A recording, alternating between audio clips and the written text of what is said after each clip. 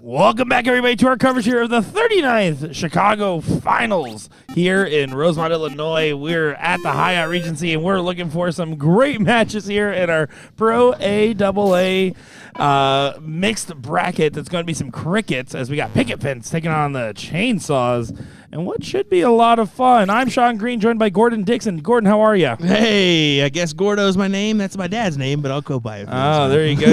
You are looking Gordo, my friend. Picket fence. What a solid picket fence. What a solid name. As I don't know about that one. I do. Go for it. So there's so much happening back here, folks. We hope you're having as much fun as we are.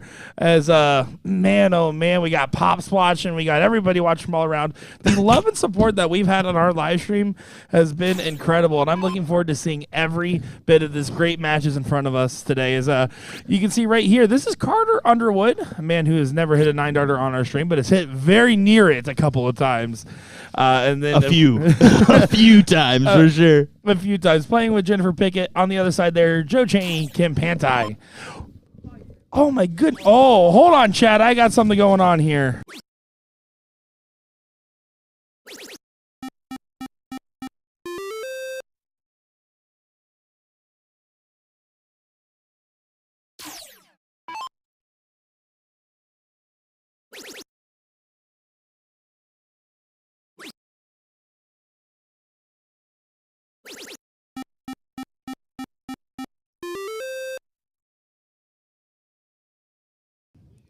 Alrighty, I'll jump in them. I'll jump back in the mix here. There we go. Now the music's off. We're good to go. Nick getting handed some stuff from Team Denmark. That's pretty cool. That just goes to show you the camaraderie here between everybody, some of our players, and even us commentators. We get the mix on things, and oh no, that is incredible. The whole flag. That's great. Big 7 there from Carter. Massive 7, to be honest. That certainly will help the cause here as they keep on trucking with the 20s, 18s their way. 17's the way of Cheney, or Chainsaw. He hammers in a good 7 as well. Bro, what a... That is killer, man. Anne-Marie's the best. Dude, that is awesome. It's a flag, but it is also a... It's not a flag. That's not their flag. It's like a play on their flag, but it's also like a pullover of some sort. I can't tell if you're like a priest now or what it is, but that is killer, dude. There is a new pope that's from Chicago.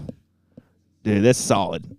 That's solid. We'll take a picture and put it up there for you folks to see, because I'm telling you, these international events, man, it never ceases to amaze me just how friendly people are. Crazy. All right, back to the match here.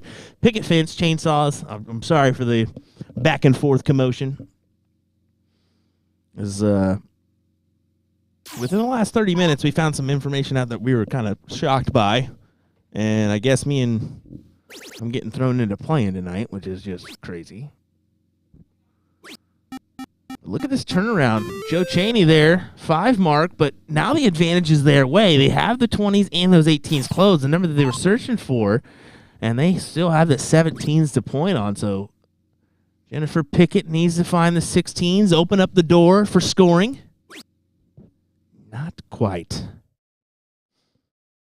Man, oh man, there's so much happening right now. This is the most chaotic start to a stream we've had in a hot minute, where there hasn't been technical difficulties. This is just other chaos going on. Just background chaos, yeah.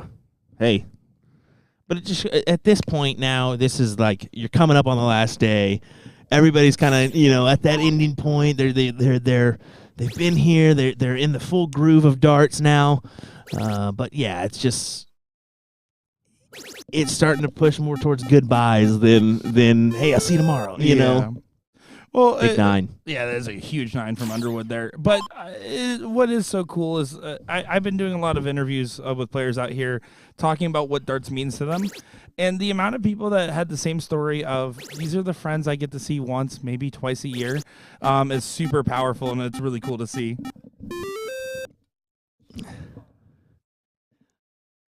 Paul Rogers, appreciate you joining us today, buddy. It was good to see you and the missus.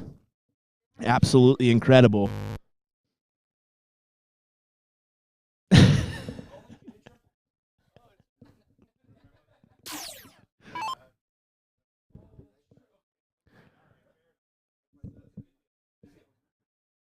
Here's Kim.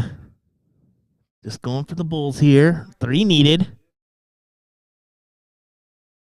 Only collects the 1.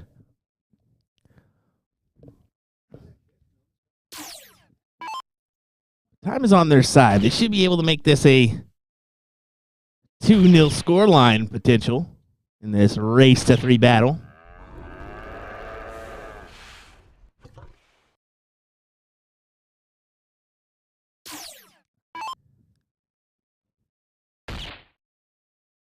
There's 1. There's the 2. That's going to be a 2-0 scoreline.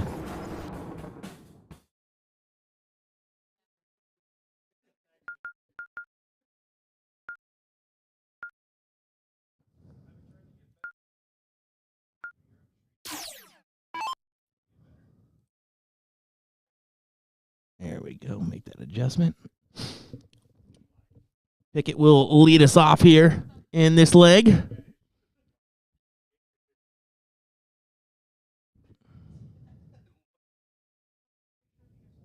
Oh.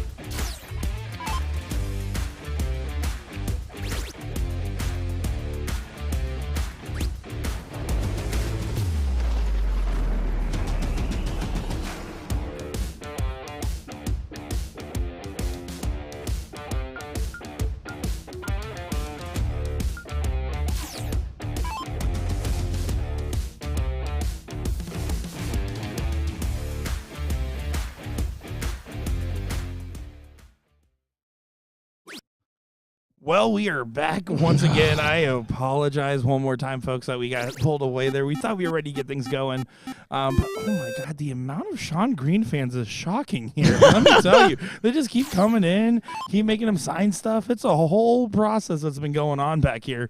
But now back to the action. It's now 2-1 in Chainsaw's favor. They were looking likely for a 3-0 there for a minute. Instead, the tides are turning just a little bit, especially with that performance that we saw from Carter Underwood in that last leg, hitting some big shots and averaging a 6.67. Yeah, I mean, that last leg for him was pretty impressive.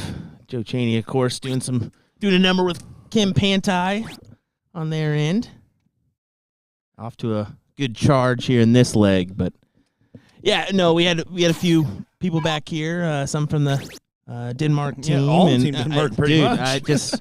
I'm dumbfounded. It never ceases to amaze me the instant, camaraderie you have with some of these folks just because of the game of darts alone, and that's going to build. So next year we'll see him again, and then it just kind of keeps going. You pick up right where you left off, and it's just a good friendship. So absolutely right there. As by the way, I just want to say about Kim Pantai, her run earlier today, women's AAA luck.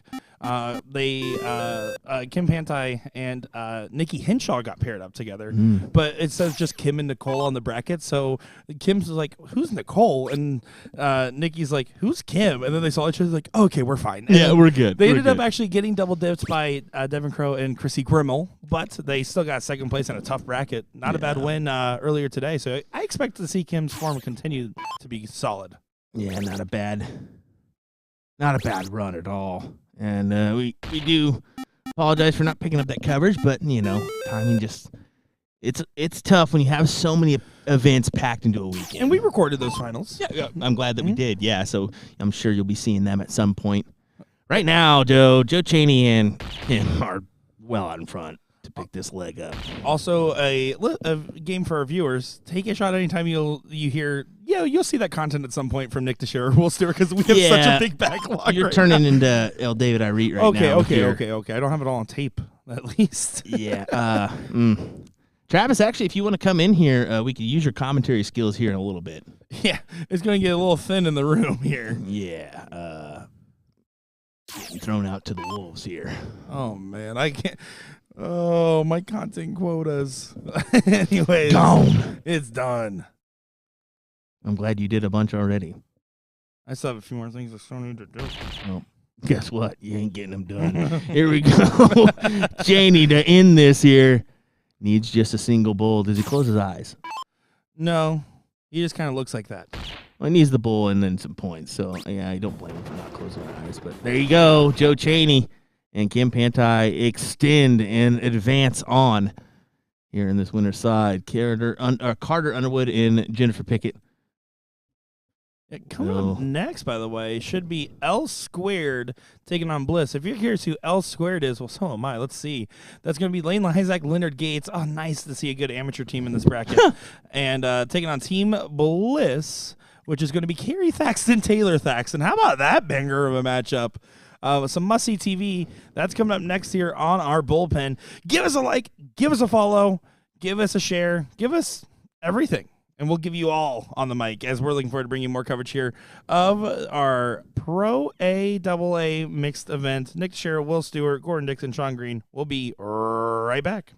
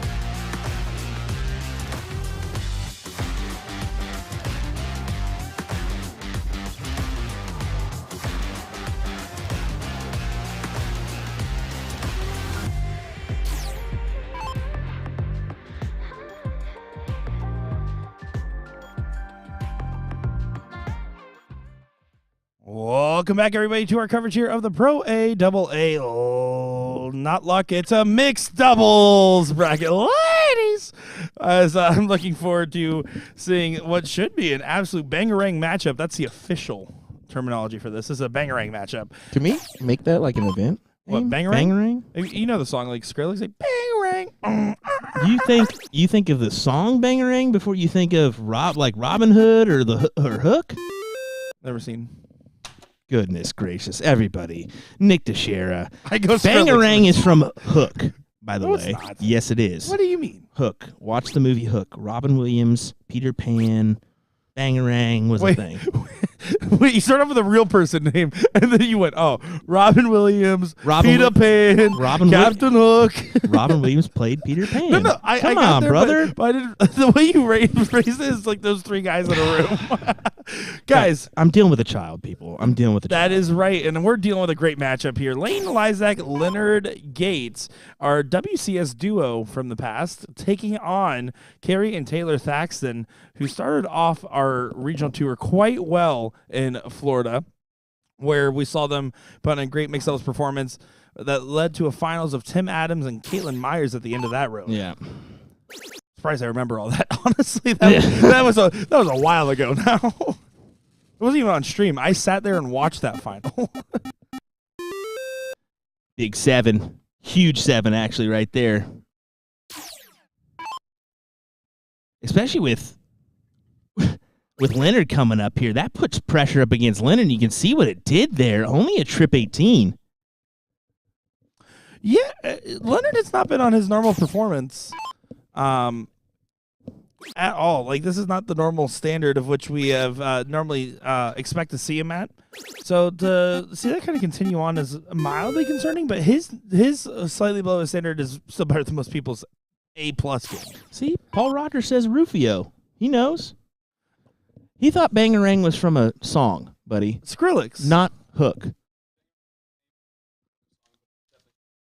I didn't say it was. I didn't claim to be like, no, it's from this. It's just how I know it. Mm-hmm. And even, the Lost Boys on Hook. You are correct. Yep. No, Lost Boys stream darts. You must watch that movie. It's a solid movie, dude. It's a solid movie. It's solid. Top 5 movies of all time? No, childhood movies. Okay, I didn't hear that part. Movies. Okay, all right. The head of the household there does get the close on the 16. She doesn't look happy about it, but how about that? Taylor Thaxton's been on a little bit of a run. Probably one of the ladies in contention for that female MVP title, huh? So far. Yeah, exactly. I would say she's got to be up there. I mean, she took that singles title, like you mentioned. I think, I would say that she's leading the pack. She's got to be. That's who I would. I don't know the specific criteria. I like to be surprised by that result a little bit, but I do know that Top Gun singles is a big heavyweight in that category. How could it not be, right? It's Top Gun for a reason. All right, now the Thaxton's looking likely for a break of throw to start things off for Team Bliss. A blissful household is a good household to have. Paul Rogers. Will, you have to remember Nick Teixeira is still going through his childhood. You know what? That's solid points there, buddy. If it was anybody else than Paul Rogers, you're banned. But all right, it's the outlaw. You're 28? 26. 26 is still pretty young. It turned 27 August 3rd. 26, the new 18. All righty. 2 bulls needed to get the leg here, and Thaxton was, you can see, throwing a 4.25 right here. Was at a 5 before, leading the pack. Yeah, Lane obviously off the margins early on in this matchup, with this first leg just being at a 1.75. But I just know that she's the type of player that's like any of the Laneisacs are really fun to play with. So to be able to change your mentality around and have that positive thinking, that's what they do best. As you can see, Carrie Thaxton going to go ahead and cross that finish line for a 1-0 lead in this race to 3 matchup. They're getting the start right over here.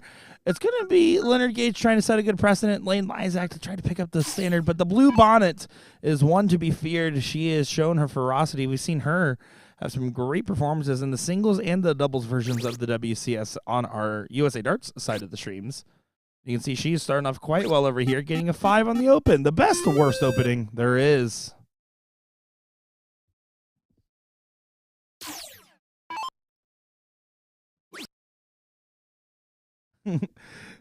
Daily Beard saying, niggas like all of us, we like to be surprised. The fun is in not knowing. That's what I've always said. That's one of the biggest points I have said time and time again. All right, Gates going to go and take advantage of the soft opening there from Miss Thaxton. You can see. Takes full advantage. Finds a 7 mark there. 3 number advantage to get things going. We do have another good match about to start in our bullpen as well, it looks like. So the Eagles Nest team is that the name that they use? Team names are the bane of my existence. Larry Butler and Trevor Sellers taking on with Trevor Sellers playing Nikki Henshaw, Larry Butler playing with Chrissy Grimmel, which insane pairings there, by the way. Absolute madness. Absolute madness. It's disgusting. Absolutely disgusting. Oh my gosh. Don't do that again, Nick. It's disgusting. That was the worst UK. I don't even think you hit a single UK city there. Hello, governor. Okay. I'm from the UK. Can we please stop? Sorry. Back to the match. My bad.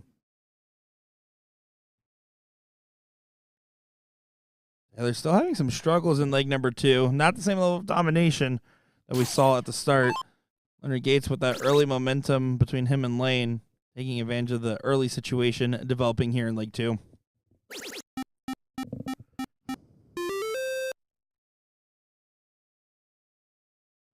Gary on a 9. Let's see if he can continue trends.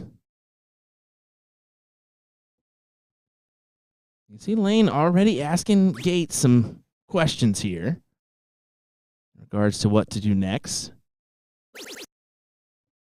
Saving last dart from Thaxton. Carrie Thaxton, that is.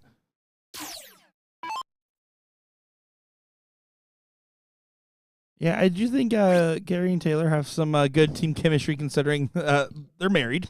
They usually that can help or hurt. Honestly, we've seen so many dart couples where they're like, we refuse to play together, or we only ever play together, and there is no in between. It feels like.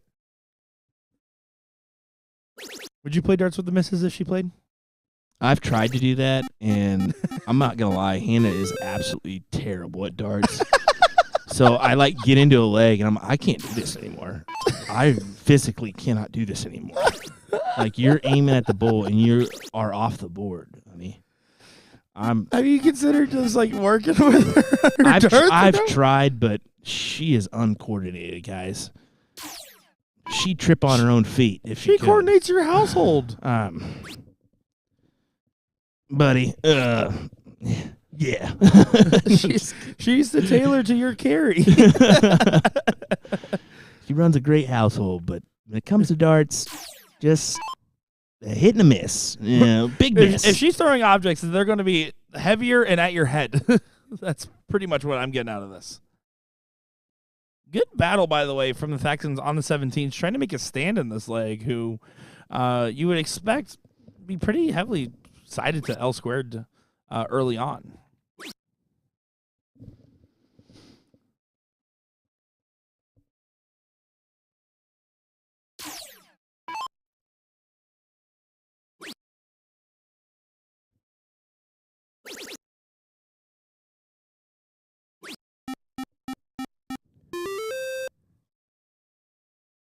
Five gives him that lead, but not by much. 29 points to be exact. That will be gone now. And, well, Lenny's going to Lenny. Big 9 for him. Yeah, that will play. That'll play for sure. Good 9 there from LG. Of course, Lane and Gates are used to this matchup. They teamed together for that CSC Challenger Series, that WCS, I should say, when it was mixed pairings. And then she went on to have some pretty good success herself after the fact, too. Yes, she did. Was it third place finish this last go-around? Yep. Bone Daddy on YouTube saying, I didn't shoot with the hubby for the last 7 years, but now I'm ready to listen and learn, so we shoot together now. Fair enough. Fair play. You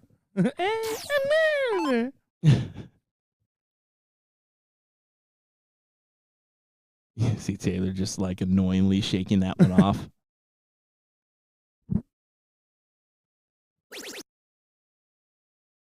Yeah, the way she looks at her darts is the way I look when I dip my nuggets in the ranch and I spill some ranch on my shirt.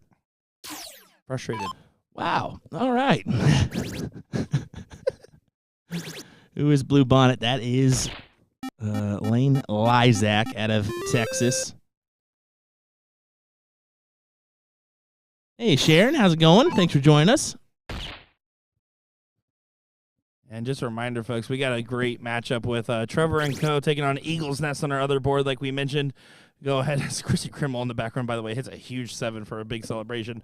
They're just in leg number 1, so we will take a peek at them. Hopefully, after this matchup concludes, get a good matchups all around here in these brackets. Oh, yeah, it looks like there's over there, yeah.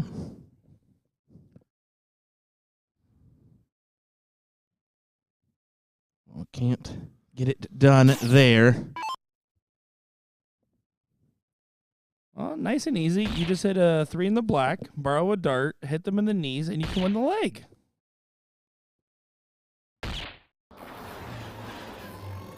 Still a good hat trick nonetheless, but not enough to turn the tides. It is going to be 1-1 to get things going so far.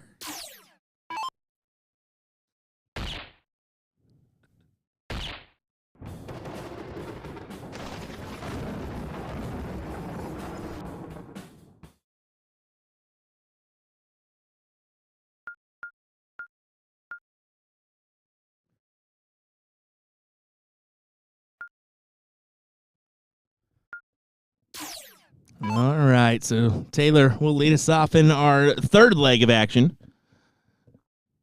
Oh, DJ, Billy Gunn, you're so funny. Meh, meh, meh.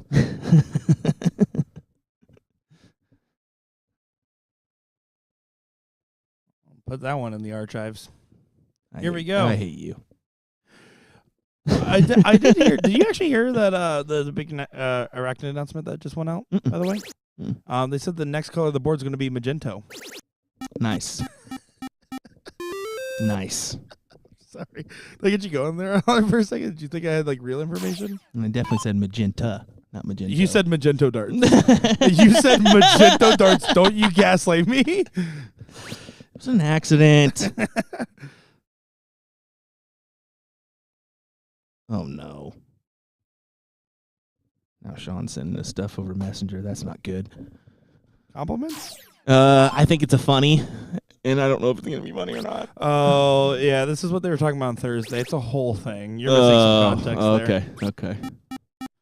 I see a request here for a link to the bracket. Well, guess what? If you are tired of waiting on me to actually read the chat and drop a comment of the bracket, the best thing you can do, download the BullShooter live app, just like Will Stewart just did. Go on there, make an account. It's free. You'll get a player code so you can start playing in all these fun tournaments. But also, if you get to that Tournament King section, click from My Events to All Events. You'll be able to see every single bracket currently going on and many, many more. That way you get to follow along. But because I like my chat, here is the bracket to the mixed doubles. One-way traffic, by the way, in this leg. That's another thing I've stolen from Gordon Dix. I'm starting to realize all the phrases that in my commentary that's really just me stealing stuff from Gordon. One-way traffic, I could definitely heard him say that the most first. Does that mean if I keep stealing his phrases, I'm going to be old and grumpy? Yes, exactly what that means, buddy. You'll transition into him. I get the dad's hat and everything. Ooh. Tough turn there at the board for Lane.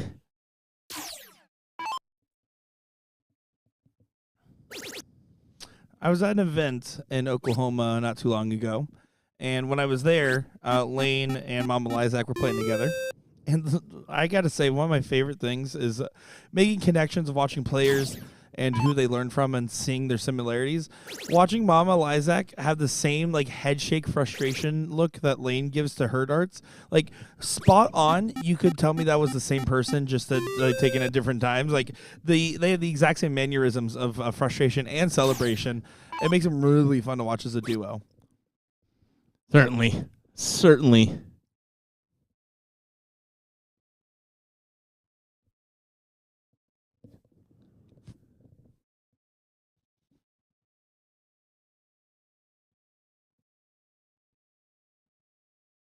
Taylor taking a quick breath, quick moment of composure. She's one to do that at the line. to really trying to take a step off and say, this turn's not going my way. Let me try to reset.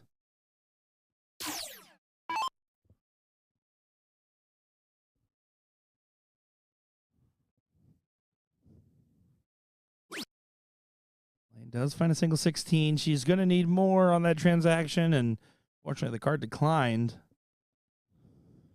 Carrie going to go ahead and get this half off of open box special. Trip 16, trip 15 to the bull. Goes high.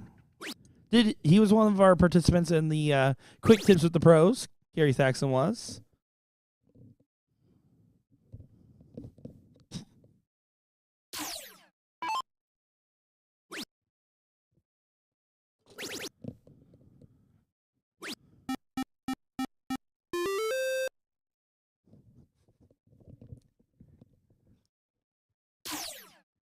Yeah, she should just continue to keep trucking. That's going to be a little bit difficult to work around on the 15 bed. Should be able to still take a shot, though. Oh, that is even worse. Ugh.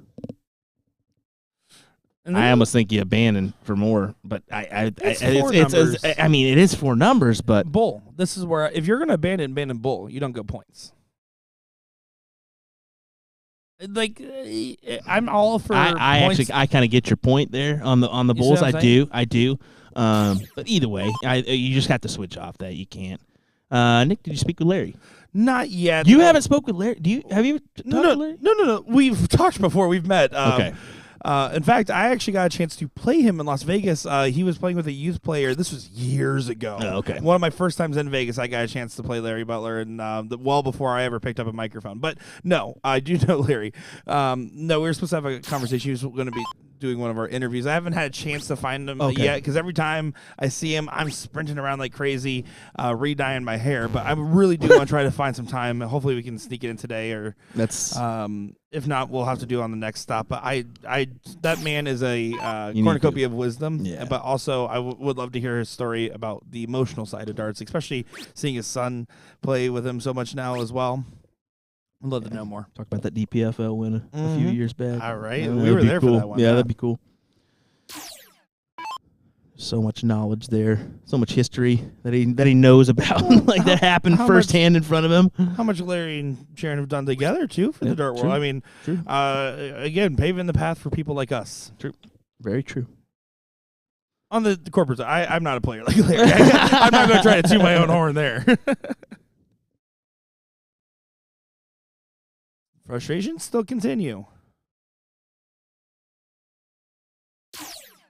There's no way for Lane to leave a. I mean, okay, you can go double bull, and then try to get it closed. But even then, you expect that to not leave a fence for your partner. So you have to focus on just closing the bulls, hoping for maybe a good fallout along the way. But this is looking likely to be a 2-1 advantage for Team Bliss.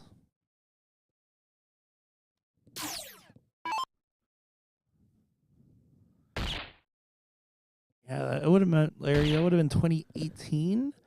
And it was a triples parity event, so it was it was a top level player, mid level, and a low level player. And so he actually had a youth player on his team as the low average. I remember playing that match, and I was like so geeked up. I'm like, this is the Larry Butler I'm playing. The same tournament where I got to play like Alex Reyes back then. I played against Ray Carver that year, and a few others, and David Fathom. David Fathom was the one that knocked me out of the Worlds. I did get out of the same round robin as Ray Carver because I beat up on the other guys with him, but I lost 5 straight there. Well, there you go. Taylor Thaxton takes the win for 2-1. Takes the lead. I'm sorry, I did say take the win. Yeah, takes the lead as this is a race to 3. The win of the leg. The win of the leg. Top of the morning. Exactly what I meant. If you guys are curious where Gordon Dixon is, he has very bad indigestion. He ate too much pizza. Dude, that dude, I can't blame him, though. We finally got some deep dish pizza, and that was some solid deep dish. What is oddly uncanny feeling for me has been the fact that I'm moving out here next month, like an hour away, but like still living, like moving out here next month. So I'm like, normally when I visit somewhere, I'm like, I have to have the signature food of the region, and I'm like, I got to get a beef sandwich, a hot dog, some pizza, and I'm like, well, I guess I could just get it next month. I keep forgetting that. Oh, punishing the Blue Bonnets lax opening finds a 5 for Taylor Thaxton.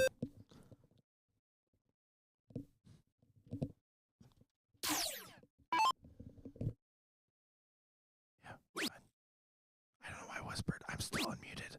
I didn't think this through. Hi, chat. Sorry, guys. Will has to go use the facilities. He has a tonsillectomy. Mm-mm.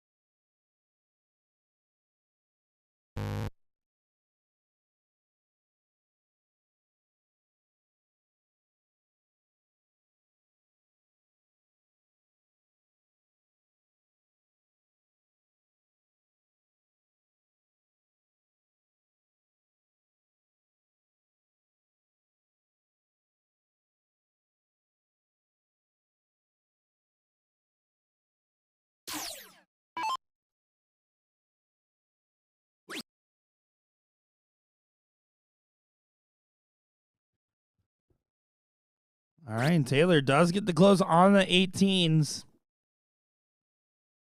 That's a 2-number advantage. Bliss is trying to get this 3-1 win now, which would give quite the feeling of a much similar nature. Bliss, that was what I was trying to say.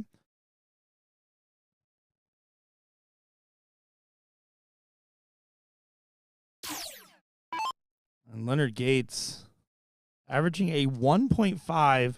Laneisac a 1.0. This is far from what you would expect from them. And Kerry Thaxton going to go ahead and hit a beautiful 7 to get them just shy of getting the dub ski. Only a couple more darts needed, and they'll be well on that way to play either Chainsaws or White Chicks.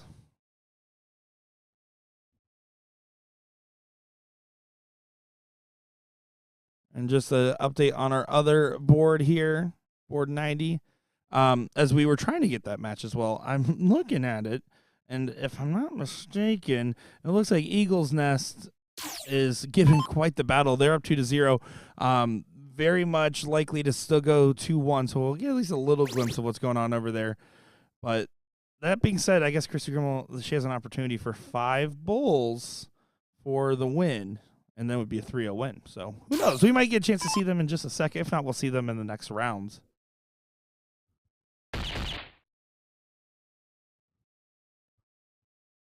Oh my goodness, Chrissy needed 5 bulls for a 3-0 win, and she hit 4. Oh boy. Kerry Thaxton to go ahead and seal this one away. Kerry and Taylor Thaxton do get that win, and they do it very convincingly at that. Taking a look over. Go ahead and take a peek. It is currently 2-1 in this matchup. This is Eagle's Nest taking on Trevor & Co. And I believe we might be familiar. There's a company that we work with that's familiar with Trevor. Is that right? Oh, yeah, it is. What's up, guys? Welcome back. Myself to Chicago. Good to be back on the call. Yeah, Trevor Sellers, sponsored player of To The Point Streaming. Live stream company that I'm part owner of, and he has been nothing but an absolute spectacular. Yep. Sponsor player for us. Our first and only so far. Well, that's because you guys haven't called me yet. I would be honored, and yes, I accept. This is the part where you're supposed to say, oh, yeah, you are getting an offer. Sorry, I'm using a different headset that I've been using the whole time, so I'm just trying to adjust it. Larry Butler, great darts there. What a huge 7. And the Eagle, he always likes landing on that top perch. Well, that makes sense. See what Trevor Sellers can do. Last night, made the finals of the Pro Luck, losing with Daniel Zapata. He got 3rd place, excuse me. I apologize. And just ran out of steam at the end of the day, but they had a blast, he said. Oh, yeah? Yeah. Love to hear that. Look at Chrissy Grimmel. Boom goes the dynamite.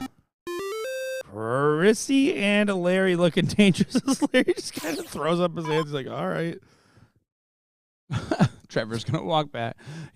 I think Trevor's wondering what's. Oh yeah, there you go. They had a hug in the background, whole interaction. Tori, no, we're not taking applications. Thank you for trying. Just kidding.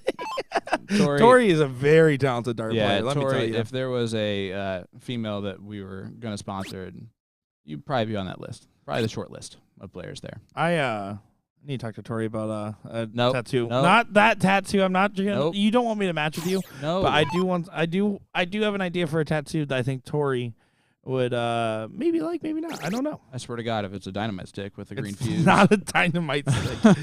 You told me you don't want to match with me. It's I only don't. been 4 years of us working together, Sean. Or it'll be 4 years in a couple months. We're I almost there. already have the tattoo. You can't. It's just copying my tattoo. That's It's not copying. that's I not was there getting when mutual it became tattoos. your thing. That's I not- was there in the room when it happened. Hamilton? Why don't we get matching boom tattoos or something? I don't want the pity boom tattoo. Okay? That's not what I want. Oh, I have how many hours of this with you? It's you and me. Strap in, brother. All right, Nikki Henshaw going to look at the Bulls. This one looking more and more likely that Chrissy and Larry are going to get the job done. Only 2 Bulls needed on their end. Yeah, it's a tough matchup, all things considered, and both of these teams very tough teams at that. Yeah, you're not wrong there. Winner of this match will play the matchup of Edie and Sue. That's Susan Young taking on right now Michael Ryden and Abby Spot. Listen, the team of Sue Young and Edie is going to be the most underrated. I'm calling it right now. They might win this whole thing. At worst, they get top 3. That's a hot take. And Suzanne Young played the Open ladies this entire weekend so far. So I'm just letting you know that doesn't matter to me. Well, our next matchups here should be Chainsaws and Bliss. Bliss, of course, the Thaxtons we just saw. Chainsaws, that's Joe Cheney playing along with Kim Pantai. Nice. The very tough team there. This is a top 8 on the winner's side matchup, or top 4 teams, I should say. Looks a little bit behind on the other side of things. Is that? A smidgen. Yeah, not much. I'm not saying smidgen. that. It's just so Paula Murphy and Jason Water playing together, and Ram Guevara, Jillian Phillips. That's an interesting duo that I like a lot. Yeah, that'll be our another matchup on our board. The winner of Guevara, so it's Guevara and Phillips taking on Joey and Nobody. Let's see specifically Joey Johnrow and Jamie Havers from Florida There you team in the mix. I love that. Winner of that will play Murphy and Watt, which we will also get on our other stream board as well. So, folks, on Guevara, Nick Teixeira, Sean Green, some other guys. We'll be back in just a moment's time with some more action here of the 39th Chicago World Challenge of Champions Finals here in Rosemont, Illinois at the Hyatt Regency, et cetera, et cetera.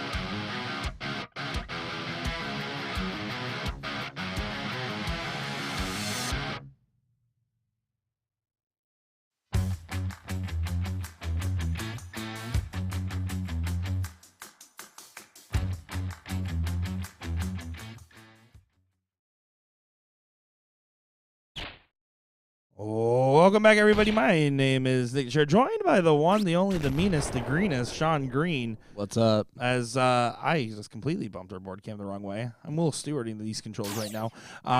Happy to be back here. So, slight change of plans. We were going to have those mixed doubles matches that we were talking about, and we are still going to cover that bracket. But this is the finals of the Men's Open 501, and I was like, well, why can't we get a finals match in here? Those are top 4 matches still, not even the semis yet. So we might as well, at the very least, take a look over here and see what we can get, and take a look at Brad Porter and Daryl Nycannon. Which should be a great matchup, but honestly, blink and you miss it format. Fat Bowl, open, best of 3. Yep, and both these players are going to be hat-tricking for days. They're not in this open division because they're bad players. They're in this open division because they just don't have the pro status as far as BullShooter goes, and you're going to get some great darts seeing that. Daryl Nycannon, another hat trick. I think that's back-to-back-to-back that we've seen in this leg so far. Yeah, another hat trick is actually just going to be the key moniker of this matchup. You're going to hear that a few times. Yeah, sometimes you want to get like low tons, and that's good enough, and you feel good about that. But then in this matchup, you need to be above 40 as your average if you're going to win this thing. Well, and there is some truth to the low ton around gets the money mentality, right? That is absolutely something that is important to do, because it's about your misses more than about your hits. Trip 20, trip 17, trip 19, trip 18. Not a bull. Sharon, I need you to do me a huge favor and tell me what you know about Brad Porter for me. You know me, I like to know this information, and it is annoying me that I don't know him as well as I should. Yeah, honestly, I'm very familiar with Daryl Nycannon. I met him at India Team Dart a few years ago. And an absolute class act, a guy with some really long arrows that he throws. Those darts are not short by any means. Those are javelins that Daryl throws. We all tried them out. That's how crazy long they are. All right, 8 for bull. Open, the way to go. And Porter does have the seat. Okay, we can go bull for 8 or bull for number 4 because it's Daryl Nycannon, and he's probably used to playing double and stuff, you know? I was not putting that one on my bingo card, the direction we saw there, but it's still a great way to be able to get that first leg win. Daryl Nycannon trying to get the double dip. This is a big bracket, just shy of 200 players. And Daryl Nycannon lost in the top 4 on the winner's side to Brian Ayer, a gentleman I got to play with in South Carolina. in a blind draw. Very familiar. Okay, so Brad Porter, stud player, stopped playing about 10 years ago due to a family thing. So getting back into it. I love seeing these players come back. Absolutely. You love to see it. Well, and Daryl, I mean, he's been playing through, but he's had some serious medical struggles in the last couple of years. So to be able to see him still going and getting into the mix as much as he is and getting results as well, I mean, he's a well-beloved Wisconsinite by pretty much every definition. So it seems like both these guys have a great following, and really I'm cheering just for some great darts and maybe a 10-darter. How about that? So far, so good. It would almost surprise me not to see a 10-darter with these players playing in this format.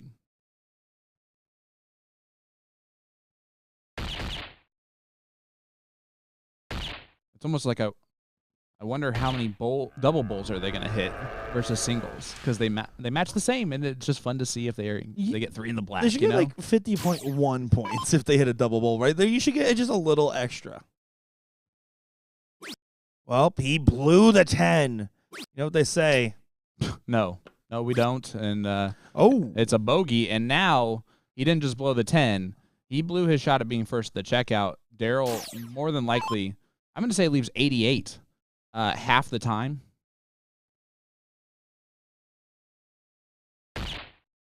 So far, your analysis is spot on. Looking sharp. You're spot on, Sean Green. Yeah. Well, half the time, I'm right every time.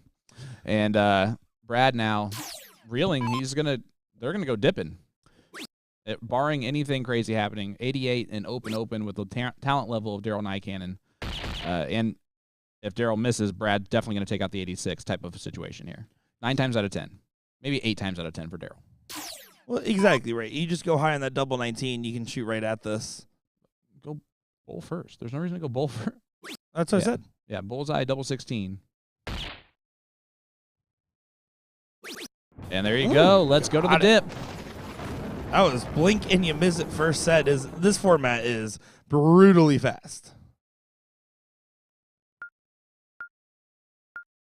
Brad Porter now on a chalk playing field. Let's see how he approaches this next set.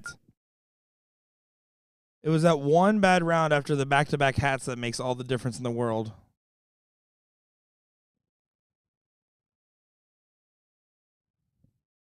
Something like that. It makes the magic happen, I can tell you that much. Or if you do your hair in the morning and then by the afternoon it's a little less perfect, you can just put on a hat. And listen, if it's not backwards, it ain't cool. I mean, Darren Nycannon in school and your hat's backwards and no, Darren Nycannon's really cool. Amen.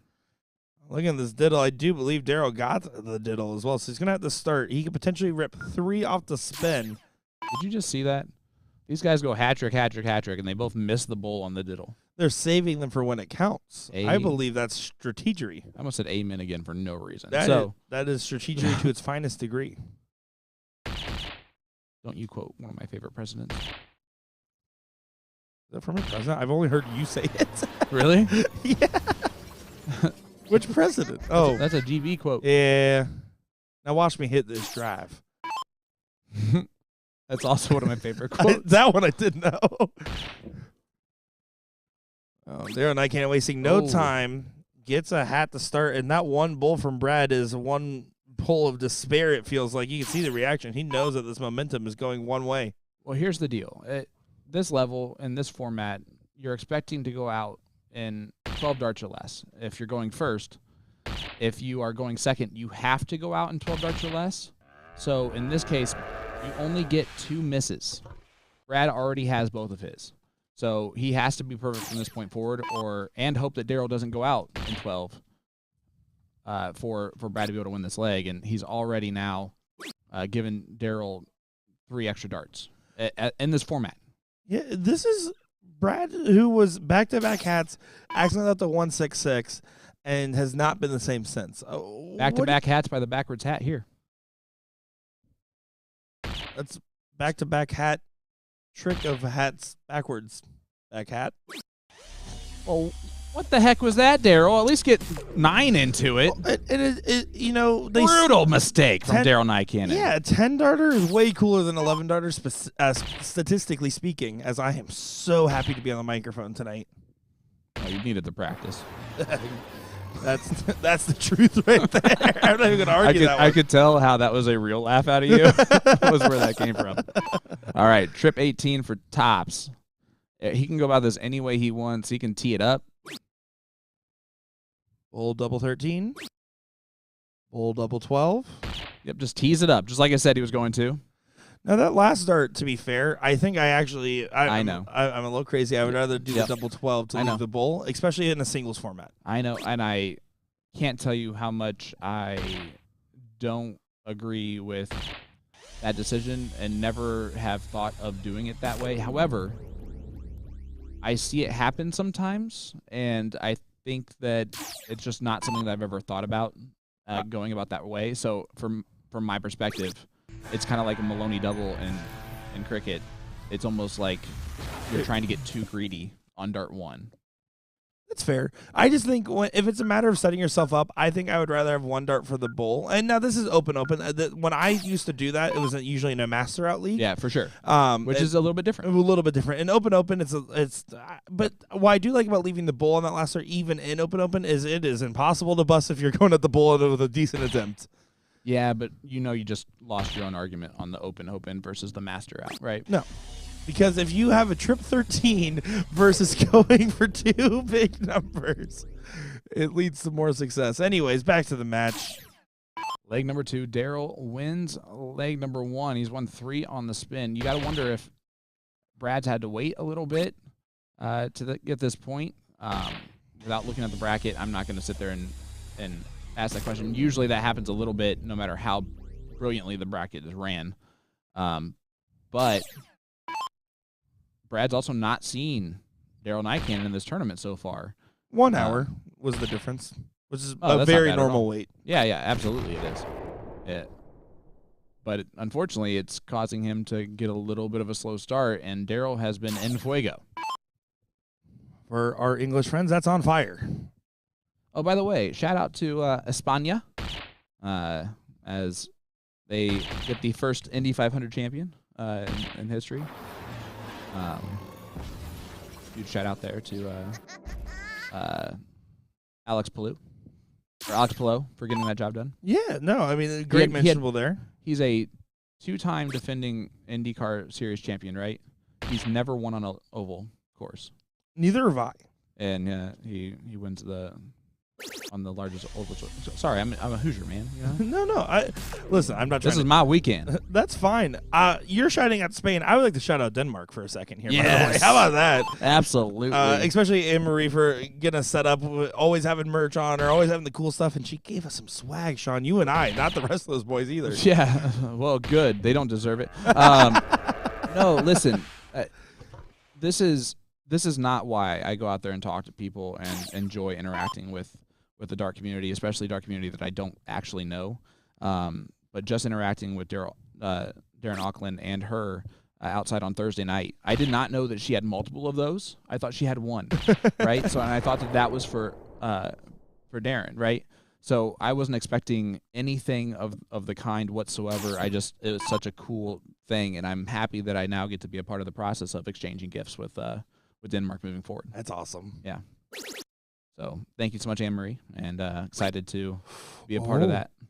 Daryl had a chance to break here for the match and squanders it after having an errant dart that led to a missed bull.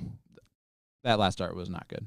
No. Yeah, you don't want to go bull to leave 2. It's not freeze, okay? Like, you're not going to freeze Brad in below him. Although that would be crazy way to do things. So 57. Hey, double 18 or triple 12? Double 18 goes in for Brad. Let's go to a last league decider. Brad stops the route. And is the mistake by Daryl there for the match going to be his last chance to win the match? Well, and I have 2 different things there. First off, no trip 12 for the fans. Boo. But second off, I'm not sure if that was a direct of the trip 19 or if he really was going 7 for bull. Because I would go 7 for bull. I'm a little crazy. I'm a little silly. I definitely go no, I go trip 19. Stop it. Don't do that to me. All right, we're not going to argue this. It's one dart. You have one dart. Throw the first dart. Why complicate it by taking two? This is not. It's not split bowl where it's the tiny target versus the bigger target, and you're going 10 for tops. Okay, it's not. He's going to It's an easy. He was going for trip 19. I'm just trying to gaslight Sean. I'm gonna quit. Daryl stepping up here in the last leg decider for the title. Who wins it, chat? Let everybody know. One leg to take them all. And it's an open format, and that's the first miss there from Daryl. He gets two. He gets two. Brad needs to open up with a hat. If then Daryl goes and hits a hat, he needs to go for the 180 for 171 or a combination of that sorts. Yes. Brad needs to make sure that he at least goes out in 12. So he also has one miss. And guys, this is how it works with this format. It's that simple, simplistic. With how good these guys are, at 12 darts is what you're trying to go out in. Now, it could wash it if they both have a terrible leg, right? But chances are that's going to be the way this works at this level in the final leg of an entire tournament with the two best players of all day.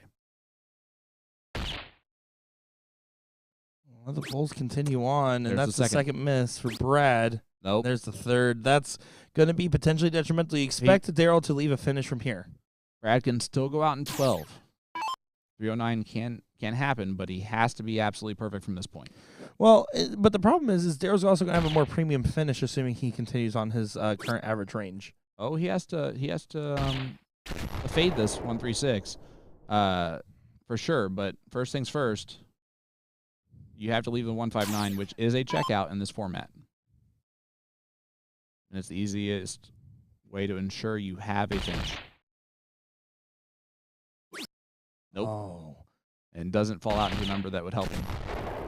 So now he has to curb 6 darts from Daryl from 136, and well,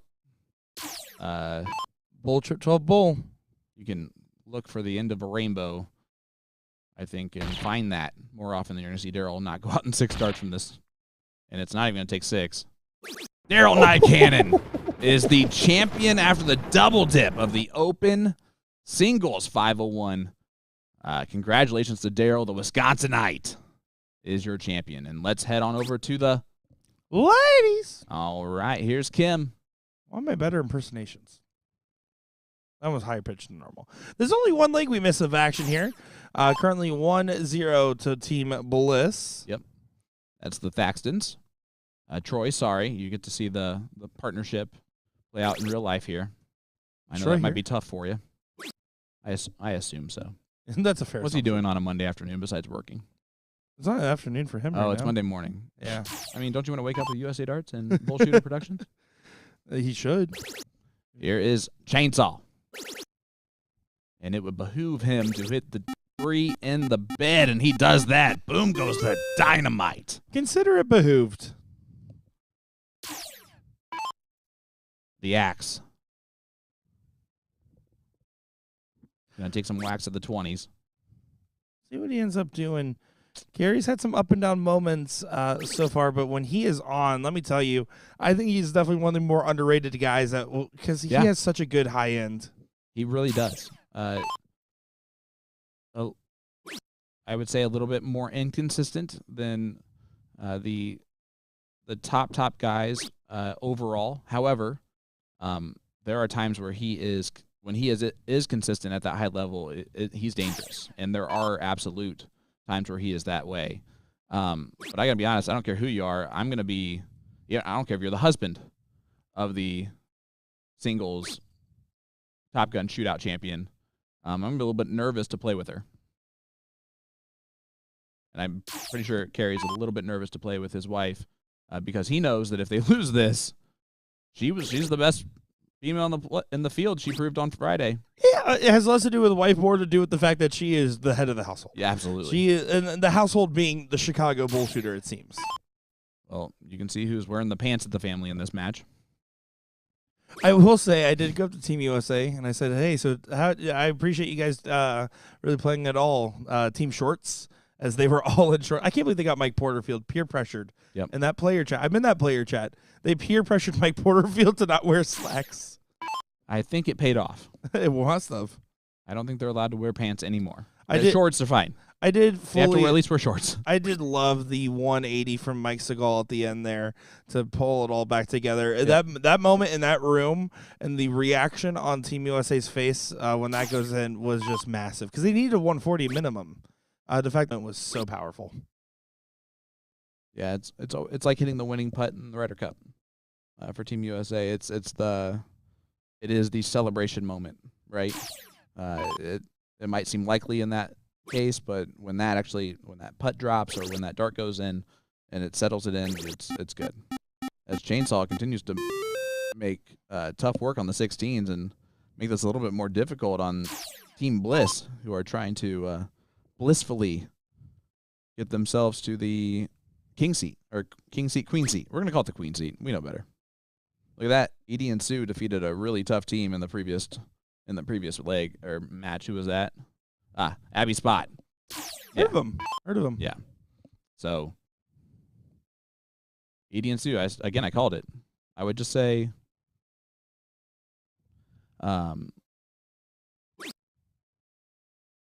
if I call it, Edie and Sue. They win it. Well, I mean, you've been on it today, though. Like, No, doing I've some been great terrible. calls. Like, when you said Team USA was Stop not going to make the final. Oh my out of the round gosh. robin. That's what Gordon said. I said, hold on, let me change. That's what Sean said. What Gordon said was that he thought that it was going to be Poland and Spain. It was Sean who actually pulled out the fact. I can't even do it. It was me who pulled out the fact that I thought that it was going to be USA winning it all from the get-go. They have the best team, they're the best players, and the best country in the best world. And they proved me correct, and I just really appreciate that. Hey, it's me, Gordon Dixon. Yeah, I said it. Sadly, that was better than my impersonation. Yours was definitely an impersonation nonetheless. It Yeah. wasn't a good one. No, Boy, no. did you try real hard with it. Here's Kim Pantai. And that is brutally on the wire. Kim is that lady there is from Joe's Mountain. She's a good girl. Is that right? That's what Joe said, but she's had himself a good time. And You're hearing him. what I love the most about Joe is that he just does not care about how dad-like his style is. Oh, he knows. Oh, he doesn't care. Exactly. Yeah. He knows. He don't care. The brown shoots. Brown shoots. Jesus. Mary and Hoovy. The brown shoes, the gray socks, the dark Parachute. dark gray pants, and then it all works like a middle school teenage boy who doesn't know how to match things. But it actually works for Joe, and that's the crazy part. His darts also fly pretty good too, which helps. Oh, But Team Bliss, Chops by the way, down those competition. turning this leg on their head, like completely coming back into the mix, and you can see right here, it's just Kim having struggles at this moment that is leading to a cascading effect. It seems. it's always tough when that happens, and it's tough being the player that feels that. Trust me, it happens to me every single time I play doubles or triples or singles, especially singles. And,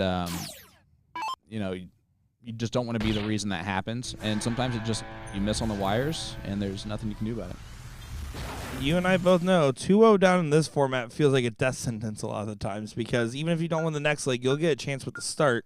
With cricket, I do think that's actually a little different. In 0-1, the start is just so much more brutal. Here, at least you have time to still wear it out and reign true to your average, be able to kind of get your breakaway if you can. But it doesn't change the fact that this is work to do now for the Chainsaws. It's also pretty simple to give up the start in this format in cricket, because you miss a number here to start like Kim just did, and Taylor takes out the 20s and does all that work, it's like Taylor started. I'm sorry. There's just That's Mike McKimmey. Is that Mike McKimmey? It sure is, and I saw him a couple hours ago, and he was normal. So I don't know what has changed in that time frame for him, but he went from just being solidly just talking to me about strategy and darts and, you know, how's it going in this tournament for him and, you know, everything that's going on for him to this version of him. I mean, he must have been playing the spinner booth over there winning some of those prizes. I guess so. Guys, head on over. They're giving them away if Mike McKimmey's winning them. Well, they were doing a little raffle, little giveaway shenanigans over there. Hey, I hate to humble brag real quick, but did you see how hard I could punch? Why don't make that sound ever again in the microphone? It's weird. 881 on the punching bag game, which is also available for free out in the lobby here at the BullShooter finale here in Chicago, Illinois. What was your number? 770 something? 77. 770. I even beat Scuba Steve, and he was not happy that you beat him in that. Well, he works out every day for his job as a ceramic layer. I don't think I've picked up anything heavier than 20 pounds in the last 10 years, besides my daughters. Chainsaw. Big 7 on the 19s. Chops down the 20s. Kind of rude when Dad chops down the treehouse, but it was a necessity to keep the kids at bay. However, Kim Pantai, who is throwing way better in this leg early on, just as long as she continues just to help out Joe, which she can easily do. This is definitely not her level right here. She throws, her averages are better than this. She's a CSI participant. She does great at, no, she might not be CSI, but she does fantastic at Nashville for steel tip. Definitely more of a steel tip dart player. Yeah, a very talented player. Honestly, just some back and forth woes that we're kind of seeing at times, right? We saw in the last leg him having a lot of struggles. Well, that's transferred over to Taylor in this one. And it's about getting through these moments and trying to get onto the other side of them.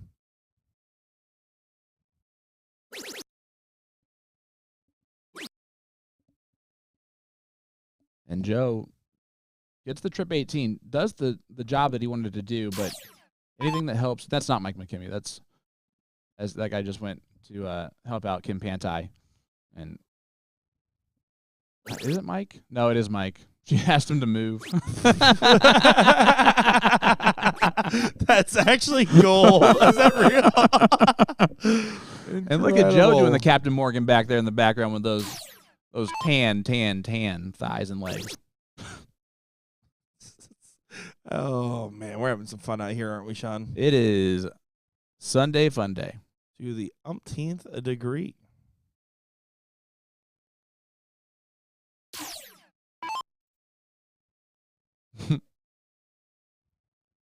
I really feel bad for Mike McKimmey right now because I know his friends and they're going to clip that. They should.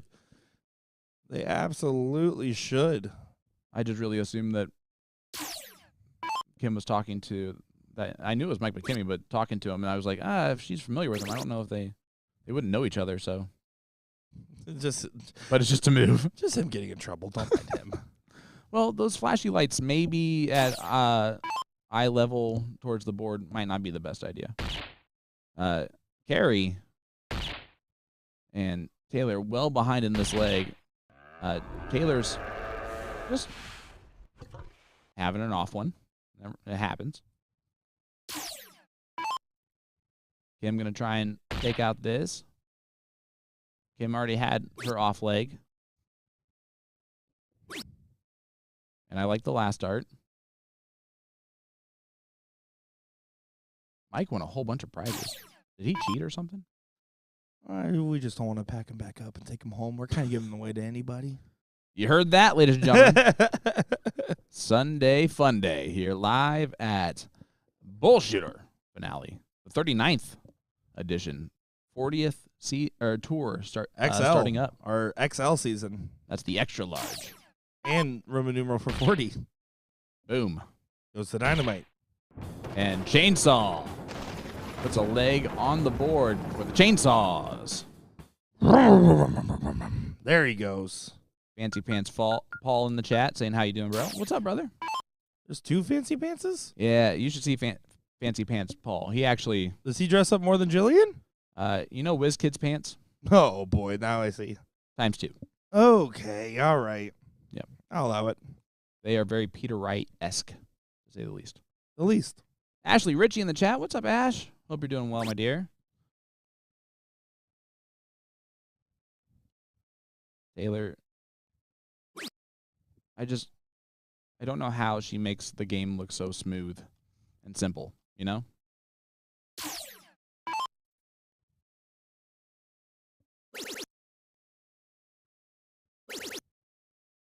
Kim Pantai. Boom goes the dynamite. That is more like it from Kim. I told you. That was not the Kim Pantai that I had seen before. Yeah, no, we knew that she had more in her. And she says, okay, I'm just going to go ahead and show it real quick. And hits a big opening here and a must-break of throw leg to send to a last leg decider. What a magnificent shot and what a good timing for it. Joe knows he needs to back up that shot. Finds the 18. Oh, he blew it. He only had a 7. Well, you know, things are going to happen the way they're going to happen. Just trying to respond as if I was Joe Chaney in that moment. That being said, what I will say is that I know I've given Joe a hard time. Kim has one of the most perfect partners in darts. Joe Chaney is going to be the type of player that's going to go up and go about his business, do everything he needs to do. And at the same time, he is going to joke around with you. He's going to have a good time. It doesn't matter if you're hitting. It doesn't matter if you're missing. The pressure is off of you as a dart player with Joe as a partner because of just how the things I've been saying are actual phrases that I picked up from Joe Chaney. Okay? So that should tell you everything you need to know. And plus, he thinks Kim Pantai and knows, and that means that we all think Kim Pantai. She's a good girl. I also objectively think Joe Chaney is some of my favorite pro design flights. Like I'm not. I used to throw out the chainsaws. The pro flights I threw at the longest was actually Paula Murphy's. I always had the dolphin teardrops for a long time there. Yeah, I mean Florida guy. Come on. Listen, I started with David Fathom. I like the spider. That's fair. Or the scorpion. Excuse me. Yeah. And then the spider, of course, from Darren Young, the gold and black. I love that color combination, especially with the RVB Gen 2s. So, you know me, I like to match my colors. And, yeah, so definitely shout out to Darren and to Dave. Those are my 2 fangirl players that I've gotten to know on a more personal level since then, and it's crazy how life works. I also will say, as Carrie like had look. Yeah, I like the switch. I as well. I like they started there and was quick to pull the parachute. Should stay on the bull every single time here. But you talk about players you've gotten a chance to be closer with after being a fan. Paula Murphy, I've always known by through their flights. And to tell you where we're at nowadays, Paula came up to me earlier. She's like, and she has her hair dyed red right now, right? Yep. She comes up to me and she's like, we need to find someone with white hair. And I was like, why? She's like, red, white, and blue. And so then I found someone that had a very light blonde hair. We took a picture together on Paul. I was like, I can't deny Paula Murphy. It's amazing. I love everything about that. And then some. Boom goes the dynamite for Chainsaw. Just goes ahead and 9 marks the 19s because why not? Let's go to a last leg decider, which we talked about. The being down 2-0 was kind of a death wish. Coming back from the dead here is Chainsaws. Yeah, they certainly are. You can hear it. They're starting to get on, heat it up. Oh my gosh, where did you find an actual chainsaw sound? Believe it or not, that was actually a recording of Will Stewart impersonating a chainsaw. Whoa. It is going the distance. It is going for Speed. And, I don't remember the next line. I always forget. They're not alone in their time of need. This is the Pro A, AA mixed doubles cricket, open to all men and women. So that's why you have someone like Sue, who is a open player playing in the Pro A, AA mixed. If someone needed a partner, and you know who did? Ryan Farrell, aka Edie, and Edie just made the finals of the 13-inch singles, and almost double dipped lightning limb. And like legitimately, if he didn't shoot the wrong, in my opinion, the wrong dart, Amen, on that last shot, it would have probably gone to a last leg, decided that anything could have happened. And look at this advantage chainsaws for the first time in this match since the start. Joe, he's hyped up over there, and look at the adorable interaction there from husband and wife. Why can't we be like that? We are like that, Nick. Just only in public, not in private. Wait a second. Was that a kiss from Will Stewart as well? I think so. He has kind of a loud kiss. Taylor, only a single 20. And Joe's going to run. Or gallivant. We'll see.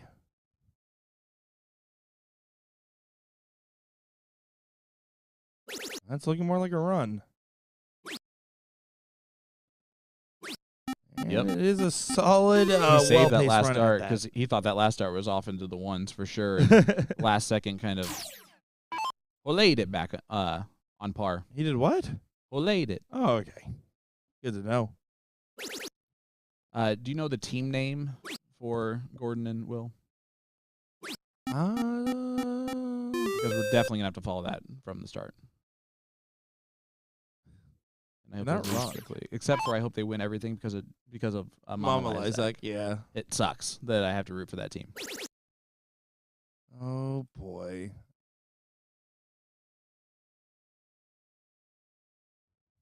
Got to be knuckleheads.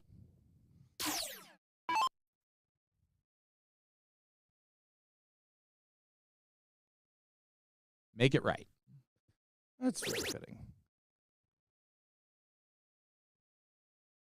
Let's see where they're at. That's right. That was close. That's really close, actually.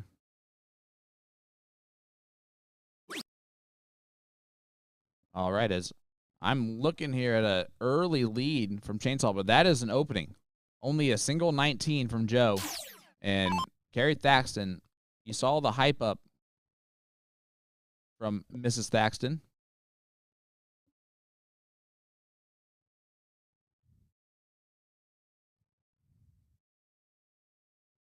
Trip 18. Yep. 20s. I like the overall idea there. I think I might have stayed on the 20 on dart 3. I think it helps more than a single 18. But Kim's going to point the 19s anyway, and I think that's why. Looks like Team Make It Right lost their first round to Jim Spears, Billy D. Sutton, and Carolyn Nagugi in that matchup there. So did take an L. Gordon. Yeah, it definitely looked like it was Will's fault. Oh, no, he did good the second leg. Look, that was Oh, like yeah, one. nice. This is like Yeah, two. yeah, that was good. All right. 50-50. They Hey. did. You got to play that at the same time. Listen, it happens, and that's okay. They've already made it through one match. They beat the bye on the loser side, so they're waiting the winner of something else or the loser of something else. And it's much more fun to run through the loser side of the bracket throughout this tournament. It's about the journey, right? Yep. You get to keep playing the whole time. It's not too easy for you. You like really have to work for it. It just sounds like fun. You got some potential very interesting opponents in their future. So, all right, back to the match here. We'll talk about those friends later on a little bit more. Yeah, when we're not having great, amazing things in front of us, like these fantastic players. Kim, is she going to stay on the 19s, or is she going to try and go for the 18s here? Staying on the 19s. I like that. Yeah, she's got to hit it, though. Look at Joe. He's like, kick the field goal. Kick the field goal. Let's go. It's good. Line Come it up. on. You feel the wind? You feel the wind? It's good. And it's Joe Cheney, everybody in the background. I love it. That's a huge last dart counts LDC, as Sean says. Hey, last dart counts, baby. That's it. And Taylor needs one of those here. Yep. And it keeps it just close enough to where I think Joe might be more comfortable pointing first, but he also is going to be aggressive, I think, in this situation. I don't know why I think of anything. Oh, shorts it. He felt it and tried to save it. Did not work out for him. I don't know about you guys, but I'm seeing a lot of knickknacks out there in the crowd. So go get yourself something from, where is it? Over in our BullShooter lounge area, we got the spinner, we got the claw machine, we got a few other things. We got some extra swag going around. I actually think we have a whole bunch of pink ladies shirts. Swag. Stuff we all get. Airball. That's what that stands for. No. Yes. No, it stands for Swag Money Gang Gang. No, it does not. That's smag anyway. That's smink, which is not the same thing. No, it's from a song. Stuff we all get.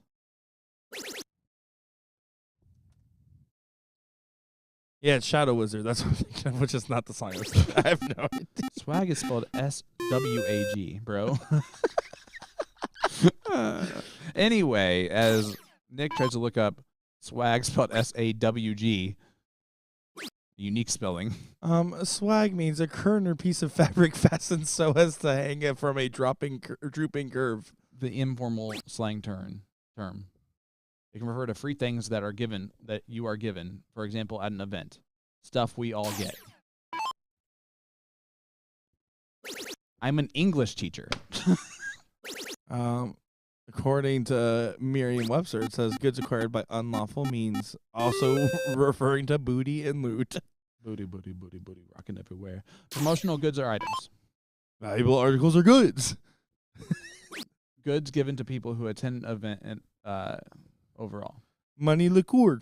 I don't know what that means. Back to the match here. There you go. You can see Kim does not secure the close on the 17s, giving Taylor Thaxton an opportunity where she should absolutely throw the 17s here to try to neutralize that X. Yeah, make Gordon happy. And Nick happy. It's the right shot. Nope, just Gordon. And she does exactly that. It helps that hubby's throwing a 5.4. But Taylor's doing her job right this second. But look for Joe to do Joe things right here. Oh, that's unlucky. Kissed it low. Yeah, it's still a good shot overall, but not enough to turn the tide because he really did need that last start to go. Gary can go ahead and potentially close this one up. He's trying to get the insurance policies first. Seems like a wise decision when you hit that last start on the 16 as well. Good shot there from the axe, Gary Thaxton. Yeah, single-handedly doing work this leg. And you see Jason Watt and Paula Murphy sitting down there. I know that they are looking, maybe analyzing their opponents potentially. That was also the team we were supposed to see, but then we had that quickly let's get the singles in here situation. So they actually did end up besting Guevara and Phillips. Wow, that's a good victory. Yeah, that is a great victory. They're currently waiting on the winner of this matchup, as you correctly pointed out. I'm trying to think of who has performed and been in more longer situations and events than Jason Watt this weekend. He's been on a heater lately. You know what I'm saying? We saw it in Cleveland. We saw it in San Antonio. Yeah, I'm not sure how MVP works here per se. I'm going to guess it has to go with the winning tournament. There's a height limit. I hope not, because that's heightest. I wish Jason Watt would go by the missing link. But he's handsome. You can be handsome and still be the missing link. We don't know what it looked like. It's missing. You know what he is good at? Smelling beards. That clip gives me so much life. Here we go. Looking at this, it looks like Team Bliss will go ahead and reign out on top. Yeah, I mean, Carrie Thaxton, ladies and gentlemen, and Taylor has done her job after struggling a little bit early on. But this is just the winner side of the match or of the tournament. So chainsaws are not out of this. We've seen many, many, many crazier things. So I don't know what happened there. That was weird. She's just trying to find an angle. She might not have an angle on this bull. I don't know if you saw earlier, Megan made a comment about the, yeah. I did, and I looked into it. I do appreciate all the help and support. Whenever comments point out something, I really do think it helps keep us honest. Now, troubleshoot yourself a little bit first before coming, but then like there's really valid ones, like the ones in the case of like Megan and some of the others. Yeah, that is a good signature. Thank you. Simple.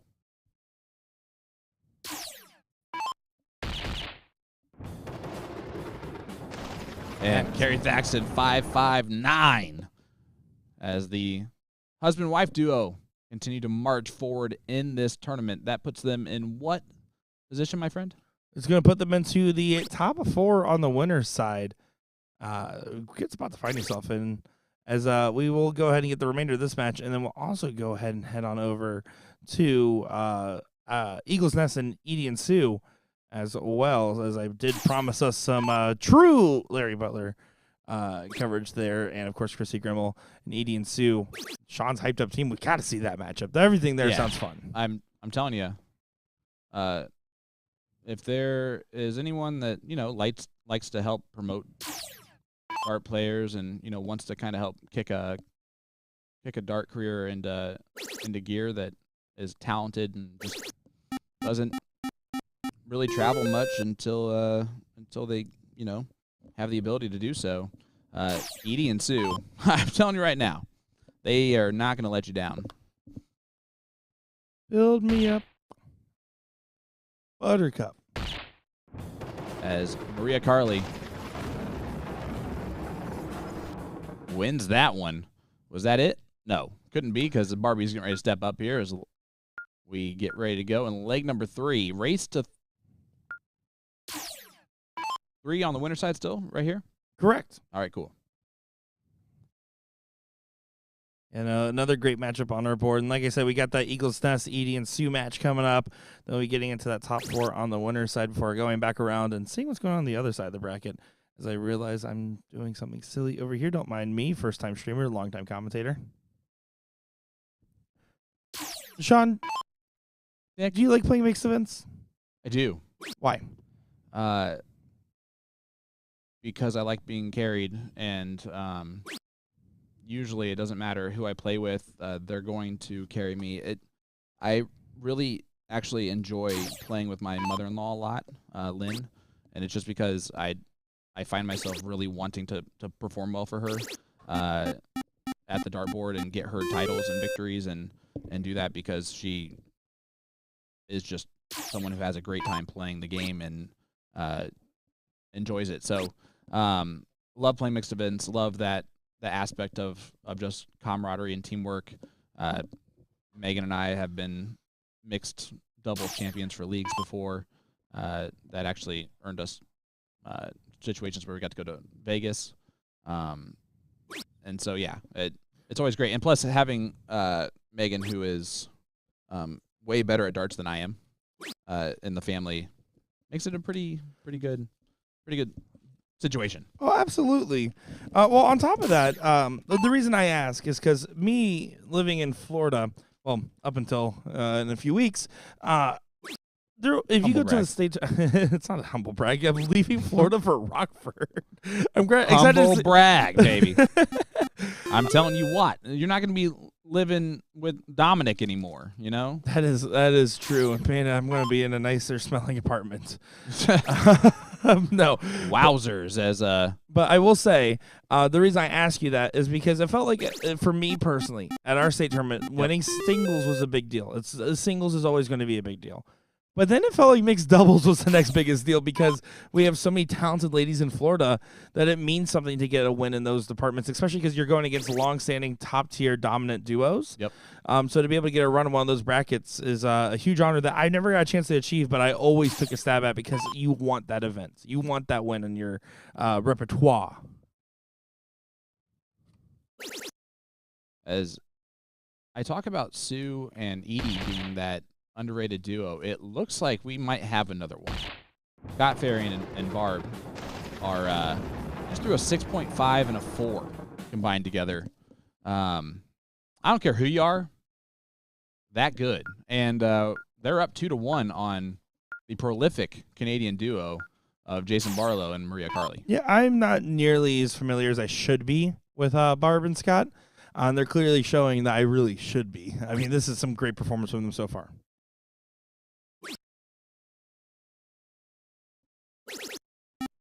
Maria gonna start off with a 5 mark. Juan, a.k.a. Spider-Man, Spider-Man, doing whatever a spider can. Here comes Barbie. Oh. Stepping up here. See what she can do. I really just wanted to stop since she started singing it with me.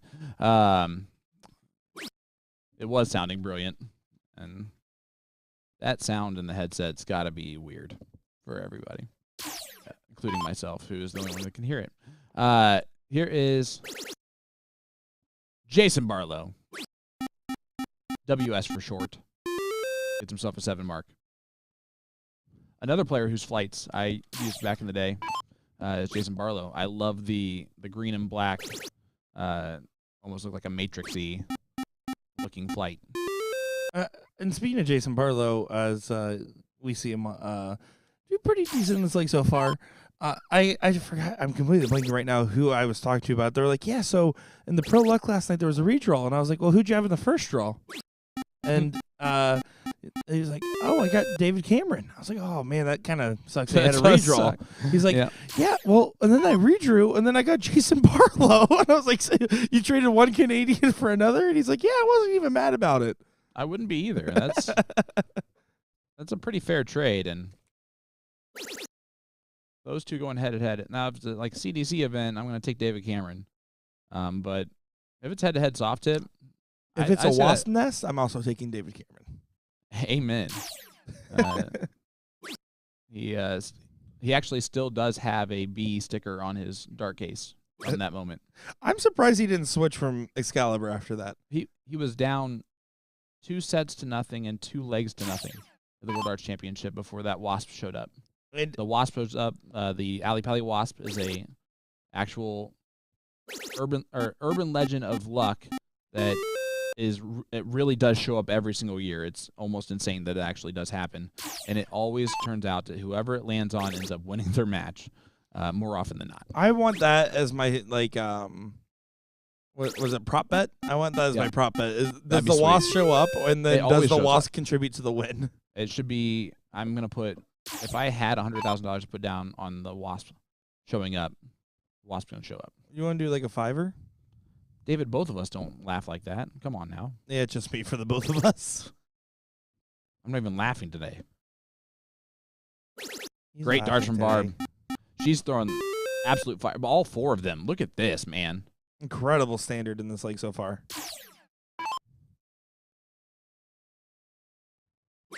And also, thanks. Glad to know that we're having a great time. Having a great time, and I hope you guys all are too. It's been a lot of fun bringing you guys coverage of the Chicago finals. There's so many big things planned for the next tour, and I'm just looking forward to seeing every bit of it as well, and more information to come out. Make sure to give us a follow over on Facebook to stay up to date with all those big major tournament changes. Give us a follow on YouTube if you want to be able to see the content first that we get out into the dart world. That is going to be BullShooter Sports Network over on YouTube, BullShooter World Tour on Facebook. Oh, Maria not going to add anything on the 20s, but does her job. Closes the 17s. Barb going to look at the 16s or 15s. At some point, I like the idea of closing the 20s, so I don't know if she's starting there. Yep, gets a trip for Sing on the first dart. Barb's good. Barb's real good. Very convincing second dart that just happens to go high. I have not seen Barb play before this moment. She is good. Really good at darts. You have to be if you're this deep on the winner's side in a tournament like this. She's throwing a 375, too, and not really blinking about it. But Jay's good, too. Yeah. 7. He's not too bad. He just did like a... Yeah, like a late kick in the air. Did you see that? A plie. He has very pale calves. Well, Canadian. They don't even get sun up there. It's true. Varian, 3 bowls, but the unlucky third is kind of whatever. Not going to take away or add to any part of this. The 5.25 from Maria Carley, though, that'll do. And we're going to go the distance and go for speed. Barb and Scott, Marjay. Who wins it? I'm going to lean towards Barb and Scott here, I think, overall. Marjay. You're leaving Marjay? Yeah, it's really, I was just going to take whatever the opposite was for you. There's not really a correct answer until the winning dart goes in anyways, though, in this matchup. Important to note that Marjay, Yep. It is. Yep. Marjay has the both invites to the invitational shootout on the women's and open side of the bracket. And if you happen to be tuning in right now, and you're one of the females that are excited about the opportunity for your own ladies bracket, we're looking forward to it. But we also have the opportunity as well. We decided to make it an open and a women's bracket as well.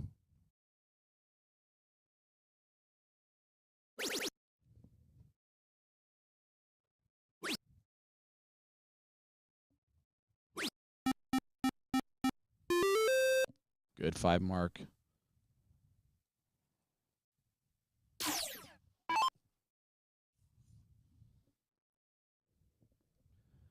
Opening from Maria. Wouldn't expect anything else out of her. Barbie has been so solid so far today, so I expect that last one to go in, but it grabbed the other side of the flight and blocked it out. Hey, look, Donuts is in the background. Don Utes.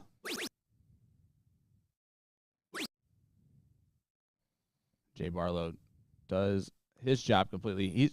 He almost gets to play the supporting role on this team, which is saying a lot, right? Absolutely. As Farian's going to step up. Gets a 7 mark. Yeah, Nancy, you're not wrong. It just nice and smooth, relaxed at all times. Look at that. Looking over. Might as well, because you're Maria Carley. Another 7 mark for Maria. 6.0. Trying to throw the J backpack on and carry him across the finish line. Yeah, Sean got to talk to Team USA today after the match, and they were phenomenal. Absolutely phenomenal. They talked about having an absolutely fantastic time and enjoying everything about it. It's nice to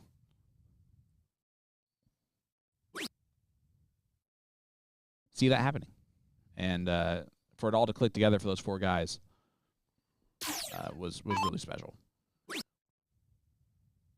I don't know if they lost more than 1 leg the entire time. So here we go. Maria, a.k.a. Player Un, on the Canadian team. Yep. Staying up. My, oh, my. Maria Carley, ladies and gentlemen.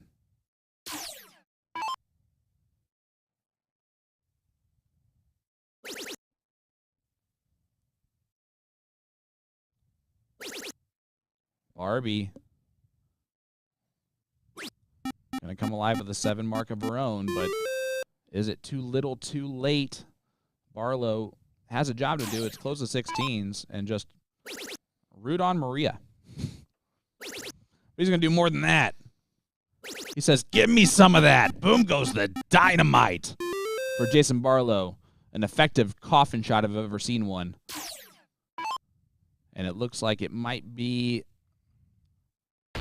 the win for the Canadian side in a comeback from down 2-1. Patrick is pretty, but that's about it.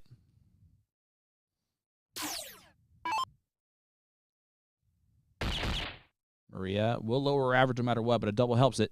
Oh. 5.5 for Maria Carley. in the last late decider, she's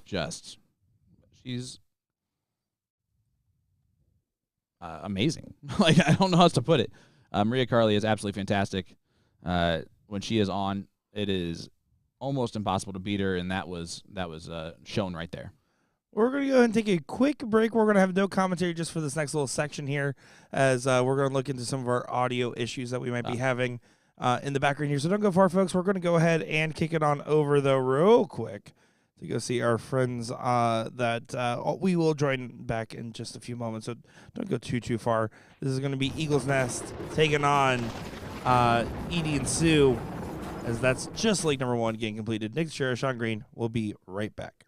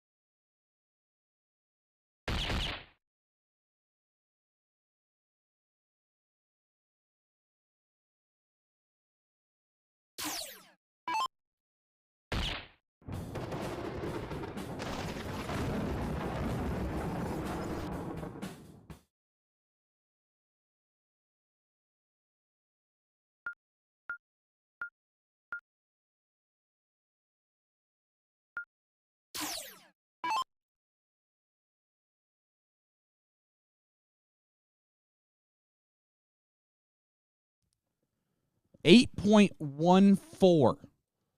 That's what Edie Farrell just shot. 8.14 in leg number 2. And Suzanne and Edie against this powerhouse duo of Chrissy Gribble and Larry Butler, holding their own and then some right this second. It's not really a shock because Edie made the final of the 13-inch cricket this morning, almost double-dipping Chris Lim.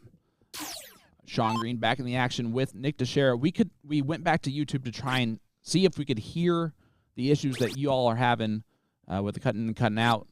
We couldn't hear anything. I hate to tell you this, it's probably just the crackle in my voice, and I apologize. Maybe if I talk a little bit like this. Let's enunciate. will- We're going to be like Gordon Dixon and speak very clearly, but add ums in between random words sometimes. Are you ready? Here, I'm going to be Gordon. You also be Gordon. Okay? Okay. Yeah, and here we go once again. I just in my own voice. I don't know. I didn't even change anything. I forgot I was supposed to do an impersonation there. Back to the match. Chrissy just finds herself a nice little 5 mark. And Suzanne stepping up to the 18's. Got to hit a big number. I want to make it very clear, though, to Edie, I will be offended if he doesn't throw another 8.14 because we were busy looking into tech issues. You got to do another one. Hunter, this is the 1994 World Match Play Champion, Larry Butler. The Eagle. The legend. The most prolific American dart player of all time when it comes to titles and international victories overall. He is also 9-1 in CDC circuit event finals. 90% win rate in finals in the CDC circuit events. That will never be topped. I don't care who it is. I don't care who you are. He finally got passed last year by Leonard Gates in the overall win column. Leonard now at 13, I believe. And so, that being said, Leonard would have to, I think, win the next 13 finals in a row to be 26-6 just to be able to match Larry Butler's 90% win rate. Which is just quite the feat. I mean, we talk about Larry and his past accomplishments, but the fact that he continues to have absolutely. accomplishments is what is impressive. It is one of the most long and illustrious careers that North American darts can hold. In fact, there's a reason why he's on the Mount Rushmore of the dart players, that especially if you take away North America and just make it U.S., one of the greatest of all times. There are 3 that I say are automatically on there at this point. Darren Young, just American, Mount Rushmore. Darren Young, Larry Butler, Stacy Bromberg. The 4th is can be debated, I think, amongst, but those 3 I think are hands down there. And Sharon, exactly. He continues to make deep runs in the CDC. He won a title 2 years ago in Indy, another one on a Sunday, where he has won 8 out of the 9 of his titles in the CDC circuit events. Inaugural Continental Cup champion. He's the GOAT. It's Larry. You don't need to know anyone's last. You need to know a lot of people's last names. You don't need to know Larry's. Yeah, incredible stuff. But of course, right now facing a little bit of trouble from Edie and Sue. They're good. You're good. No, you did like a little wag. Yep, I didn't know what the wag meant. Especially again, we saw that 8.14. But Susan Young having some great performances this weekend so far. It seems. The only thing that I think is a disadvantage for Edie and Sue in this match is that Larry has seen them many times at Indiana State. Will know who they are because he knows how underrated Edie is. He knows Sue.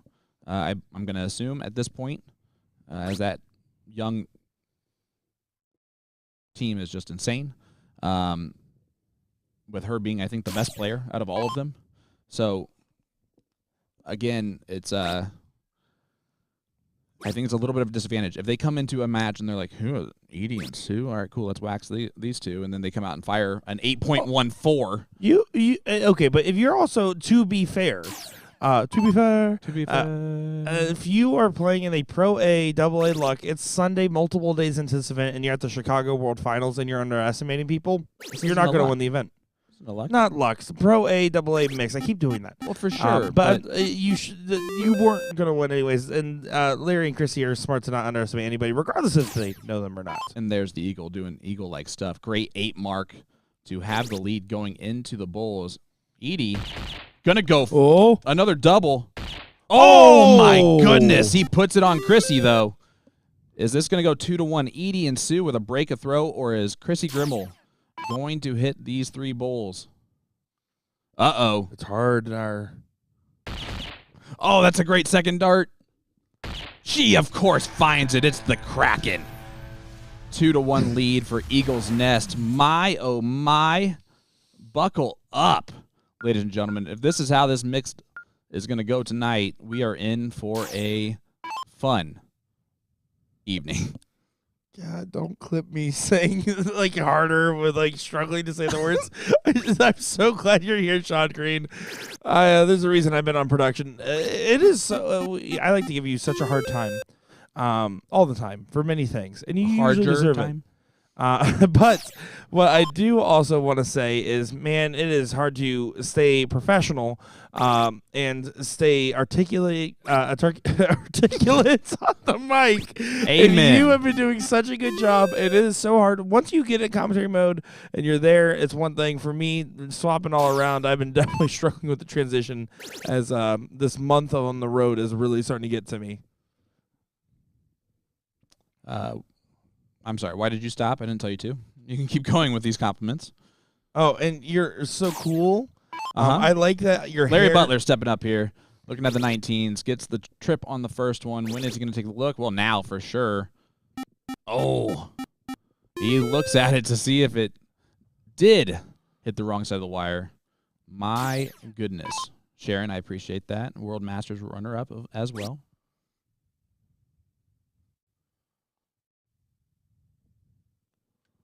He's done everything to a extremely high level. It's hard to be able to list them all. I think I did a pretty good job of memorizing quite a few of those.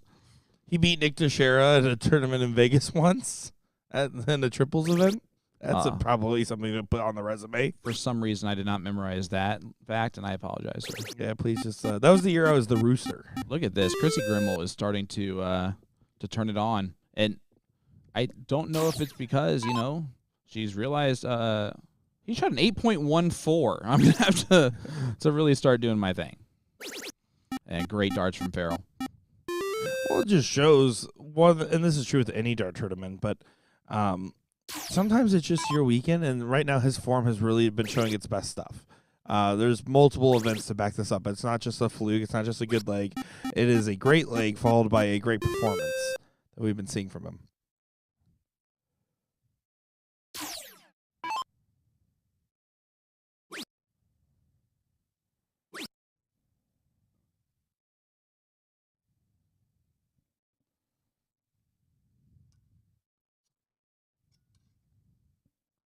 All right. Looks like Chrissy and Larry in the driver's seat.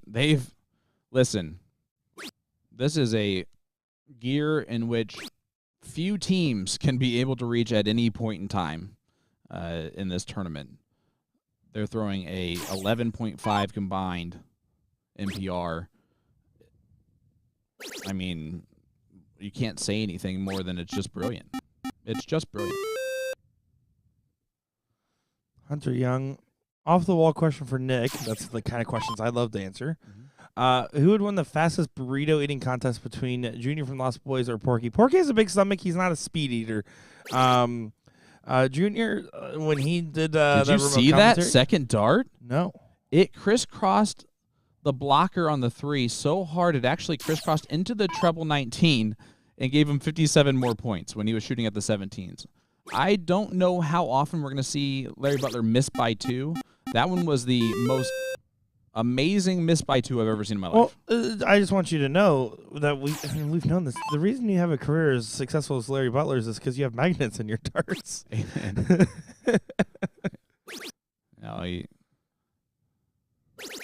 is doing work, but let's just call it what it is. Chrissy Grimmel, ladies and gentlemen. Yeah, that's the other. We hammered heavy on the Larry side. Chrissy Grimmel on the Mount Rushmore of soft-tip female players, and debatably just female. If she played more steel, I would say that she would just be on the conversation for both sides of the ball. But soft-tip darts, Chrissy Grimmel in the female game, she's been at the top of it for significant period of time now. I'm actually thinking about what would be a soft tip Mount Rushmore, and I'm wondering if you're going to pick a female for it, why you wouldn't pick someone like Chrissy Grimmel. Not that you have to have one, right? But I think that she would earn that type of a moniker, just like a Stacy Bromberg did, although Stacy's is a completely different, non-arguable kind of level, right? Just fun debates, fun things to talk about, while Chrissy is just continuing to do absolute legendary things. I actually am surprised that was not a double on the last start. Yeah, she's automatic. She is the Heisman dart-throwing machine, and it is beautiful to see what she does. Again, that's my stepmom. I say that every time you see Chrissy on the stream. Yeah, Teddy is in the chat, and if you don't know, you can't leave Larry the 19. Yeah, that's his honeypot. Mm-hmm. His darts are trained. They're about to get the win here. You know how good his darts feel? He just threw that first dart, and he was like, that's in, without even looking at it. And then he was like, oh, that actually hit a 15. That was off by a couple of dots. But, man, Larry Butler, Chrissy Grimmel, pick up the pace. And if you're Sue, look at her. She's just like, okay, that was actually pretty fun to do something like that. But don't go anywhere, folks. More action kind of like that is going to be heading your way throughout the rest of this evening coverage live in Chicago, Illinois at the BullShooter WCC finale in Chicago, Illinois. We'll be right back with more Nick Teixeira, Sean Green, back after this. Did you say Illinois? That is bad.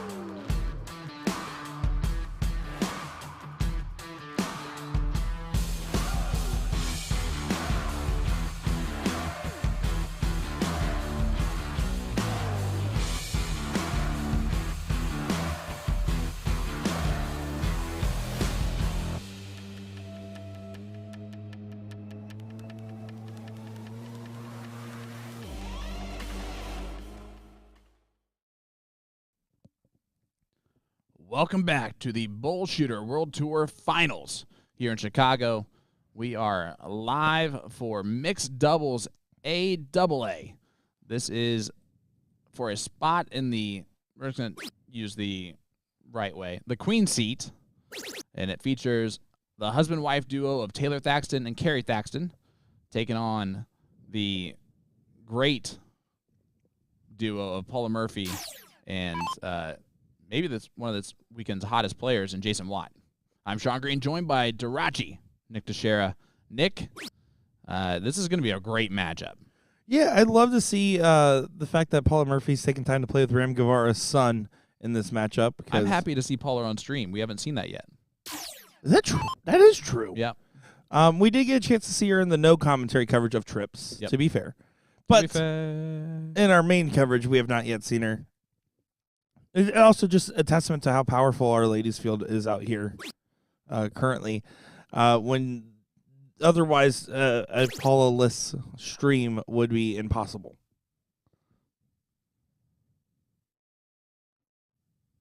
And we mentioned him, Jason Watt, stepping up. He has had a great weekend so far. And he's trying to add to it with a fantastic doubles partner in Paula Murphy. Yeah, certainly the case. Of course, we've gotten plenty of Team Bliss so far. We've gotten 2 matches of reference points for them. The other side of this top 4, by the way, is going to be the teams of Marjay and Eagles Nest, which are going to go ahead and get going here on our other stream board as well. As this bracket's actually winding down pretty fast. Yeah. Actually, very fast. Yeah, you have to actually. I literally have to make sure that they get started. I was going to try to get both, but our priority is making sure we get cruising. As currently on the other side of the bracket here, the 7th, 8th place matches are getting started on the bottom side, the top side finishing the 9th through 12th currently. So, they are absolutely moving through. Yeah, 100%. They're getting close to, you said. That's the 7th, 8th right here, and then this is 9th through 12th. Okay, so there's going to be one match in between when they need to be ready to play in the 5th, 6th spot. So, yeah, you definitely need to get them moving along. The last thing that a tournament can possibly do as a negative thing is hold up the loser side of the bracket. Also, the play-in match, by the way, so the loser of the other top 4 of the Eagles Nest versus Marjay gets to play either Trevor & Co. or Guevara and Phillips. So, absolutely disgusting. Yeah, 100%.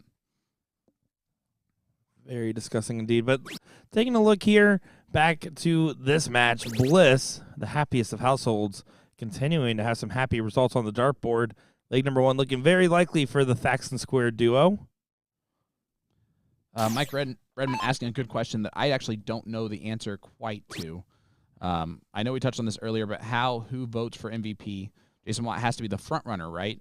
I don't know if he would be the front runner here at this point because I don't know how that exactly works.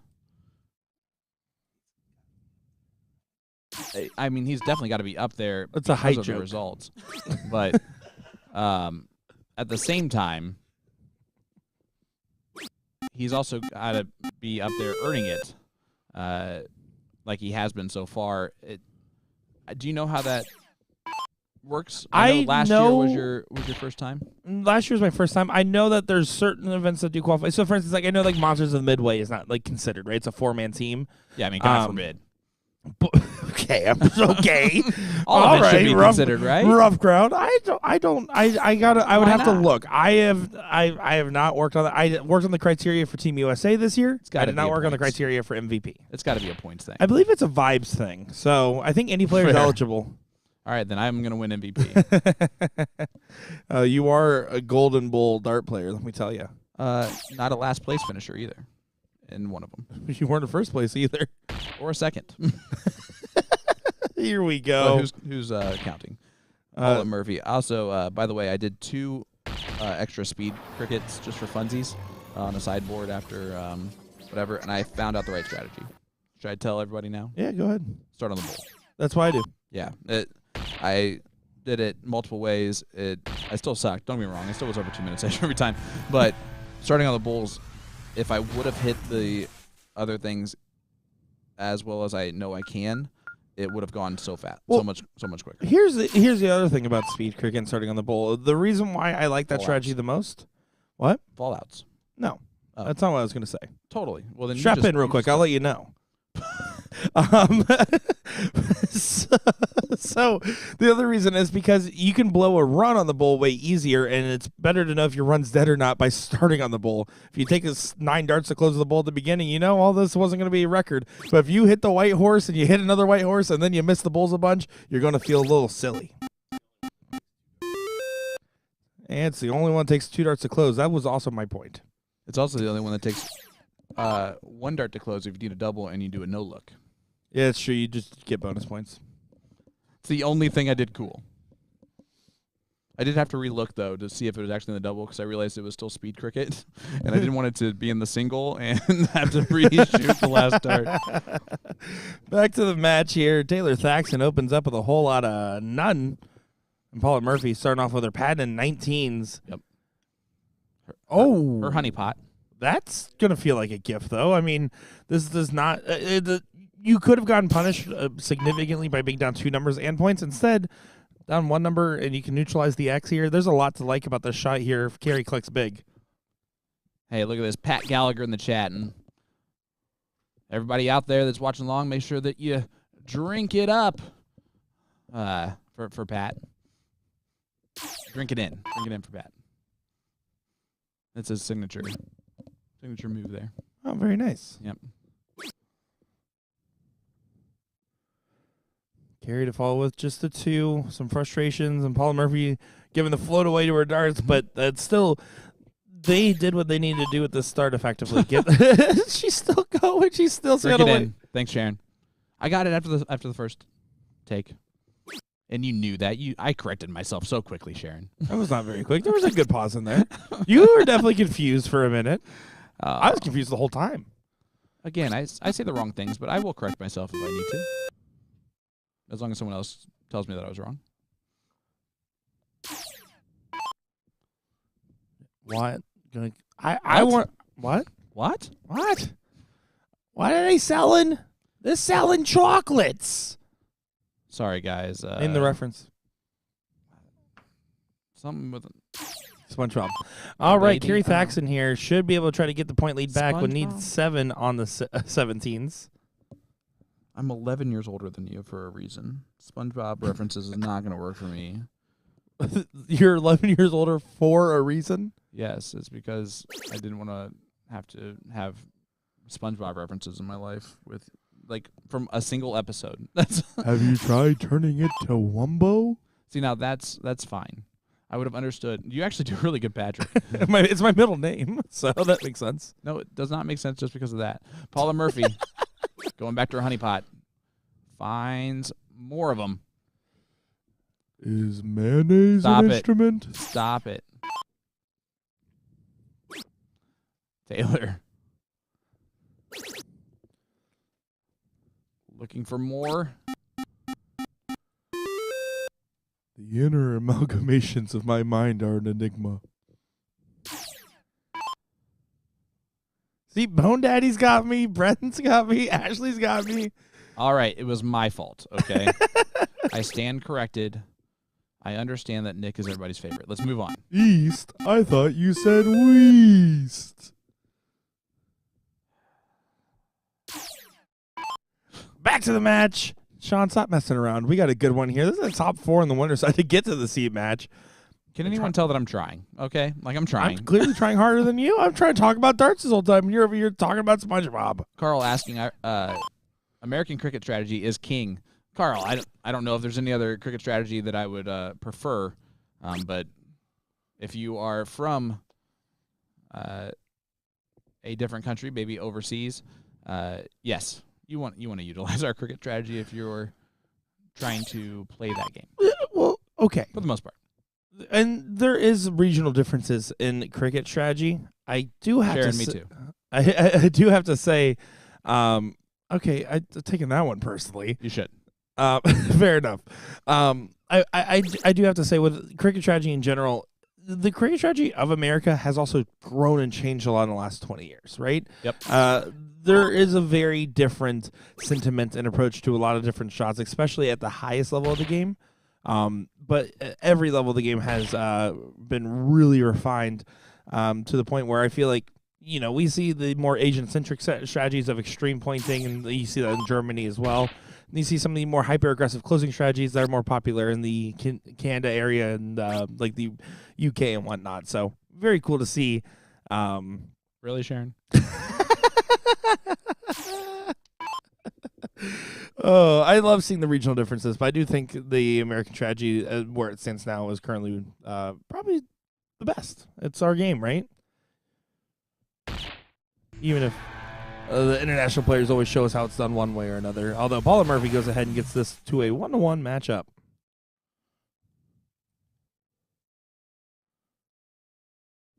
I'm happy to be here with you, Sean. Oh, Sharon, they're not even close to the same. No. I don't think Nick was trying to do that per se. I was saying, talking about the players I've seen Yeah. in those regions participate. Definitely not Yeah. referring to Steel Creek. That's a very different strategy.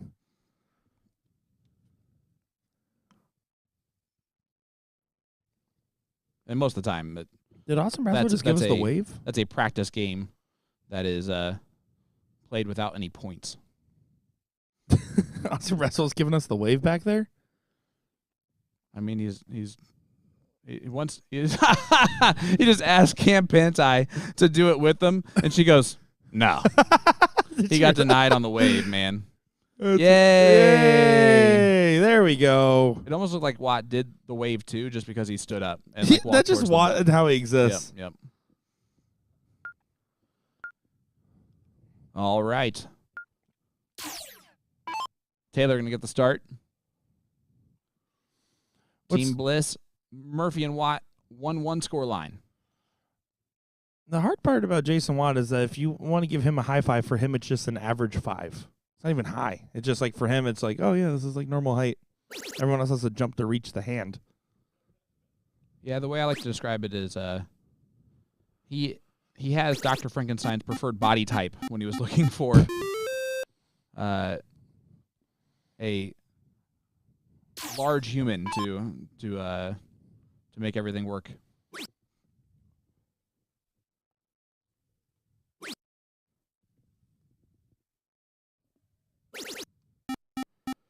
Thanks for watching. Do appreciate all the love and support in the comments, especially over on all of our different platforms. Thank you all for tuning in. This is not blind draw mixed doubles. This is the bring your own. Otherwise, that would be insane if it was Kerry Thaxton and Taylor Thaxton playing together. That would be a whole storyline, right? Yep, absolutely.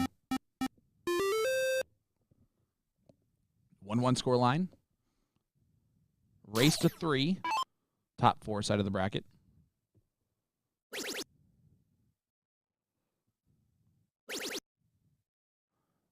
Jason Watt going to go ahead and find some success on the 19s. Needed to find a trip on that last start to get the point lead back. Still keeps them right in contention of the leg. If I'm Taylor, I'm not moving until I hit at least 420s and debatably more. Might stay there the whole time. A little awkward opposite sides of the bed. I do like to switch in that instance.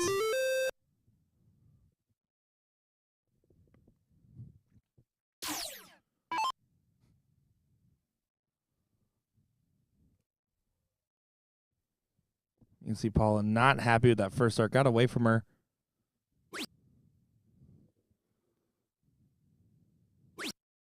Only gets 2, which is a gift for anyone playing against Paula Murphy. And Kerry, a chance now to, at some point, lock down the 19s, but he really wanted at least something on the first. He's looking down. Oh, he hits the Maloney double. Well, Kerry Thaxton actually definitely one of the more prominent supporters, I would say, of Maloney. I always see him in there in the Smash Starts page. A lot of mutual respect between those two. So, of course, he's got to throw a double in there, you would have to imagine.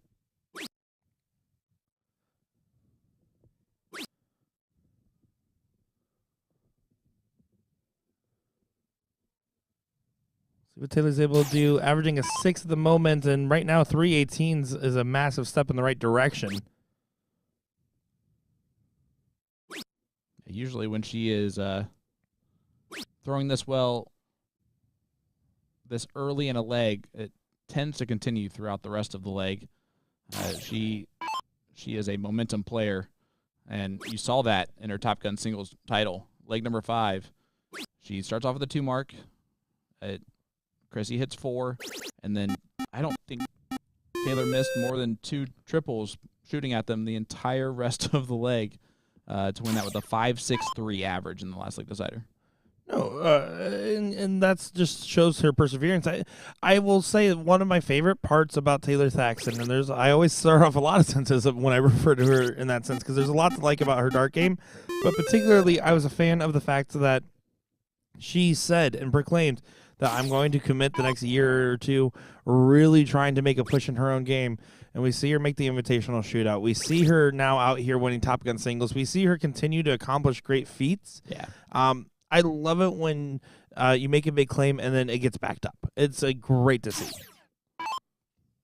And not backed up with like wishful thinking, right? It's backed up with like hard work and dedication and improving in every aspect and facet of the game. Taylor going to look up at the 20s, hits that big treble. Nice 6 mark from Thaxton.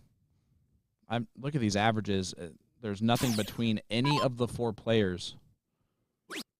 Those are great gender-neutral averages. Oh, certainly the case.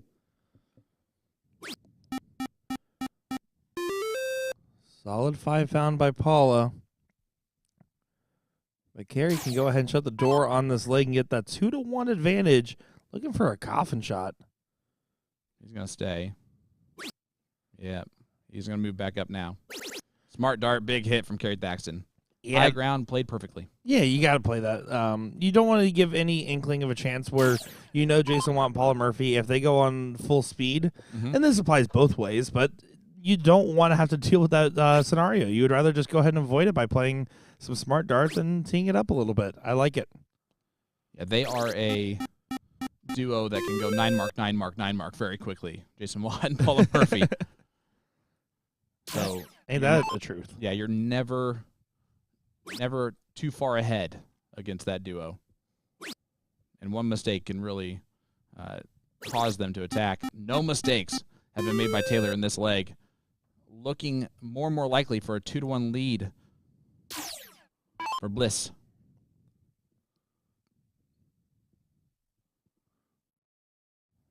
And not much Paula can do in this moment. You're just throwing these bowls for the feel. You're throwing these for the fact that you want to have a good level of confidence of your stroke going into the start of the next leg, especially because Paula's been opting for the 19s over the 20s. Mm-hmm. If you're going to do it, you have to hit it. Which, for Paula, is the right strategy, hands down, every day and twice on Sunday. That is her honeypot.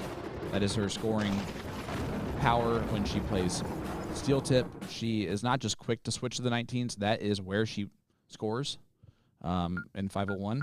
So, which is a rarity. Usually players, even if they're comfortable, like a Larry Butler at the 19s, a Stowe Bunce, they will still attempt the treble 20s for quite a while. Paula does not do that. She is a 19s shooter, but look at this. We set all that up. We tee it all up, and she goes 20s and only hits a 1 mark. Well, was that a mistake? It's going to be hard for me to ever argue going at the 20s is a mistake on the open of cricket, but I know what you're saying, and I do have to agree in this given moment, in this given spot of this matchup, it is a mistake, especially if Taylor makes it feel like one. Triple alone doesn't make it feel like a mistake. A second triple makes it feel like a mistake. I'm actually interested what she's thinking about there. Thinking, man, I wish that second dart was closer. Well, the third one is much closer. And 6 marks of the 20s makes Paula pay for the mistake. And to be fair, Paula was, we saw her in Cleveland, kind of tricking us a little bit there, as well as some of the times where she would typically stay down and she was moving up. So, not completely out of the realm as Jason Watt hits a big Bingo, baby. Let's go. Whoa, new phrase unlocked. No, that's the Jason Watt 180 phrase. I like it. We're gonna use it right there. Homage to the great Jason Watt, bearded dark guy. That's a word I always struggle to spell. Homage. Yeah. No, HOMAGE. I get it, but I still always forget it when I need to use that word in writing. You know why there's an H at the beginning? Why? There's no reason. Taylor, looking at the 20s. Yeah, Eric, she definitely made us look like liars. And in this situation, Paula does have her number of the 19s now, which she would have had, I guess, if they would have started on it. But now Jason a chance to get rid of those 20s and does it immediately. Back down. Gonna stay now. I think he has to. Yeah, absolutely. Don't get me wrong. After that first start, because you hit a trip on the 20, you can go trip 18, trip 17, and be in a super advantageous position. But you have to hit triples in that route versus going back to the 19s, setting up a partner play where he knows he's playing with Paula frickin' Murphy. Let her do some work, and she will be happy to oblige. Carey throws in a big 6 mark of his own. I mean, here, I don't want Paula to move until I hit 419s. I want only one dart at the 18 if I'm Paula. If that. Yeah, I'm honestly okay staying. You got the higher ground. It's your honeypot. Stay all day. What she had to do after the first 2. And as a player, we always talk about you have to know your game plan, but just kind of give yourself, you don't have to overanalyze and think every possible routing decision, because sometimes decisions just need to be made at the hockey depending on what you're actually hitting. But I know for a fact if I was in Paul's situation right there, I'd say, okay, I have to do this. And in that case, my this was 4 marks, or else you don't even get to consider that option. If I hit 4 marks, I still might stay because I can. But I also still have the liberty to move. You have to have that set to yourself, a little conversation internally before going to that hockey. I think if Jason even hits a single there on dart 2, he takes a look at the 18s on dart 3. Wise move, 109-point lead, which means that Carey has to stay on the 18s all day long if he wants to get the point lead back. However, he gets 2 treble 18s. Do you take a look at Paula's honeypot?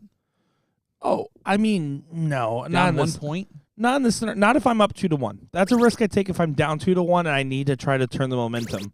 I don't think I have to consider it. He did not. Good 7 from Carey Thaxton. Good call, my friend. If I was down 2-1 and I need to stop the bleed, that's when I would take that shot. They have the advantage. They don't need to play risky unless they really feel confident in their position. And now, Paula, I don't know why I was worried about it after the first dart. You knew she was going to find it. Does on darts 2 and 3. The adjustment pays off. Paula Murphy in 19s. I mean, my goodness. Paula Murphy, one of those players, by the way, where if you're the chalker or you're Yeah. the next player in the line, she always will say just a little something. And it's always usually self-directed at her own darts, and it's always pretty funny. Yeah, I actually had the opportunity to chalk Paula Murphy versus Asia Jalbert in Cleveland. You want to talk about just the opportunity of a lifetime, just to be able to chalk that matchup. But yeah, you're absolutely right, Paula. It's hard because you want to do the right thing the entire time and just be quiet and respectful, especially me, who's a jokester and goofball and knows both of them and is comfortable with that. But again, I want to make sure that I don't affect it at all, and she makes it really difficult sometimes. She definitely does. I chalked for her at plenty of local Florida tournaments. Taylor or Well, Carey's London, looking Las at it. Vegas. And Carey hits it. Woo! What a good shot there. I love it. The Axeman Thaxtan. Just I did give a head nod to Nick on that one. Axeman Thaxtan? Yeah, We got there. that's not exactly how you pronounce it, but that's fine. It's more works, of like it for works. the moment. Alliteration is great. It was forced alliteration. Rhyming alliteration is fantastic. It wasn't alliteration. It was just rhyming.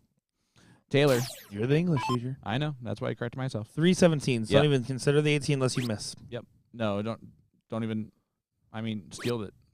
No, that's what I'm saying. Yeah. If her first start for some reason didn't hit at least a single 17, then I'd say, okay, well, there's a big argument to be a little safer because you don't want to make that too easy of a shot with the X. If you can't get it close, there, 1, 2, 3, that was a big punch.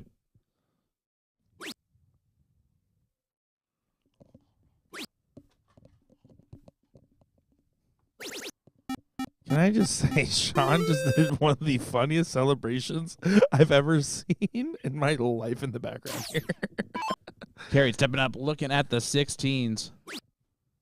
I'm not watching the Pacer games. You're watching the Pacer game. Yeah, those 16s look like 18s to me as well. Well, he needs 3 16s at some point. Oh, that was a little bit of a short arm. Yeah, and that also wasn't the point in the shot where I'll take that look. You set up a single trip. Big 7 mark here from Paula Murphy, and all of a sudden, tables are turned. Well, good day, Troy. Happy 17? happy Monday. She didn't even consider it. Oh, I love it. Stay. Big 7 from Paula, and again, no lead, no leg is safe. When you're taking on this duo, Taylor's gonna have to pick it up a little bit. 83 points is just a awkward position to find yourself Big in. dart. That is an incredible find. I don't know how that went in and stayed, but Troy Leroy in the chat. Troy, I would like to introduce you to Carey Thaxton, Taylor's better half, and they play together here in this mixed doubles. Single 17? Nope. No, they're still not taking any swings. At some point, Big maybe boom not. goes I don't know. What I'm talking about. Dynamite. If you're just going to go ahead and just hit 3 in the beds every single time, it does not matter. Remember what we talked about? This team is capable of going 9 mark, 9 mark, 9 mark. There's the first. Paula had a big round earlier. And now look at the reeling. They were just way out in front in this leg. I really do think Carey's decision of going at the 16s when he did played a small part in that. A big part of it was the back-to-back big shots from Paula and Jason, but the secondary part was the fact that they had extra pointing to do and didn't get another clear shot at the 16 cents. Goes the 17s. Switch to the 15s there, leaving the 18s to play with. That's an interesting decision, but I don't hate it in this scenario because of how much they're up, 137 points out of nowhere. I would love to see Taylor 9 mark the 18s just to kind of be like, I don't know why you did that, but thank you. I'm going to do so. But even if she does really 9, with Paula's X on the 15s, it would still have actually left a pretty good shot. So I really don't hate the look in that scenario.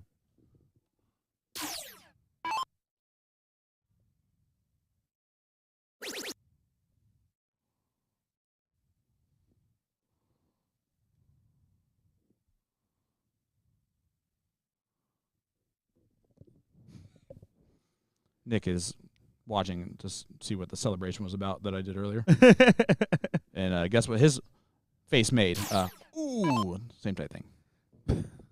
Oh, I didn't mean better half. She's the better half for sure. I just meant other half. Significant other Yes. is the term You're that right, I think you were Troy. fishing for there. Troy, amen.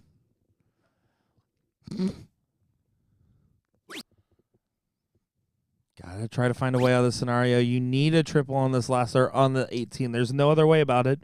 If you go to the right, you can accidentally deflect too far out, but you get way more view of the triple. So he's going to move to the right. You see, he throws right into it. But you see, kisses right off that dart. Didn't really have a chance to go in the bed. If you go left on that angle, you might have a slightly better chance to get deflected into the trip, but you have a less visual clarity. Paula short arms that first dart, but the adjustment is perfect. She's staying right there. They're trying to make sure before they even attack that 18 that they are getting way out front, making sure just to keep pressuring the points. I'm curious what round they're in at this point. Troy, where are you flying into? And I'm not joking. I will make sure we need to hang out. Yeah. All right. Pat, Jason laying down is taller than a lot of people. That's true. Great darts, and we're over 1,000. I still keep missing what round we're in. 16 to 25, so really not super close yet to that. Trip 18, trip 16, trip 15 on the one time here, though, makes this very interesting. You're going to get a come on from Carey if that happens. Ooh, the first one drops low. Now you're stuck. You got to stay there to set up the shot for Taylor now. Hope that the point lead isn't regained, but with just a single on the loss, you expect it to be regained and then some by Paula. And again, I don't see them taking a look at all the 18s unless she gets the first two in the triple. And even then, I didn't think so. But my goodness, ladies and gentlemen, this is just the averages, all of them above a 4. It's round 17, 18 of 25. So they've been doing this consistently through a lot of different throws. And another 4 mark from Taylor. Curious what Paula was saying to Jason there. You can see them having a little bit of an interaction. Just, I think she was passionately talking about, man, these gosh darn 18s won't get away, and man, I'm tired of throwing 16s. I'm curious to see if Jason takes a swing. He is. Oh, and he misses it just on the bottom wire. What a difference a millimeter makes in this.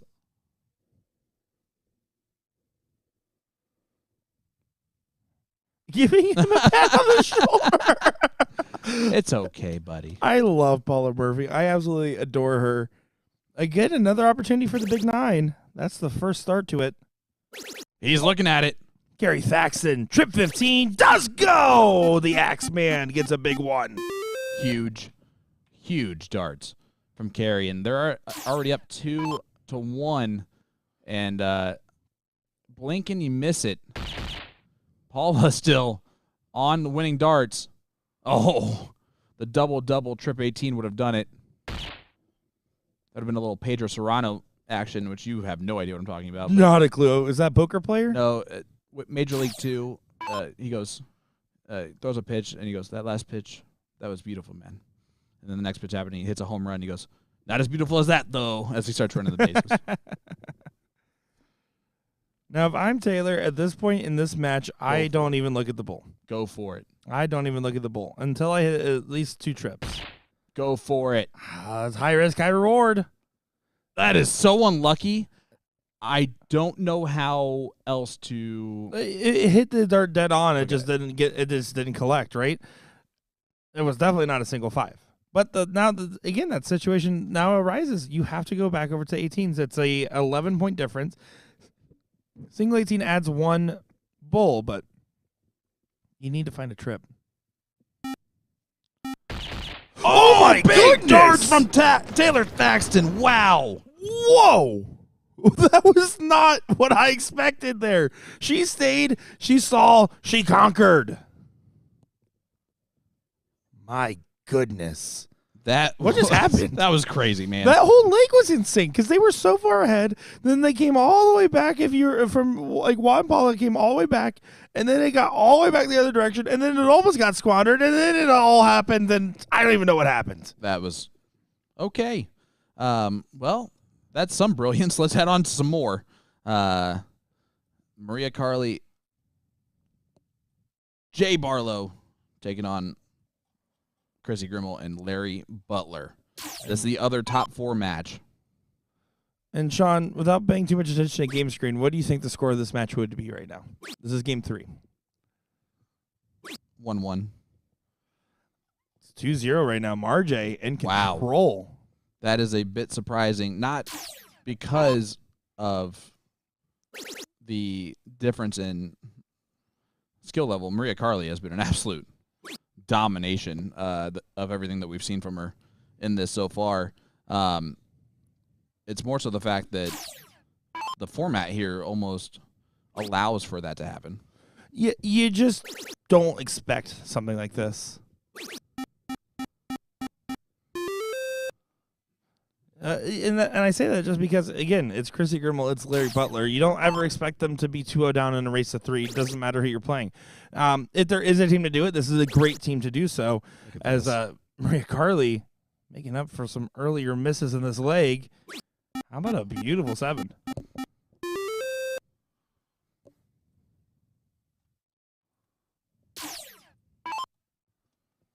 WizKid, don't you start with us. What does this do? What? That's the necrogenius of darts. Wizzy Woo. Wizzy Woo. Wiz Oh. Cheese.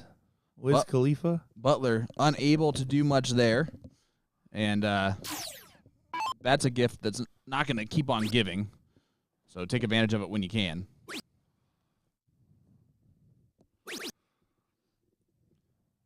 As you see Juan Vetter in the background, a.k.a. the Magic Man. Now you see me. Now you don't. Yeah, I guarantee you he has either cards in his pocket or maybe some red foam balls. He said, Will said yesterday that he got him with the trick where he ended up with his own card with his own signature in his hand at the end of it. And he goes, Juan, you can't do that to me, man. Well, Will's from Kansas. He definitely assumes it's black magic. It's Oh, a for sure. voodoo He's of some a- kind. He is a voodoo. I don't mess with voodoo. Anchorman. See, I've seen it in some movies. Here is the Eagle. Oh, looking up. Big 9 from Butler. Yeah, that's a big shot there. Larry Butler goes ahead and turns the ship in the right direction. It was starting to get into some troubling waters. But can they continue to weather the storm? That should be a good sign for an opening and a little bit of sunshine peeking through the clouds. They go too deep into that one. They get lost halfway through. I appreciate that you think I listen to you. As Chrissy gets a nice 5 mark in there. Sorry if that was too harsh. Maria stepping up. Too real is the term I would use. Right. Harsh, same thing. I was being truthful. Maria looking for another treble. Does find it. Listen, she's the best player in every leg the majority of the time. What else can you say? What else can you say? I can say I'm glad that this isn't going to be a 3-0, it seems so far, just because I want to see more of this matchup. Yeah, absolutely. That's what I can say. Of course, winner of this match will play in that seat match against the Bliss team.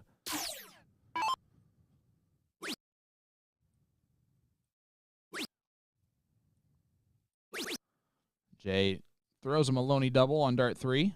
Another plie.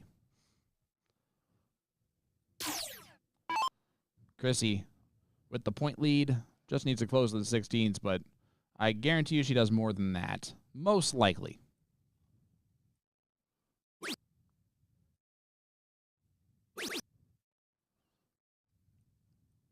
Ideal. Not ideal, but does her job. Butler's going to come back with 3 bowls needed. Maria could not have done it with 6. But she can make it really interesting here because she already hit 2. There's the third. And now it's a must-hit shot for Larry Butler because of the 2-0 down situation. A little extra pressure on this shot. Yeah, but 9 out of 10, even after the miss. Oh, it had to look good for him in the air. Yeah, I mean, there wasn't anything wrong with the throw. It was just a little unlucky. Maybe the earth rotation changed just a little bit in that moment. 4 bowls needed.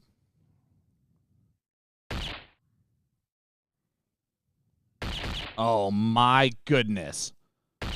There it is. That's a 3-0 win for Marjay. Oh, Canada. Oh, they don't get a national anthem. They weren't in the team's challenge today. They did. Oh, I thought they were going to do the walkout, but I don't know if they actually did. And a little smoochy smooch there. As it looks like we're gonna have 2 couple teams in the Queen Seat match battling it out. Maria Carly, Jay Barlow taking on Taylor and Carrie Thaxton. Statistically speaking, there's going to be more kissing in that matchup than we've ever seen in a darts matchup on our stream. Well, it's not one that features us, so you're absolutely right. We will be right back with more coverage right after this. Oh, also, just want to shout out one more time every single one of you wonderful people Stop it. Don't do it. tuning in. Don't do it. Especially Who you, cares? Ricky McDowell. Have a good one. We'll be right back.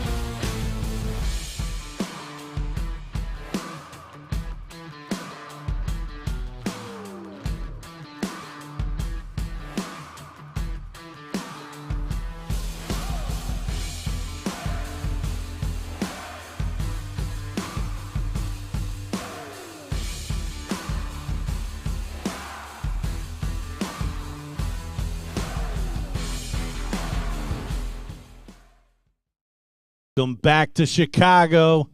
You got two new boys in the booth. We got Will Stewart, myself, Gordon Dixon, fresh off the triples. What a ride there, brother. I haven't done that in a minute, but it sure was nice to get in the mix there for a little bit and try to have some fun. Yeah, absolutely. And we join this bracket in the King of the Hill. Yep, in the Hill matchup. It's going to be Bliss taking on Marjay. So we got Taylor Thaxton, Carrie Thaxton, taking on the team of Jason Barlow and Maria Carly, as I like to call him, the Canadian John Henderson. You gotta love the group that we have here. The two married crew. Maybe not so married on the Canadian side, but together nonetheless. Yeah, they've been at him for a while. We'll call them married. Fake married. We'll call it that. And we'll see how they can get on here. Obviously playing pretty well to be in the position they're in. You couldn't ask for a better camaraderie, right? Well, you couldn't ask for a more unique camaraderie because I have seen relationships go the other way playing together in darts. Very true, Gordon. Very true. But no, very cool to see these guys. Obviously, all producers this weekend. We've seen every one of them, including Carrie, on the stream this weekend, putting up some good numbers. Yeah, certainly so. Jason trying to find some success here on the 19s and then shift it over to the 17s just to grab an extra or try to give that close on that mark, but I think Carrie's triple and then up potential. I guess I should say down to the 19s rather than up, but he did take a shot at the 18s there. I figured a little bit more of a push on the points myself. Yeah, it may have been a position kind of shot. Not that Maria can't hit triples, but if you're going to be aggressive, perhaps in front of Maria is more advantageous than Jay. And he's going to get away with it. His counterpart here, Taylor, winner of the Top Gun. What a phenomenal run she had there, playing Chrissy Grimmel in the final. She actually was in a little bit of a tear moment afterwards because she pulled off that win, knowing that she kind of beat her big rival there, is what she told me. So kudos to her for having a good run so far this weekend, trying to make it more of a successful. It already is, let's be honest. Third place finish guaranteed. Get the double bonus, a potential second or first. Well, and it's easy to forget we're winding down. Yeah. Tomorrow, the last day of coverage, and we'll all scatter away from Chicago. It's crazy. You keep think, okay, it's a month or a couple months away. It's a month away. All of a sudden, it comes up on you and it's gone before you know it. Oh yeah, well. I mean, I can remember that feeling as a player, and I think you do a lot more events than I do anymore. I'm sure that's well aware, or you're well aware of that. Oh yeah, that on how long you're going to be away when you need to, because you may be showing up a day early to set up and the whole 9 yards. So, and the worst part is always tear down because everything's done and you're like, oh, we're done. No, you got about a couple hours more to go. Yep.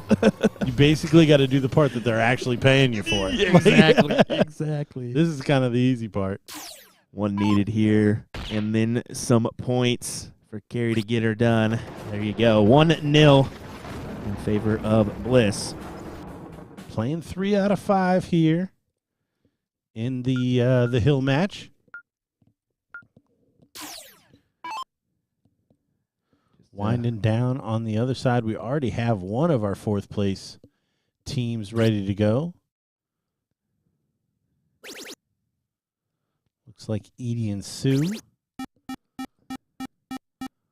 Over on that bottom half, we got Eagles Nest taking on Guevara and Phillips. So that's a good one. And Eagles Nest, that's Chris Grimmel and Larry Butler. How about that? The Lair Bear making a deep run. Heck yeah. The remaining competitors here in this lineup or this bracket.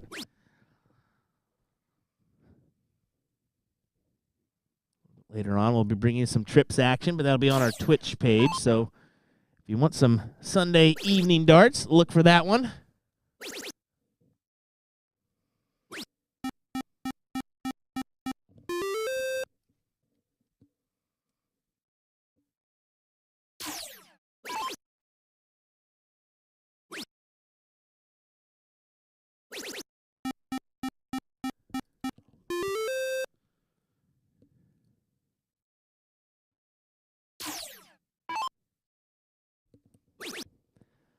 Look at Maria run here. Grabs the double 19. Grabs another trip 20. Yeah, big shot in a big position. Looking to square this matchup one apiece. Got to take advantage of the throw when you've got it.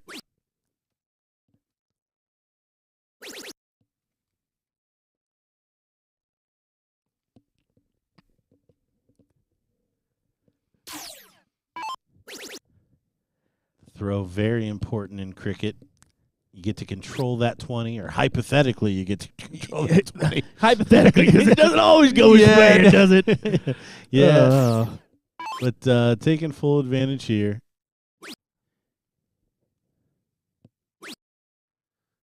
Carey trying to move around the board, get something started. Only going to come away with 34 points, so Maria can clean up a little bit.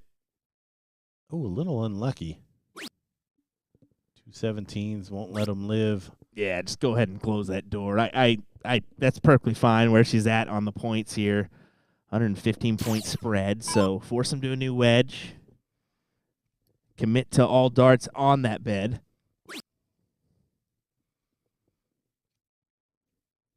Yeah, there's a time to get cute, and there is a time that you just got to knuckle down and 3 in the bed. Jay trying to take away that X. Looks like he's looking up, and he finds a free triple 20.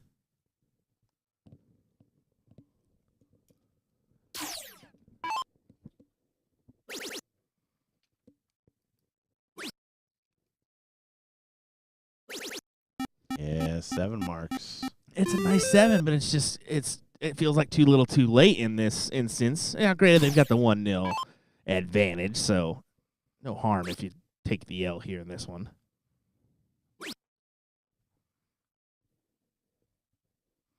Oh, and another free shot. And this is where it can get interesting. Another 2 trebles from Taylor. Yeah, I mean, this gives her a shot at it. Shake of the head.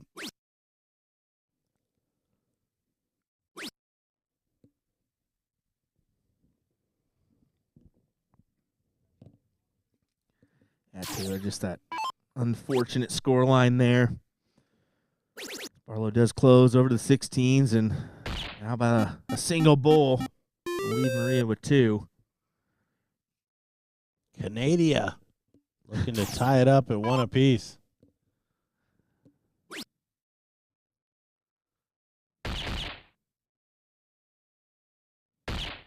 And just grabbing him just in case. But this should go for Maria. Yeah, I like the thought process there. I mean, you need some help. Maria does not give that help.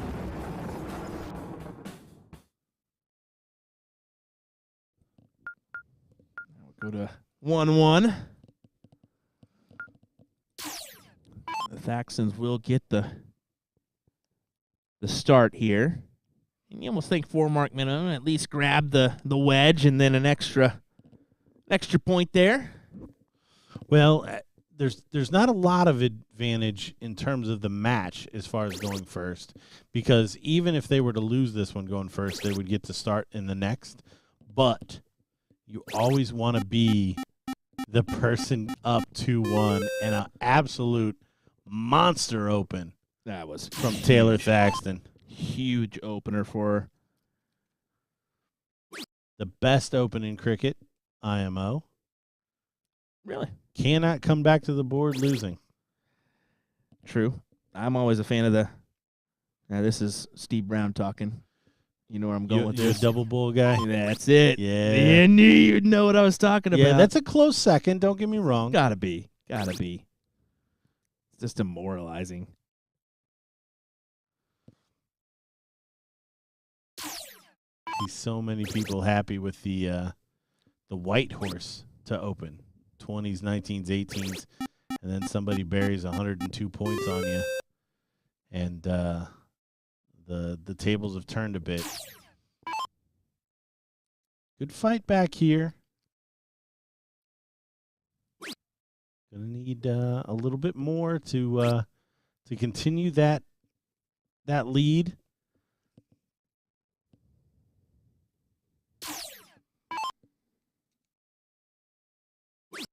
Maria can turn it around right here. She's not going to get the point lead and the close, but that 120-point open already erased.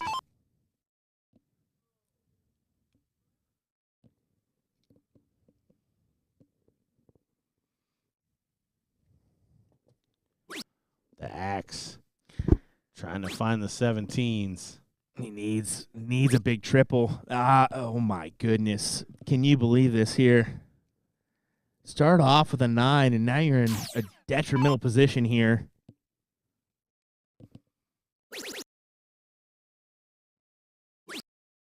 Oh, tried to shut him down. Didn't happen, though. Yeah, carry the one behind in this leg. Everybody else at a solid 5.5 marks a turn. Taylor finding trouble. She cannot. She can't even find a single. Goose egg him around. Taking a walk. We played cricket this afternoon or this evening. I definitely would have had a few of those. Yeah. Ouch.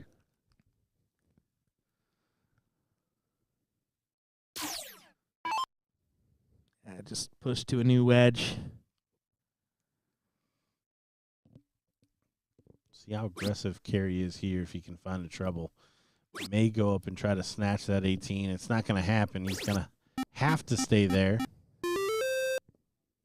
Grabbing 32 more. Jay, normally a pretty conservative player in this position. Yep. Would want 2 treble 18s before he went down. Yeah, he takes shots at times, but yeah, more conservative than not for Jason.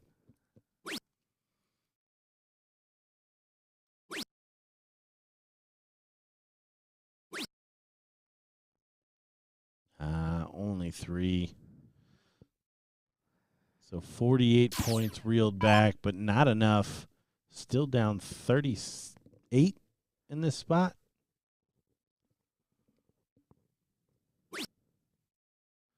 Maria with a page out of her partner's book. She's going to find 4. Yeah, that'll do. 110-point spread. Has to commit all darts on the 16s. He could take a shot at the 18s, but not anymore. I actually don't mind that play. I really like that switch. Where Yeah. the dart landed in that 8, and also grabbing another wedge. That's it. That's the key there. You mentioned it. Where the dart was on the 6 or on the 8, it just made it hard to maneuver. And then Jason throws that back at you. Mm. Yeah, you still get an open shot at the 16s, but you would have expected to come back to the board with a little bit more real estate.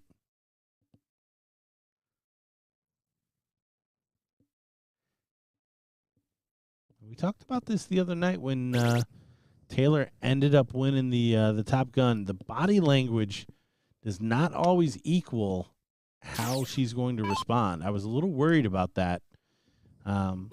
Shaking your head is not always the best thing for good darts, but she seems to be able to persevere. And you see Maria Carley, open mouth, gasping at that dart going wide of the target. She can't believe it. And this is an opportunity here for Carey. That's gonna help him. Oh, no.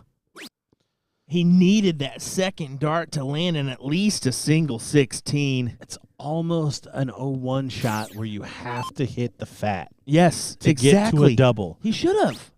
Almost gone inside wire on the double in that area. Yeah, fat wedge for sure. I mean, it just gives you the option to go at the 18. Now here, classic shot. I think you probably start on the 18s because it still gives you a finish. 4 bulls, if that's where you start. I really like this. She's not going to convert on the second dart. Maybe a double. Closes it with the triple. Does find a triple. Love it. I mean, that's risky. That's not in there. The leg is nowhere near going their way. Maria needs 3. Yeah, a lot of pressure. This is the win going second. Oh, man. Big last dart, though, because that assures that Jay is going to hit a single. But 4 from Carrie Thaxton, and they're going to go up 2-1. Like his odds now. What a first dart. Absolutely filthy.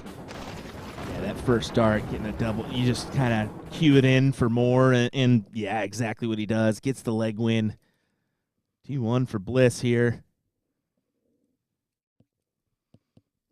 Looking like a rocky road there in that leg, especially after finding ourselves in an unfortunate circumstance, especially starting off with a 9, but they got it done in the end. Here we go, Maria. Yeah, must-win leg now for Bliss. Oh, sorry, Marjay.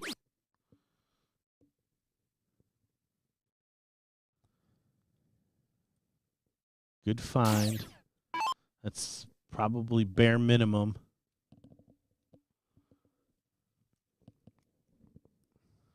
We are set on our 4th place match. Yeah. The Lair Bear Yeah. continuing the run. Who is that? Let me see who the... Edie and Sue. I believe Edie is our 2nd place finisher. Almost the double dip on Chris Lim in the 13-inch board. The big event this morning. Yep. Ryan Farrell and Suzanne Young. Yeah, Ryan Trouser in 1.5K? 1,500? Yeah, 1,500 going his way. Successful trip for him.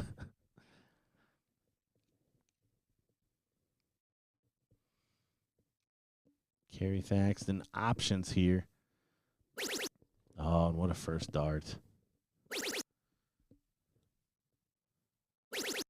Oh, big 9er.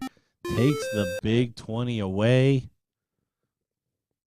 I'm not going to lie. I've said I do some stupid things for that 20. After that first 19, I may have tried to move around the board.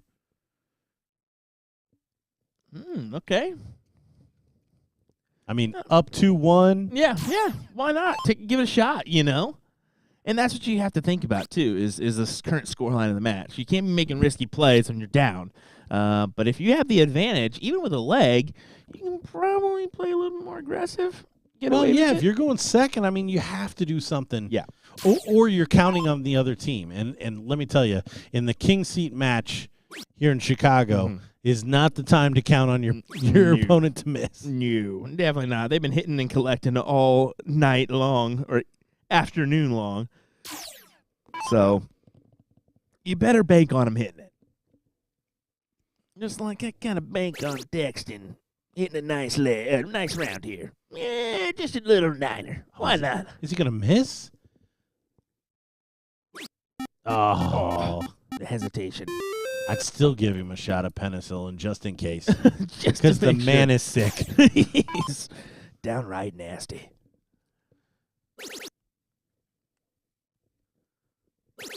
Maria, each time she steps up, look at that concentration. And a 9er of her own, flipping the script on the Thaxtons here. Great shot from Maria Carley.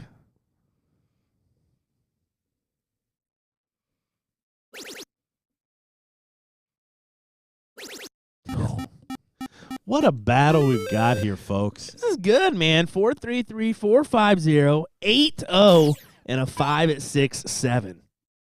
Tasty. Mixed doubles. Absolutely incredible. And Jay going to do his part to keep that average continuing to go up.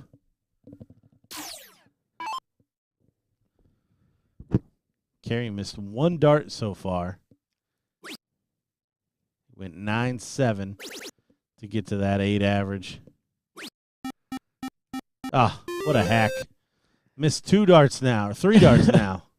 And you see, he made that swing on the 17, and he was down in points here, down by 29, but we mentioned it just a second ago. He's got the advantage, by one leg, 2-1. If you're going to do that, and by the way, you've got Maria coming up behind you. Yeah. So if you can limit her scoring ability, that's probably the right shot. And she's attacking the 15. She needed to there grab a wedge, and you can see only picking up the 2, advantage for Thaxton, and they have the potential to steal the leg and grab this 3-1. Back to 16. You're down. Yeah, it took a half a click for it to register that dart did not fall.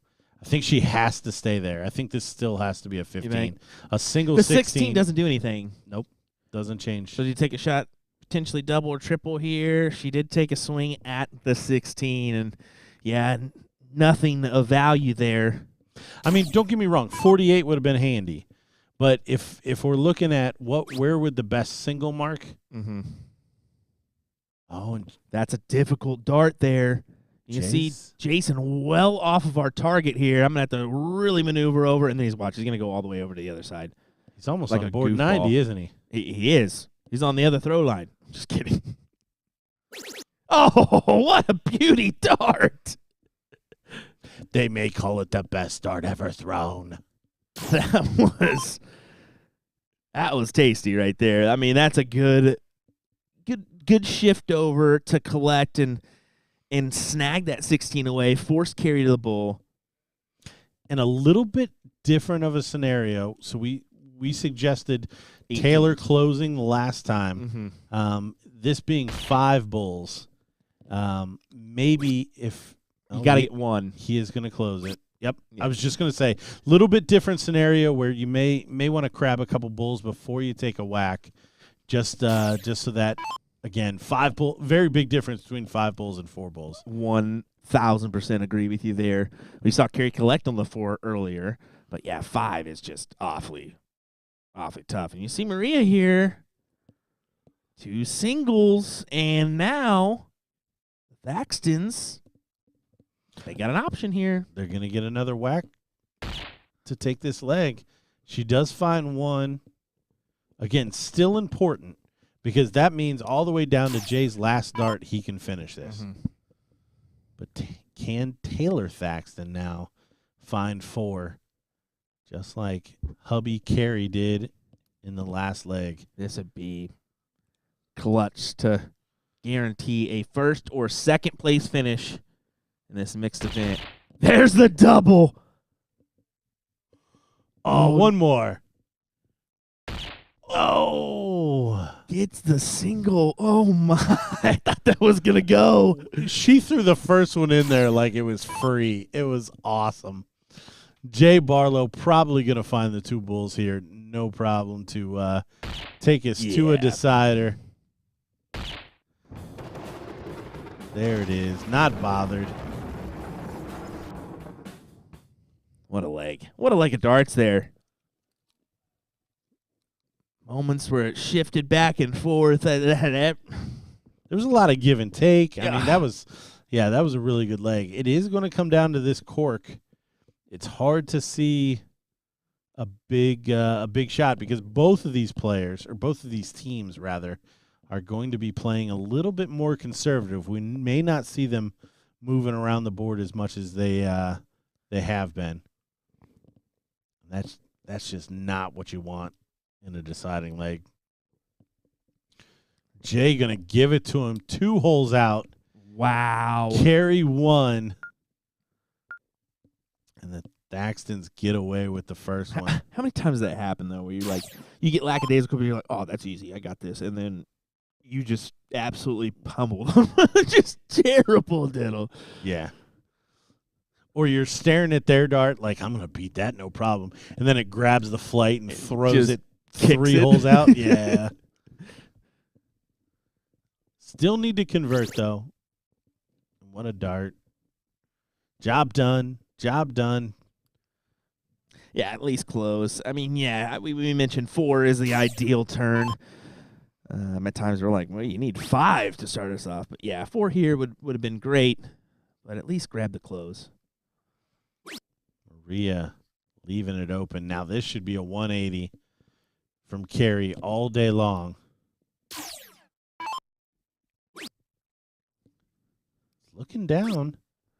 I would not do this. Does find it.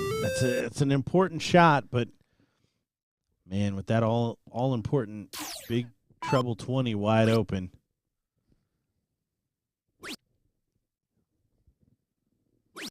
Oh, and only 3 singles for Barlow. So if you're Taylor, you go ahead and take your chance at the 18s. Yeah, you got to run. 1, 2, 3 is fine. Oh, but you gotta collect. And you see Maria just nudging Jason, saying, "Hey, what do we do here?" Making sure the strategy aligns. Probably gave her some bowling advice. Knock them all down. Exactly. Really? Yeah. Yeah. Knock them all down. Do it. Important dart.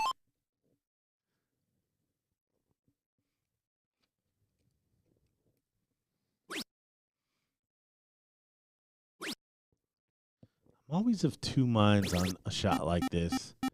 Do you split your time? Carey is able to find the treble and use that first dart. But do you just go ahead and close the 18 if you know you're going to do that and get 2 clean shots at the bed on the 20? I'm more often than not shoot it like Carey does. Don't get me wrong. yeah. But Just with it being tied up. And I get what you're saying. oh, job done. Yeah, and they've got the 3 houses now, so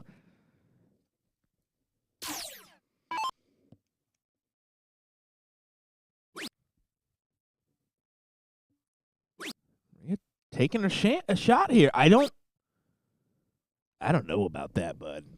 It's a danged if you do, dang if you don't play. But especially if you miss that first one, you know you're not going to capture it anyway. You better go to the 16s or 15s, but hey, he could do this to you, and then, well, what do? Your king seed holder is going to be Bliss here. The Thaxton's going to bring this home. Yeah, that was an important shot. I mean, you got to take a chance in that position, I think. Maybe not that big of a chance. Mm-hmm. At least take the shot at the 19, but once you miss, well, get the triple 16 in there. Clean up 2 other numbers if you want. Yeah, and then, I like that. Then you got at least something to work with if they don't get it close. But I'll tell you what, it's all hypothetical if Carey Thaxton's going to come up there and put in the 9 mark. 2 more bulls will do it. She can do it with a double. Oh, doesn't happen.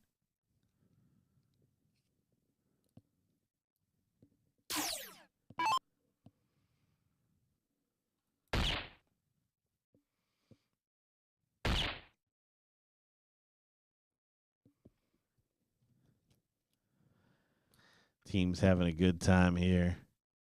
Oh, certainly. I mean, it's not just these teams here in the mix. The mixed triples team definitely having a good time.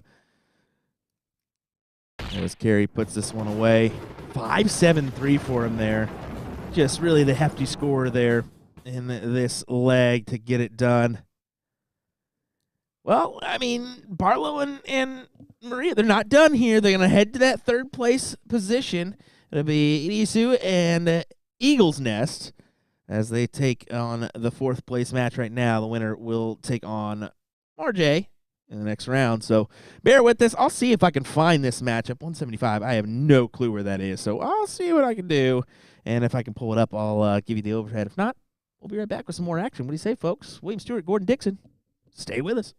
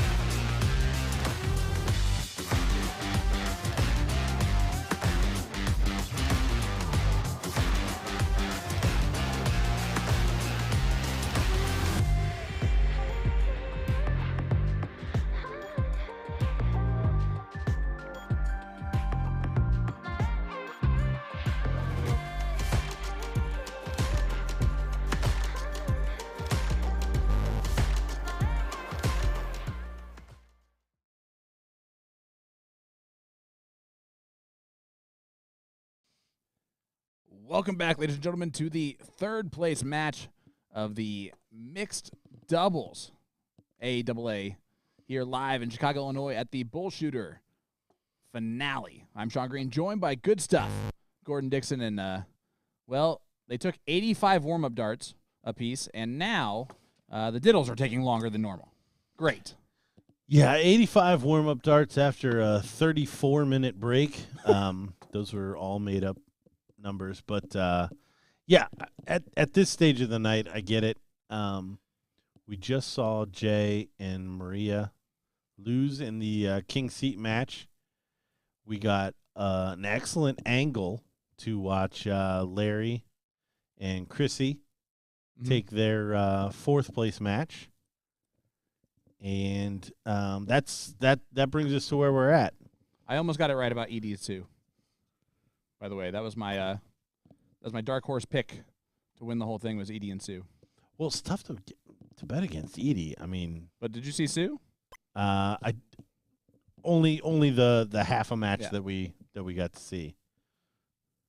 All right, let's see if Hallie misses the free throw here on purpose, and then we hit another three, and let's go to overtime. What the Hallie, you know?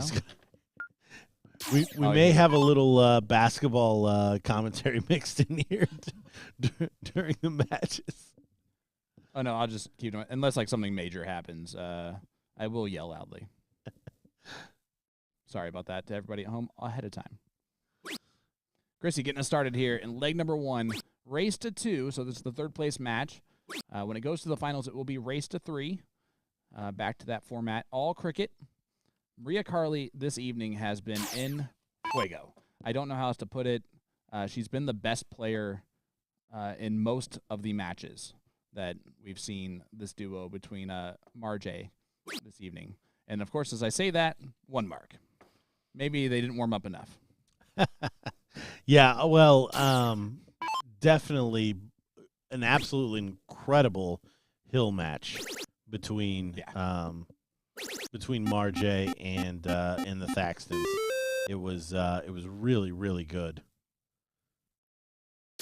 Not really a poor shot or a consistent poor shot between all 4 of the players as we see Jay Boom goes the Canadian. filling it up. America's hat. Chrissy might do the same thing. Oh, how? 777 is what they gave her on dart 2. Yeah. That's brutal. I can commiserate with Chrissy. The boards were not kind to me on the bounce outs either. You average like a 50 in most legs. I held my own, but bulls for show, doubles for dough. I did not get some love on those. All right, here is Larry Butler.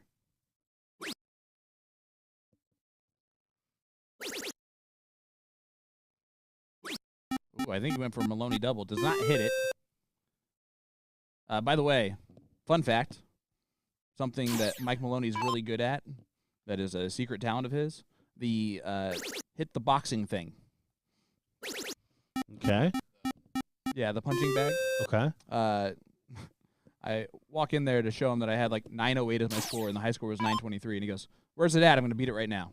Walks out there, 945. Like, okay, awesome.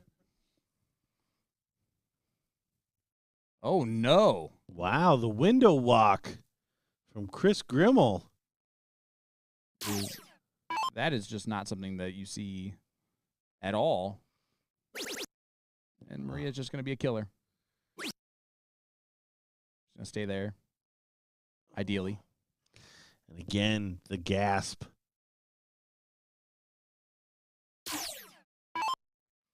What can Larry do to draw this one back in? A 7 mark would be pretty hefty right here. Yeah, I'm okay with getting rid of the 18. Completely agree. Even though the first leg, they've got the start, they've got 2 houses. Jay choosing to grab another 51. Taking control. Yeah, maybe would have expected a 19 there just to close up one of those.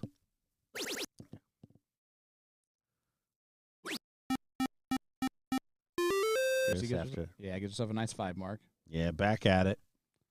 We did see the high average of the day earlier on our stream for cricket. Edie Farrell averaged a 8.13 against Jay Barlow and Maria Carley. Or no, against Chrissy Grimmel and Larry Butler. And then, well, Chris and Larry just decided to do them stuff and average around a 12 total. Here is the Eagle. Trying to land on that perch up top. That was aggressive. I don't like it.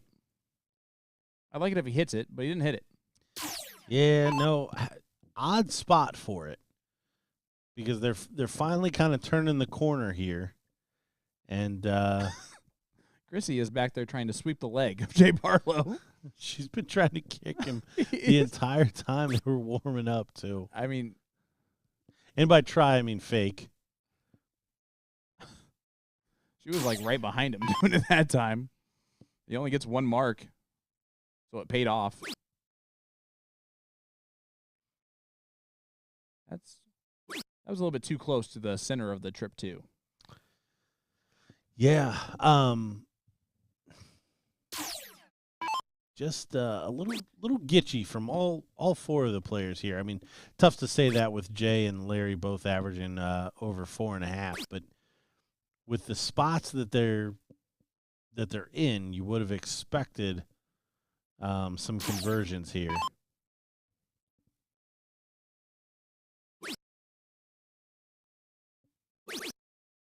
Ooh. And there he is. There's one of those conversions I was looking for. You're not wrong, my friend. Thanks for not correcting me on that. All right, leg number 1. 3rd place match. Live in Chicago. Sunday fun day.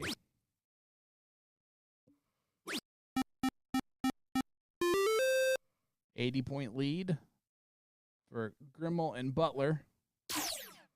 See how Maria attacks this. Obviously a lot of 16s. That's a blocker. Just kidding. I don't know how she found that. Big dart. She didn't even step off to the side. Came underneath it. Oh, we suck again. Sorry, the Pacers lost. It's okay. That's why you win both in New York. Great shots from the Eagle. Yeah. Advanced shot here, maybe close around the board. Or just hit 5 bowls, get the point lead. Okay. Tomato.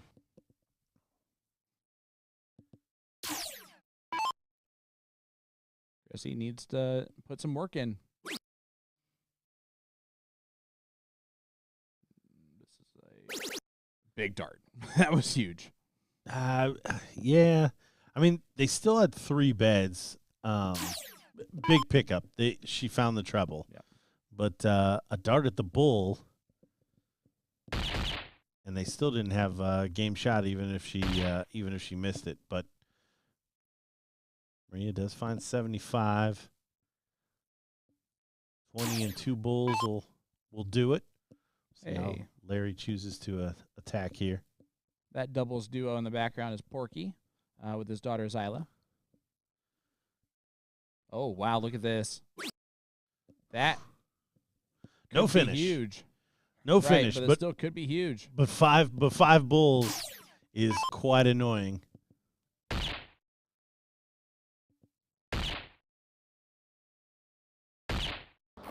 Three's still not.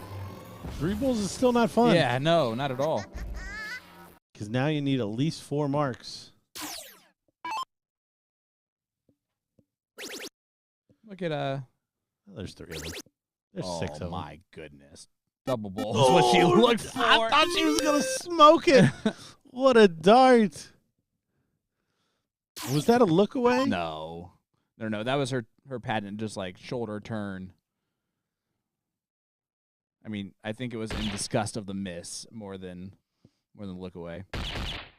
I was so fixated on the bull. I only saw the look away after the fact, or the lack thereof.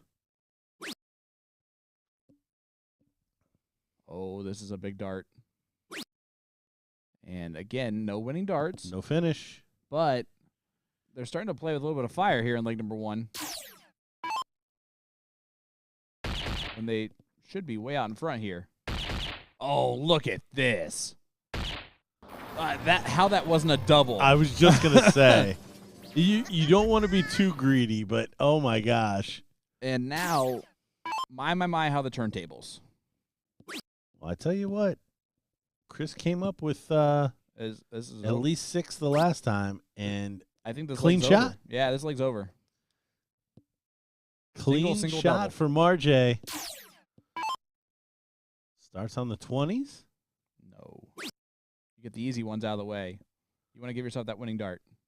You gotta ideally. know. You got to know whether or not you're going to get it. And then got to go back to the bowls if you don't, right? Yeah, I mean that's Fair. the way I'm looking at this. You bury the treble 20, you got 2 singles. I suck. I need to hit the singles first, Gordon. I want to ensure myself a shot at a win because God knows if that's going to happen again. But now it's not Chrissy Grimmel, it's the Lair Bear looking at the 20s. That's the other reason. You want to take that big, powerful 20 away from him. Shake of the head. Yeah, and you can see he's frustrated, and honestly, he's had off few rounds and allowed the team, Maria Carly and Jay Barlow, to get back in this. But 3 marks needed for Jay. This goes 9 times out of 10, 19 times out of 20. That was an angry treble 20. Overachiever. Oh, No, don't he do didn't. that. You cannot. No, he Okay. didn't. The dart gods need to stop making that. Ugh. He should have been punished so hard. Like, that's Gordon. Can we just talk about this for the next You hour? are preaching to the converted. Can we just talk about this for the next hour? Like, that's I can't. I don't have the energy for it. you need 2 marks. It went in. It's over. Go Marjay home. have one on the home. board. It's really no harm, no foul. They get to go first in the next one. Anybody watching at home, don't ever do that. Unless you, I don't know. Unless you're Jay Barlow. I guess. Smoke it on the third one. Every time. You just wanted to add a little extra excitement. Little drama. As our good friend Mark Taggart would say. Drama. Got some drama. Yeah. Oh, Lair Bear. Yeah, you're not going to do that to Larry and not face repercussions. Jay even walked up like smiling, like, yeah, we kind of knew we were going to pay for that one. He's an angry eagle. He's got his talons out. Makes it creepier if I whisper it like that. He's got his talons out. See, told you. I don't know. Wasn't that? Might have been. Yeah, creepy. What? I don't know. Listen. It's Chrissy's world. We're just living in it right now, man. I mean, you just let him hucklebuck you on bullseyes, and now you're going to let him live on the 18s for no reason. And it's Maria Carly.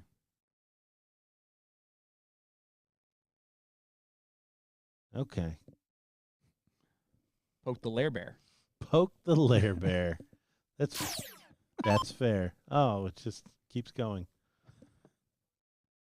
Oh, no. Thought we were going to get an angry triple 18. Didn't happen. But again, Chrissy Grimmel deciding to go 17s. Started this run on the 18s. Look at this. Little thermonuclear. Like, I just want 3 wedges too. You can have all the top ones. Playing a little chess instead of checkers there.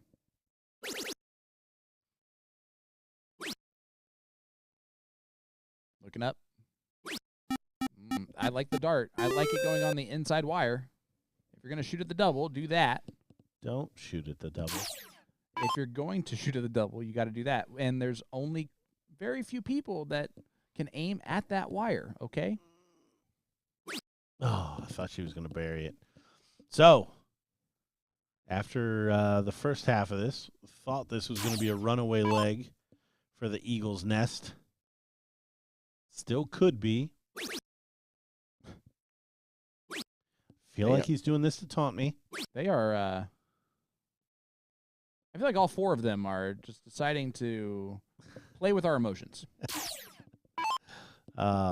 Just like I don't think we can give credit to some people for throwing the doubles, I will not take credit for that either. Boom goes the dynamite. Look at that from Jay Barlow. Oh, he started the call before the third dart even left the hand. It's like a no-look. Boom Knew goes it the was- dynamite. Knew it was coming. The first 2 look so pretty, right? Like, the rhythm was right there. They're obviously not going to allow them just to cakewalk them. I don't know why that dart was there. It's like, hey, Maria, let's see if you can at an 8 mark. And she's like, I do this all the time. Let's see what happens. Or is she going to go bull? Well, with the results they just had, bulls make sense. Yep. And only 2 marks, technically. Yeah.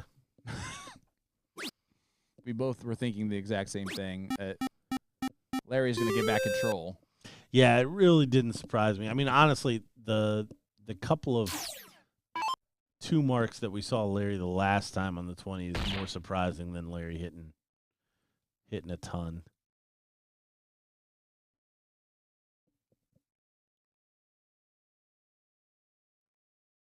And Chrissy probably just gonna attack this. I would hope so.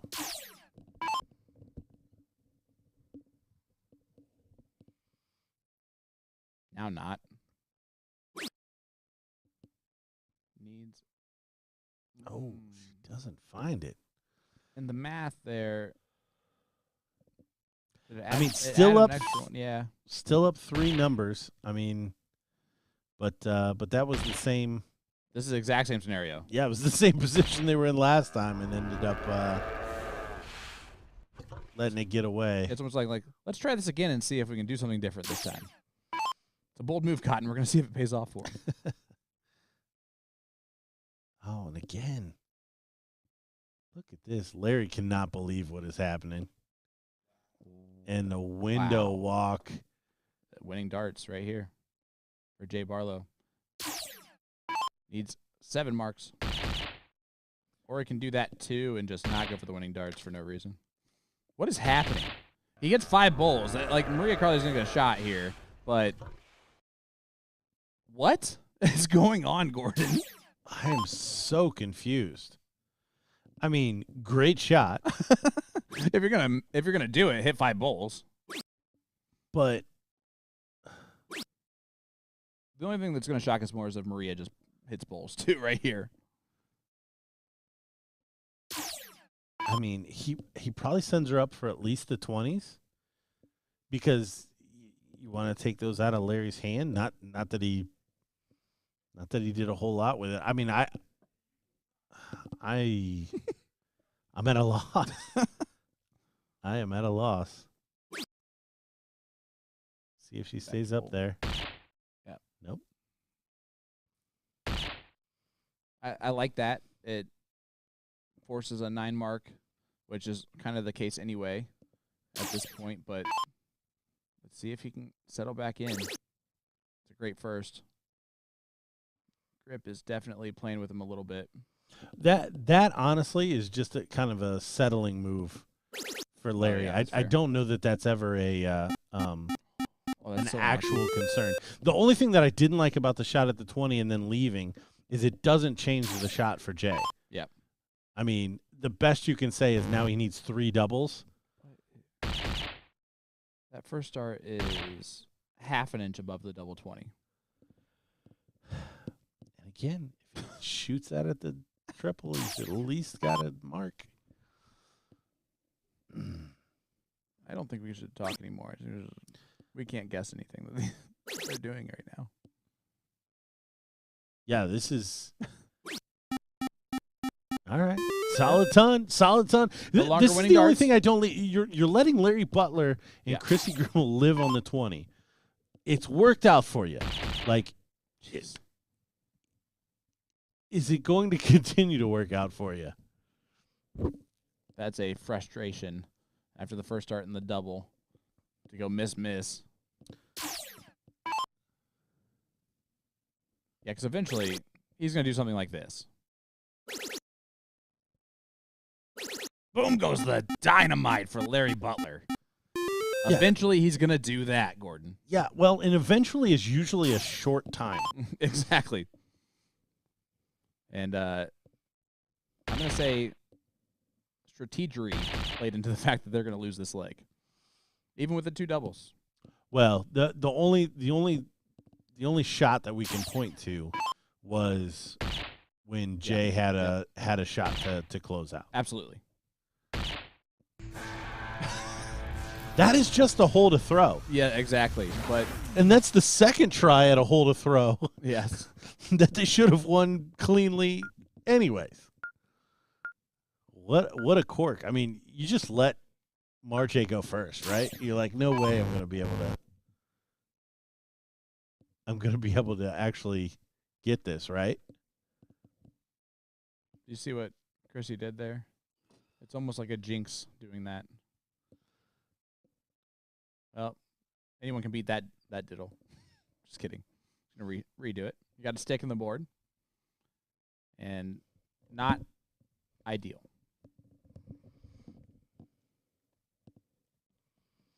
And again, it's almost like a jinx that she just did that.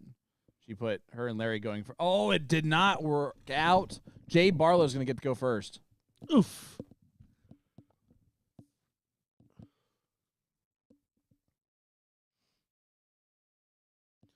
I think they're going to skip 4 times. I think Jay was just saying, like, let's just do it.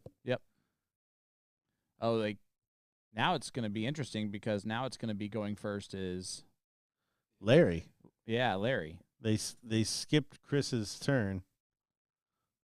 I don't think that this is how you should do this. This is definitely not how you should do this, unless Chris plays on Larry's. Yeah. And it looks like that's what's about to happen. Yeah, Yep. for sure. Okay. Fair enough. Yep. Fair enough. No longer weird. You know what? Chris Grimmel wants to play on my hot button. I'm yeah, in. exactly. Actually, no, I don't want it to go up that far. That's funny. It's like an elevator real quick on that one.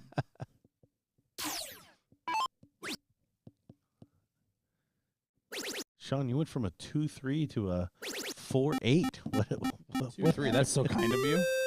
Stop. Wow. Stop. I've seen you throw. I haven't shot a 2-3 in a hot minute.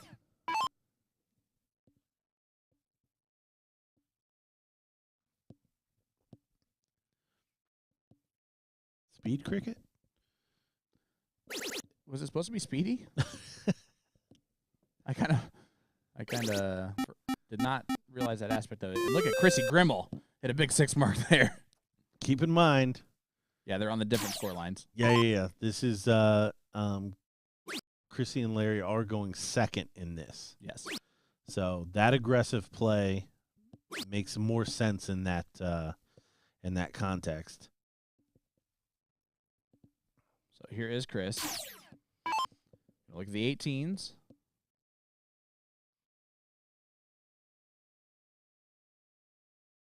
Now she's going to stay. Nope. Yep. No. I don't like it. Not in that spot. No, it's a lower ground you're trying to get rid of. I just continue to point there. Yeah, if they want to fight you 17s on 18s, let it be. There was no consideration of moving up at any point in time from Jay. Reminder, the winner of this gets the Thaxtons, Carrie and Taylor, your king queen seat holder, looking down, and that's a 9er from Larry Butler. Hammers it home, a pile and a half. I'm sure that Chrissy's like, so good to see you.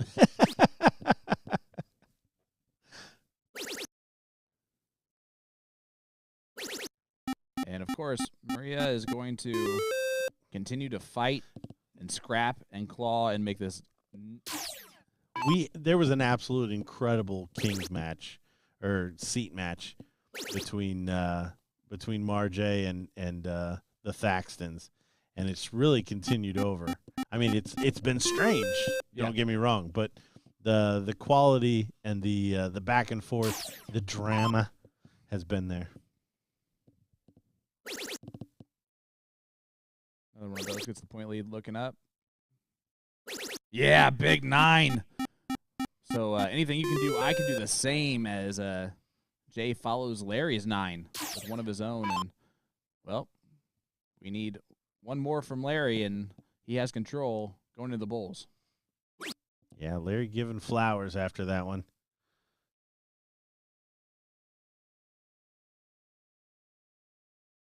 Oh.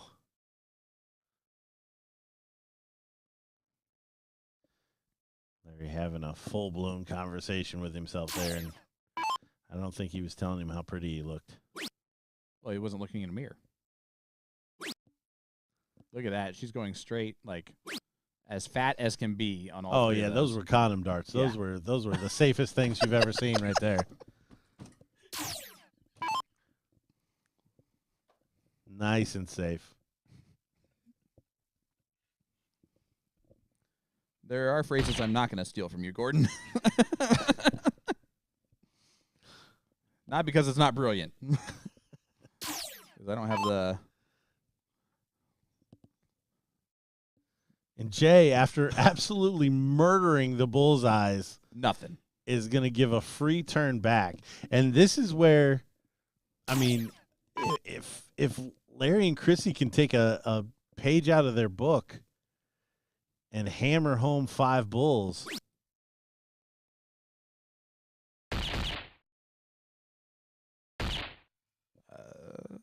Okay. I mean, this is super interesting. Did you go right at it? See the direction that Maria was given. Needs another. Oh, finds 3 more. Now it's 4 from Chrissy to get the point lead back. So no winning darts. But that's a good start. Oh. Okay. Good battle here. Again, what? Rick, there's a mute button for a reason. Just shut up. Yeah, we appreciate you watching, sir. Yeah, man. Oh, one more. Logging it down, bro. 5.2 wins it for Marjay. 2-1 scoreline. As we are going to the finals. As you can see, the Thaxtons already standing up there. It'll be the Canadians, Maria Carley and Jason Barlow, taking on Carrie and Taylor Thaxton. Don't go anywhere. We will be right back with more right after this.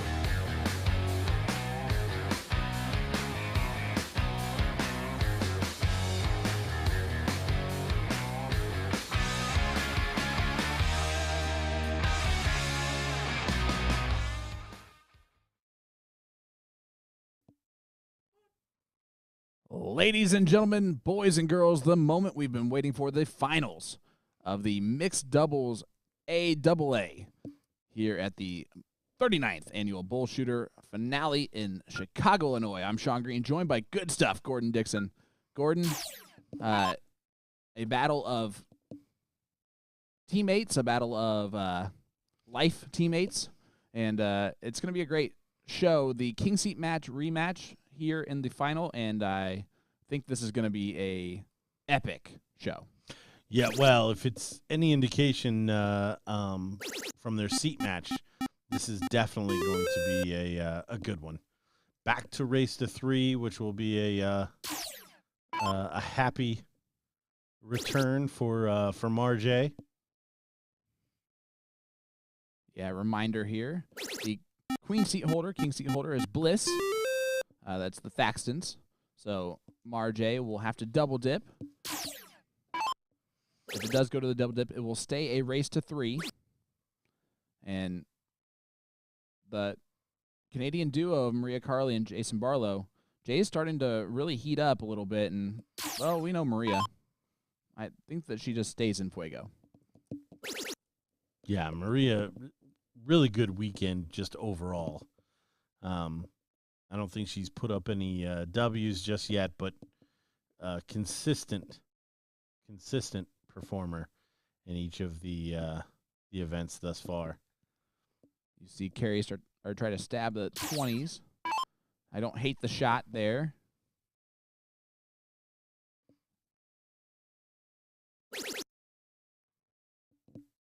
During the interlude, I did run into Jay to and from the restroom, and told him that I was sorry to hear that he was off the Butler's Christmas list after the last match. Let's see what Taylor does here. Certainly been treated to some good matches here down the stretch in this event.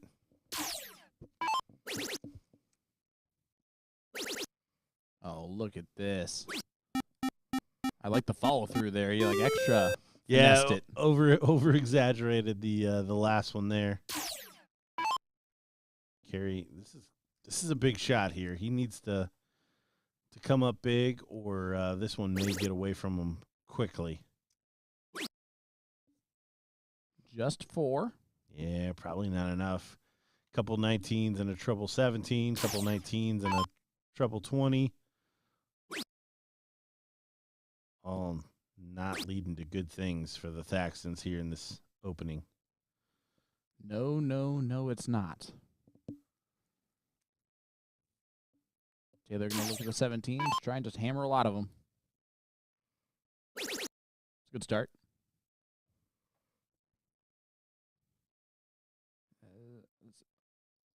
She's wondering what the heck that was. But great recovery after the second dart. Slides it right in.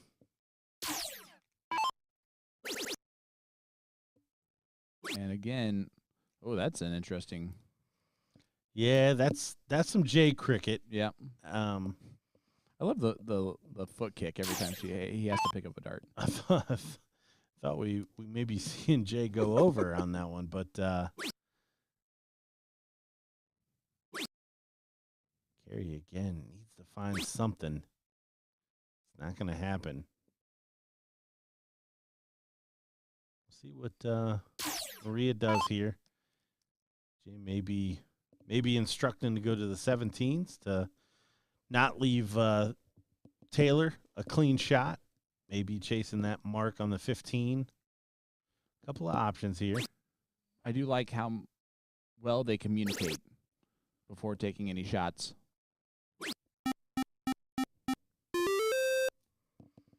Obviously used to great communication in their non-dart life, but sometimes that does not translate at all when it comes to. No, I think I made the reference to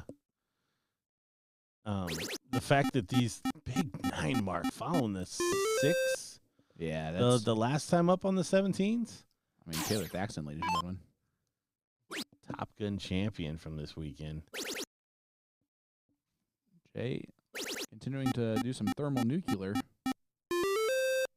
J darts. But again, leaving just a shot at the 17s. And both Thaxtons are capable of 9 marking them. See? Almost. But point proven. Yeah, 9-7. Not hateful. Still a lot of work to do around the board, too. And, oh, yeah, they have that handy little treble 20 to abuse. And this is why it's tough, because if you're just going to trade big marks on your open number and not take a shot around the board, you're waiting for the other people in the final to miss. Yep.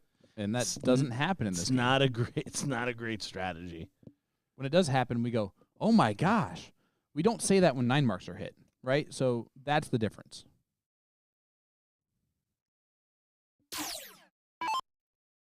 Fully expect Jay to run a pretty good round here. Yep, goes and cleans up another wedge. Chess instead of checkers. Now Carey's looking around. Big darts from Kerry Thaxton. Now have the biggest number on the board and the lead by 50 points.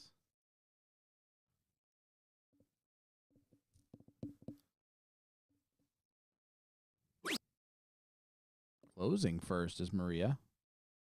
Ideally. Interesting. I don't know if you need to ask Taylor the question if she can hit a 6 mark on the 16s and 15s. That is not a dart to be desired. Yeah, unlucky. Well, it's strange. She's going after the smaller number 2. Jay, clean shot, whatever. He's also going 15s. Yeah. And the math wasn't mathing there no matter what on 3 singles, but still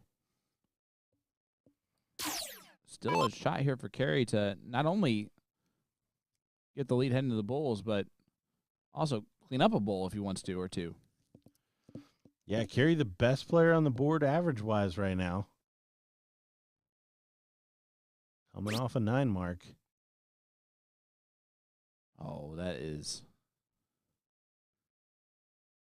just nightmarish scenario. That has been the one they've shot anyways. I think I throw over at that 16.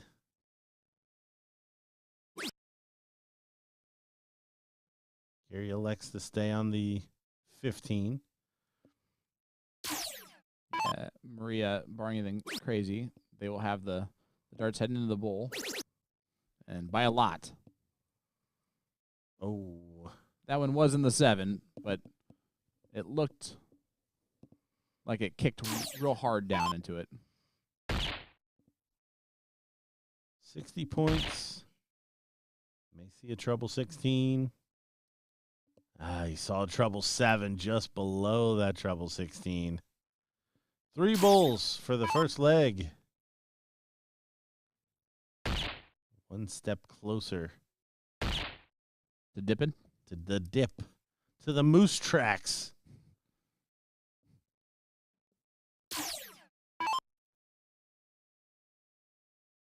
Jay and Dave Cameron already pulling off a double dip.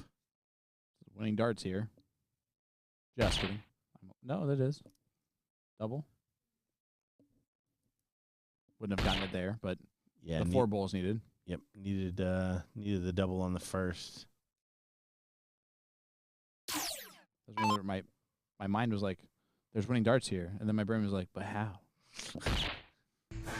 There it is. Leg number 1 goes to Marjay. And race to 3. Just to hold a throw. Thaxton's going first in leg number 2. How does Taylor get this thing started?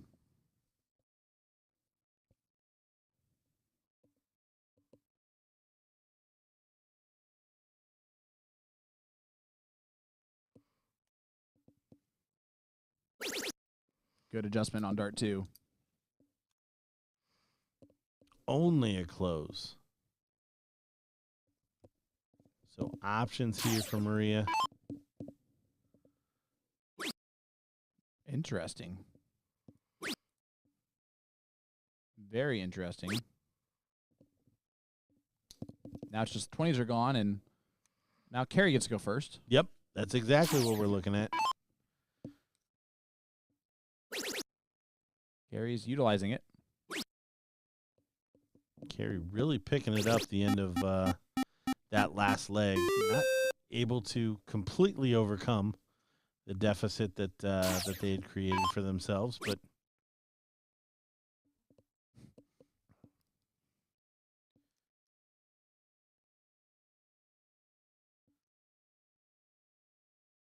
Jay adjusts. Gets himself a 4 mark on the 18s. Taylor has options on what she wants to do here. That wasn't a good option.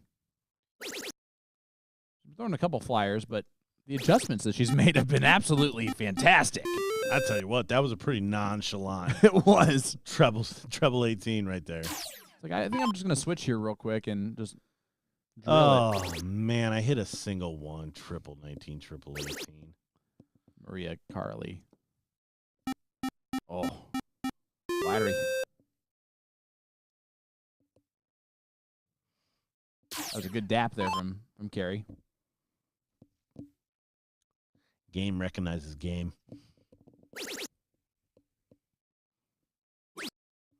See if he stays there, go back. Goes back. The amount of points that they were up there, he kind of had that option one way or the other. Yeah, down 140.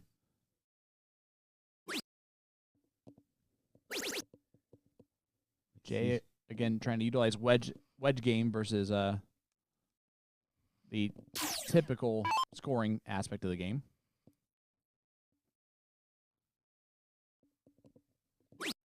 I think that Taylor dropped the dart and didn't even look down at it. It's like, I'll get that later. Oh, no. I mean, it's not, like, devastating or anything, but definitely not at all. That was an F round. We're going to call it what it is. Well, yeah, and it is a free shot for Maria to put pressure. Oh, it could be very devastating. Never mind. That's how you punish missing a single mark with 2 darts. Yeah, big turn there for Maria. We may be looking at a 3-0 set because going down 2-0, going first both times for the Thaxtons is going to be rough. And Carrie deciding to try to follow the 15s and not grab additional points.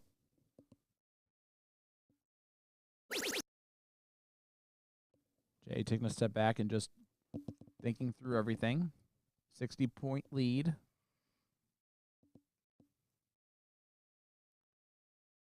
I'm almost thinking he is not even looking at the 15s. It's either 16s or 19s. He does decide on the 19s.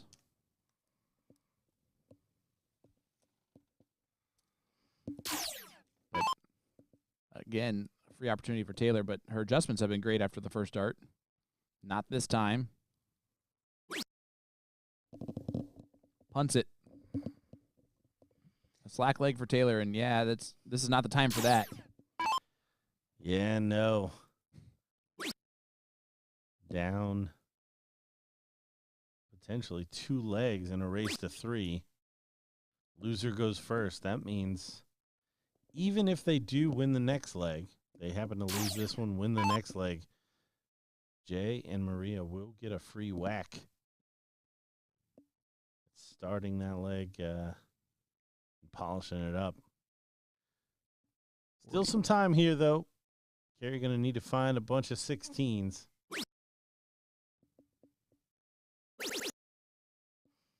Good last, but I don't think that's enough.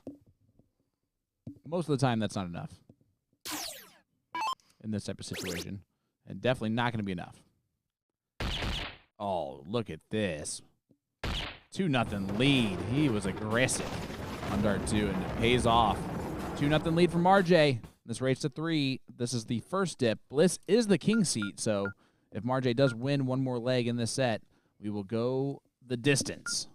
Go to a decider.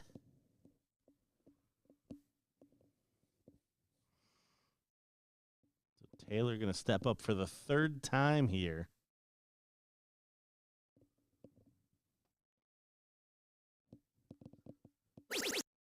That's a great start. These are a lot of the bed open, too. Doesn't utilize it, but job done. Yep. These early exchanges is where really the distance starts to happen between these two teams. Well, you mentioned it. That miss right there from Maria. These legs can get away from you quickly, and it's something like that that can cause that to happen. Because Carrie's just going to run. Just like Forrest Gump. Yeah, and good on him being able to settle in, find those troubles. He's been playing well.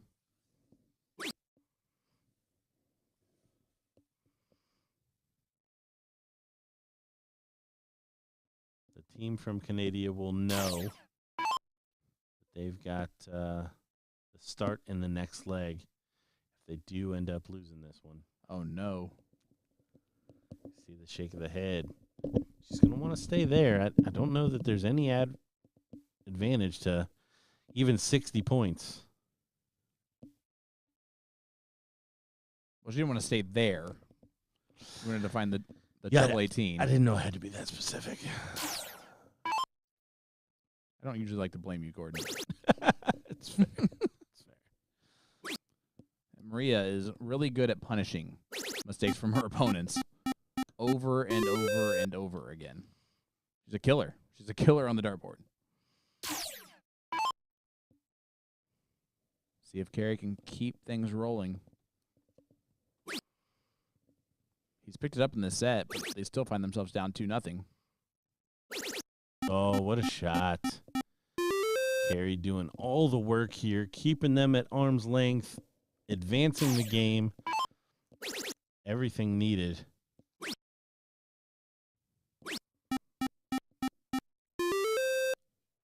Now we see Jay trying to... Jay's playing a game where you're looking at marks. Yep. Not necessarily points. Was never a fan myself, but understand the concept behind it. And again, Taylor struggling here. Continues to allow Marjay with shots.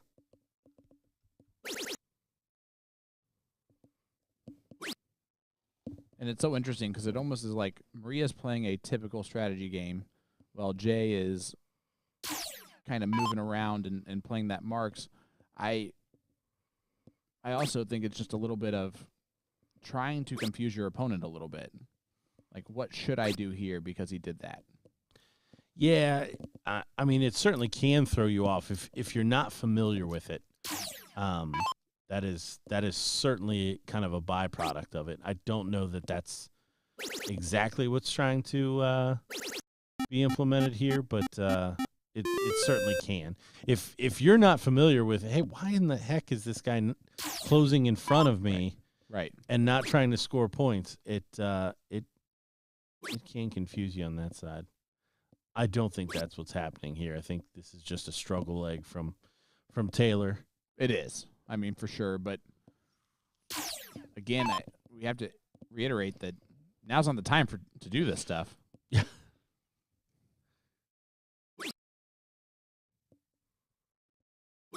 I'm very interested in their pointing on the 15s versus 16s and how much they must really hate the number 16.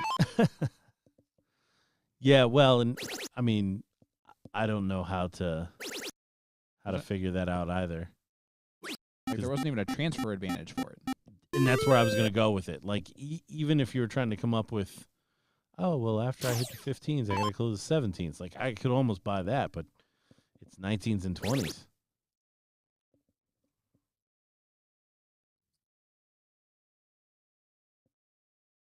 Jay stepping over, trying to hit another treble. Only a single.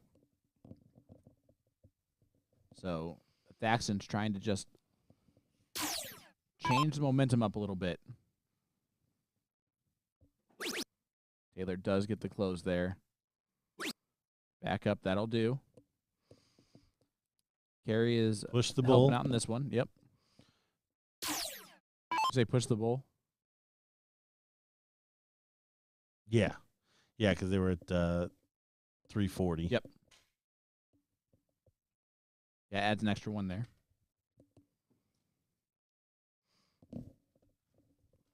This is a J scenario where if Carey only hits 2 bowls, do you think he steps up there and does the J scenario here? Or he just Yeah, we may get to see that.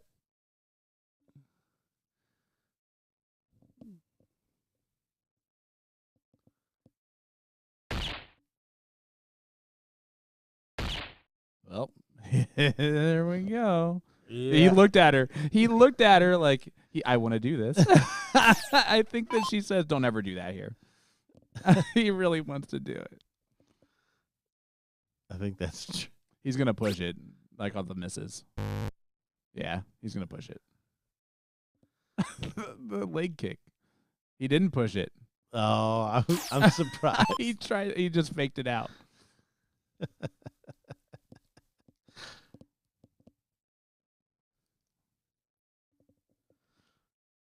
Yeah, I like Taylor's just trying to get back refocused and does find it.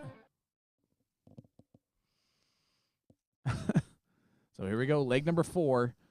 Jay Barlow and Maria Carley are going to get to go first.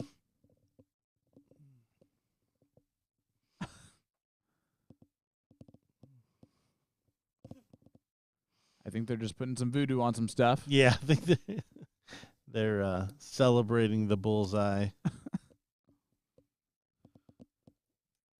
All right, Maria going to get us started here. Leg number 4.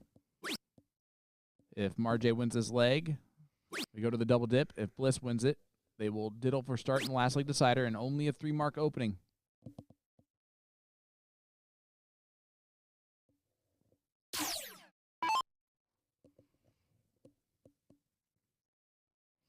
Oh, not getting there. Needs to find something. Maybe the 20 open bed. Nope. Taylor has consistently Houdini'd a dart. She really has. Yeah. You thought that there was something overhanging in her way, and she's completely slipped underneath. Again, the strategy from Barlow is not going to be the textbook one.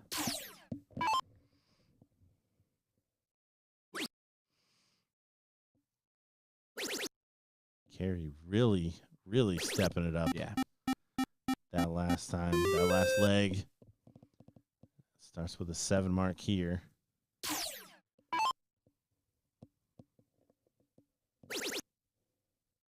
Good first start from Maria. Looking down. Good 7. Just so stoic. Well, and what a time. I mean, you've got a struggling Taylor Thaxton coming up behind you. The ends certainly justified the means. Good 5. I wish I could struggle like that.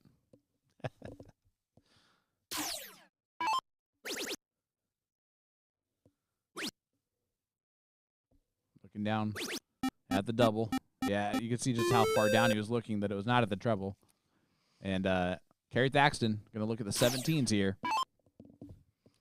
Well, and that's Jay's in number, so he is not afraid of a 38. That's an unlucky first. Rode the wrong side of the wire. And wide open to go to the double dip at this point. Yeah, this was a hard-fought battle, like I said, in the hill match. So not really surprising that just the turn of a couple of darts has put this squarely in the arms of the Canadians.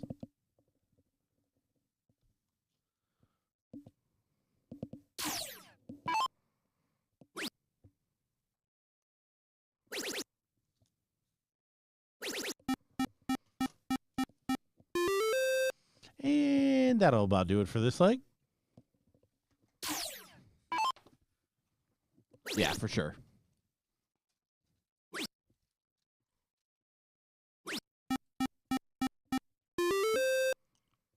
It was a nice 5 mark, though. It was. Getting prepared for the next one. As assuming that nothing insane happens here. I don't think anything insane's going to happen. No, that was a good stopped any potential bleeding that might have occurred.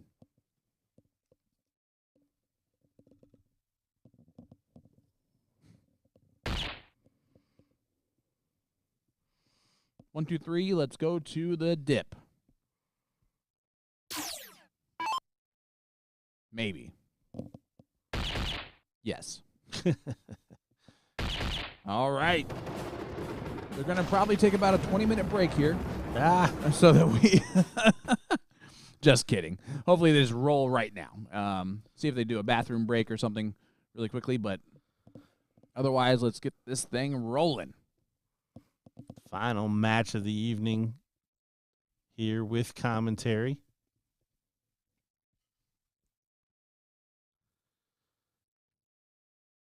I did joke with Jay.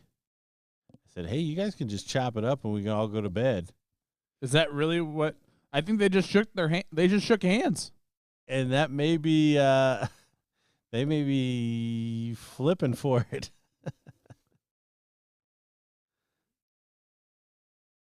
All right, they are shaking hands. Great first dip.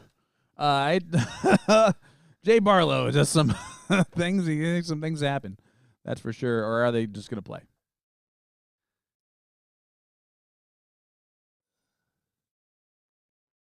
I'm not surprised either way. We'll see what happens. Oh, nope. It looks like they're getting started.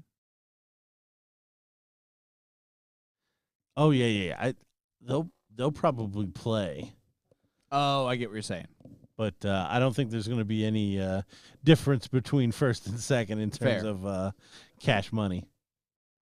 Look how quickly they're like, all right, let's go.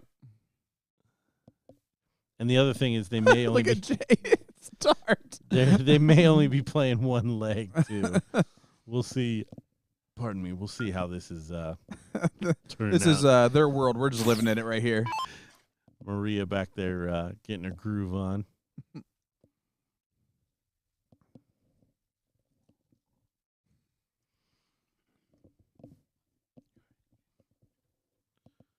All right, Taylor going to get us started.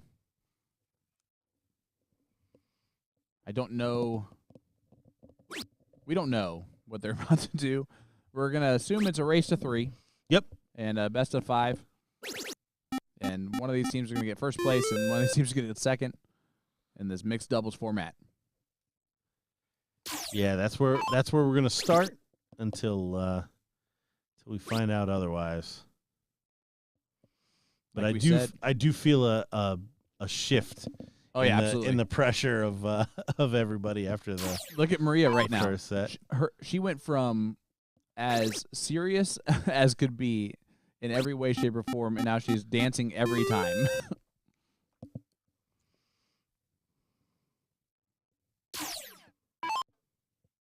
I think we might see some really good darts because of that. He's just doing weird random stuff and throwing super fast. And he's hitting 6 marks. Yeah. Can they just play speed cricket one time through and just see? Each of them get 2 attempts apiece. Lowest score takes it home. We might have to start quoting Farva here. There's some shenanigans going on.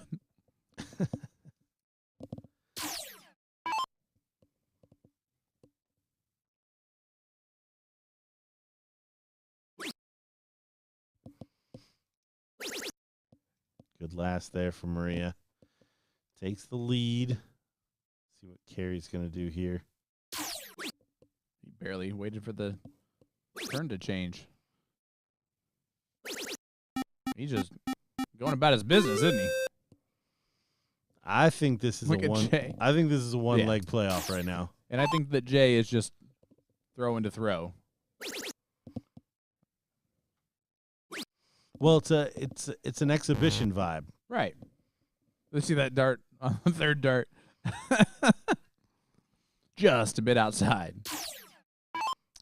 There. Whatever he said, Yeah. Taylor said, "Oh my gosh, stop."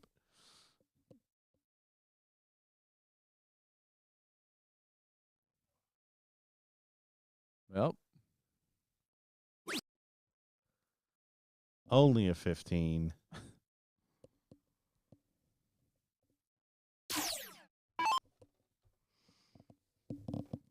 see what Maria does.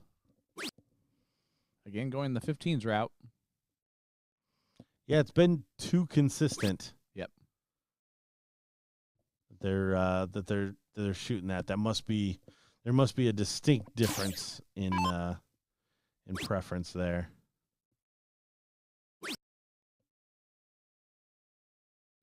Carrie not reading the room, taking the 16 away. You're not wrong, Gordon. And there was already a mark on the 15s. Jay just hawking out where to throw the darts. He's just chucking it along. Yeah, honestly, they're probably thinking, you know what? I don't even want to take those trophies home. Cash moves over the border a little easier.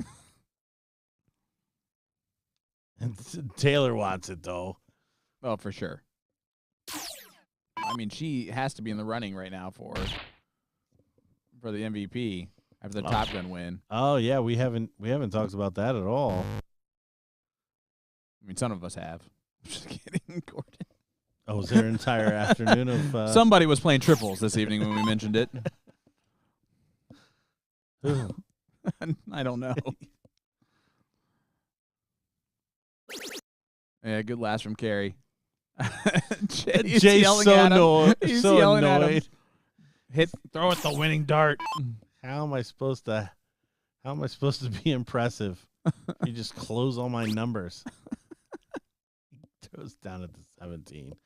Oh, goodness gracious. I'm so surprised he hasn't hit anything button-wise yet. He just threw a dart. Oh, he goes up at any point and they need a single bull and he doesn't win the game.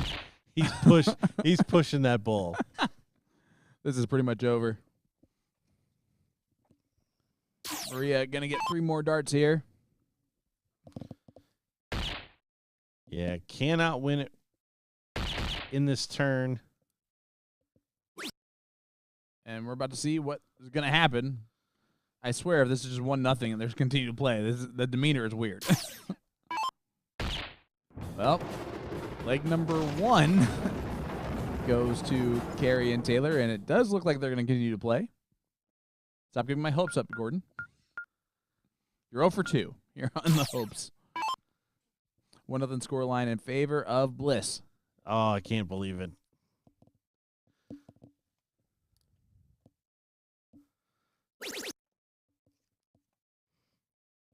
That had chop and go to bed all written all over it.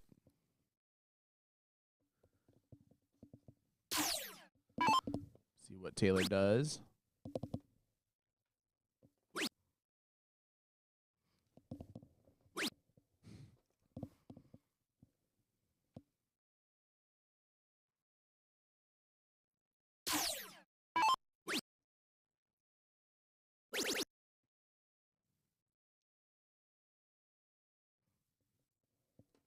Jay gets the 18's close and then goes to the 19. I think he's just trying to go as fast as possible winning legs or try to get them done as quickly as possible.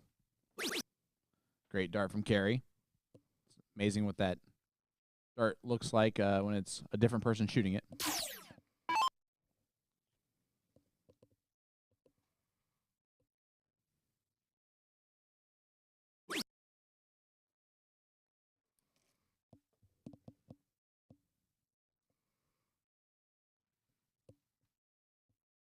You can see almost the focus is just completely gone from RJ.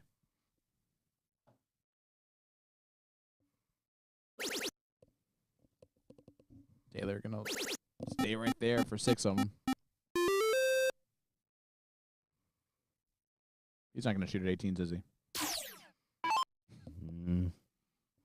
He's probably going to try to close 17, 16, 15. That's what I was thinking. Yep, there's the 15s. He's like, maybe if I close them, they can't shoot at them for points anymore and waste darts when they just go for wedges. There's one team trying to get this done, and there's one team trying to win.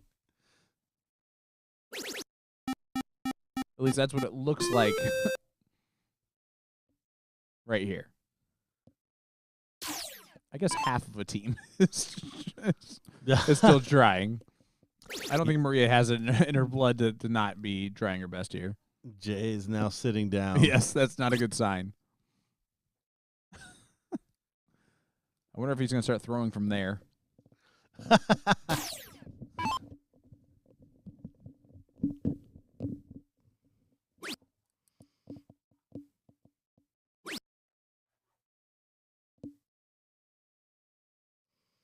Cody McGraw rooting for the Thaxtons.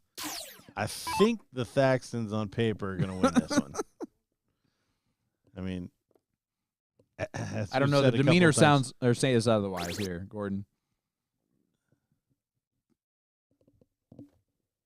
He's just playing. He's practicing for tomorrow.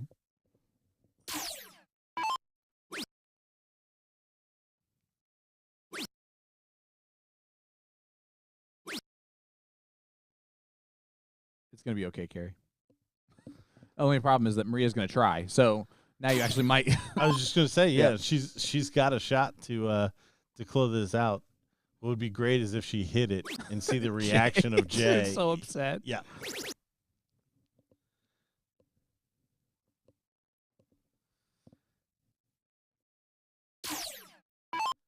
All right, let's see. If the 15s go, there they go. Okay. Wouldn't be surprised if Jay goes for the closes here instead of the bulls. Oh, that's a good dart.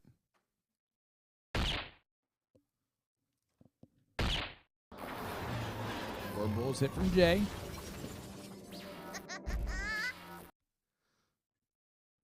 Maria back there grooving. 3 bulls to go up 2-0.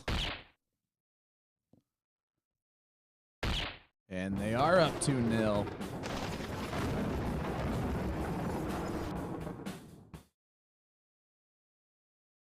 As here we go. Leg number 3. They're figuring out that to make it look good, they got to play one more.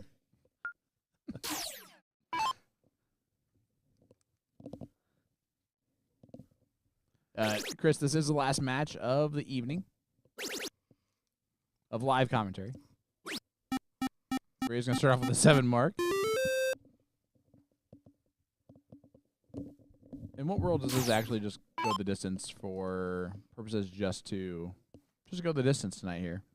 I don't think Jay will allow that to happen. I mean, they probably would have. Yeah. If the Thaxtons told him to kick rocks on the split. But it did not. The exchange after the end of the first set did not look like that's what the discussion was. There were handshakes galore. I mean, could it? It could, but that's only if Jay doesn't miss the rest of the evening because he's just going to try to close everything as fast as possible. But so is Carrie, and he's doing a great job of that. I think Jay's actually rooting for Carrie to do that.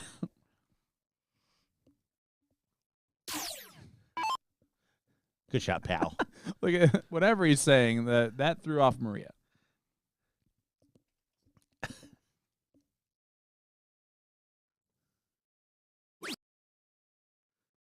I do love that.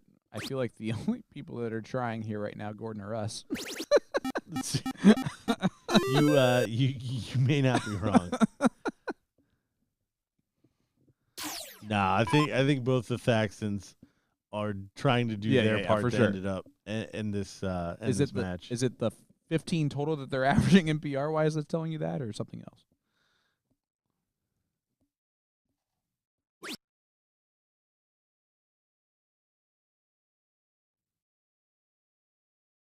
Come on, Taylor.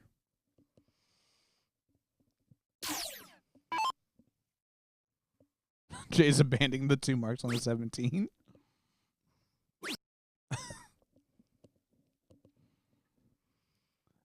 Can I ask you a question here, Gordon? Why are they playing?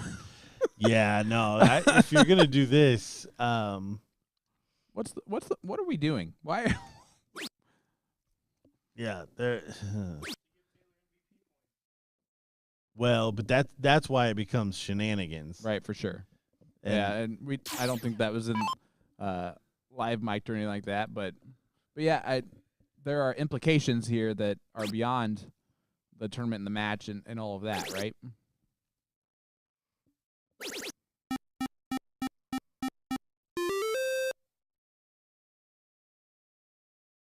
Maria's still trying her best. And it's not like, well, I take that back. I didn't even say it, and I take it back. I was gonna say what exactly have you taken back? Great 6 mark there from Taylor. We're probably gonna get an earnest turn here. Are we? Maybe. Kinda. 4 bulls and a trip 16, shaking hands, going to bed, splitting money. It'd been funny if Jay just would have hit the double. He just pushed it. Oh, it's on. one time. Come One time. Oh, you blew it. Here comes Maria jogging up to the line. I believe it's pronounced yogging. It's a soft J. Two 16s. Oh, there they are. 2 bulls. Look at her. Watch Jay's reaction. It's like, what are you doing? Oh, I love it.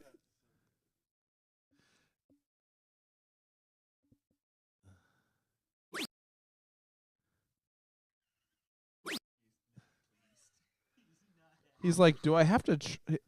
Where are these darts gonna go? He's so upset. He's like, how do I lose this? He's so upset that he's trying. I mean, she snatched it so hard out of the board. 5 bowls. Why have you done this to me? He's gonna sit down. As he sits down.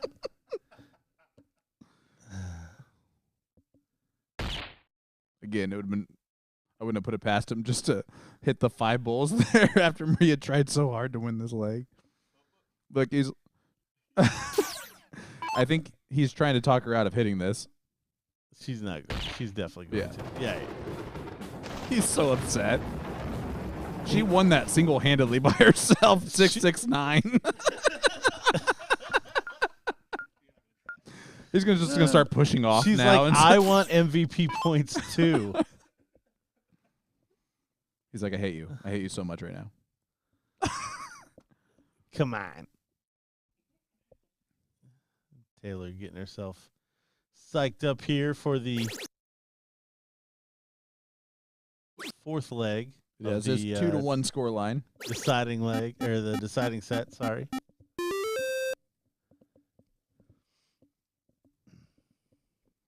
As it's okay in the chat for darts to be fun sometimes in these events.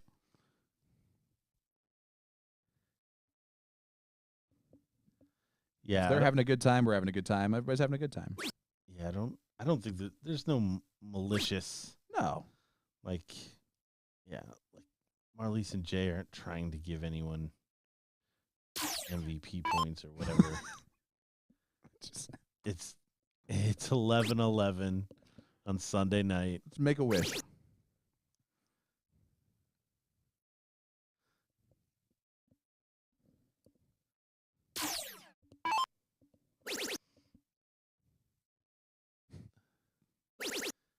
is the best chance for Maria to annoy the crap out of Jay. Which honestly is why this is still great, guys. Like, Maria knows. She knows what she's doing. And Jay's almost upset that he hit the 2 trip 17s.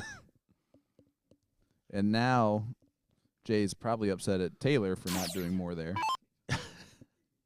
Yeah, if you really want to enjoy look at this this. match, look at Jay's face. Oh. He just shook his head at it. He's like, this is too close. This is too close. She's gonna win another one.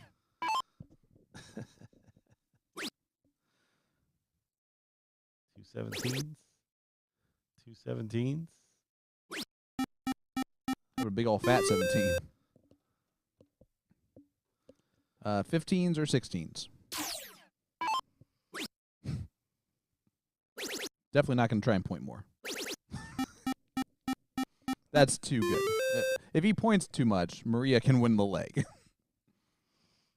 Just closing around.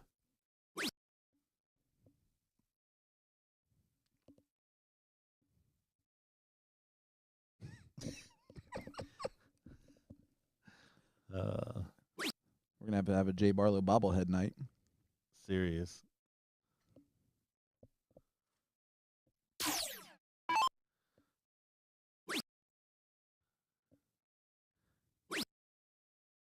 Maria gonna put the pressure on Carrie to close the corners, and Jay's gonna come up and close the bulls. Yes, he will. No, he'll yes.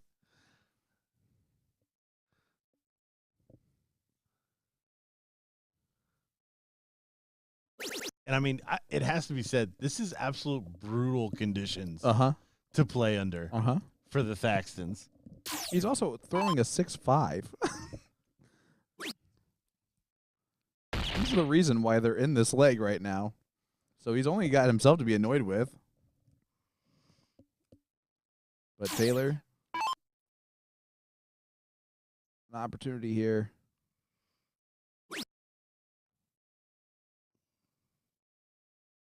Is this really going to happen? Are we going to have half of one team not trying anymore, and they still go the distance in this match? The answer is yes. All signs are pointing to yes. Oh my God! All signs. The look on Jay's face is absolutely priceless. He's apologizing. He shot the 5-3-3. This is his fault. So annoyed. Look at the way he's throwing the diddle. Ladies and gentlemen, we're going to clip this match just because this is insane. Oh. He can't throw. He can't control Maria at all for trying. And again, to be fair, yeah, the strategy sucks, but he's still hitting, and that's all that matters.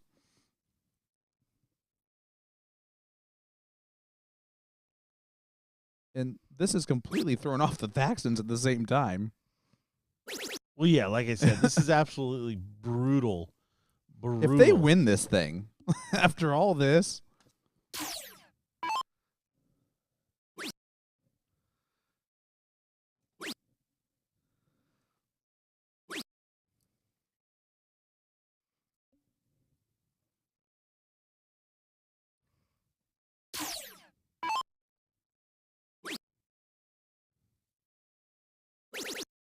good darts from Carey.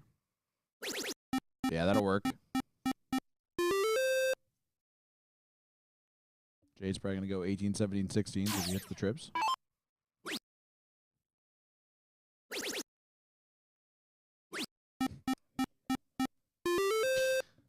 Bare minimum of a pointing. That's the strategy here. Can't give Maria too much to work with. She might single-handedly win a leg.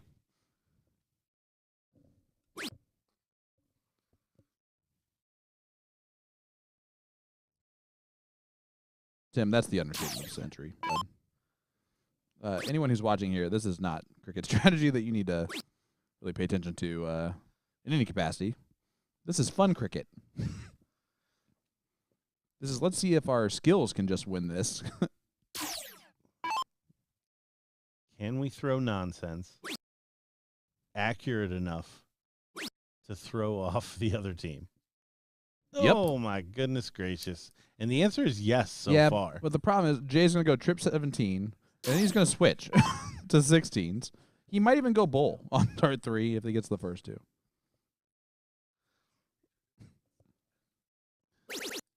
Yep, there goes 16s first. Look at how where is he going? Why is he stepping over? He's having fun.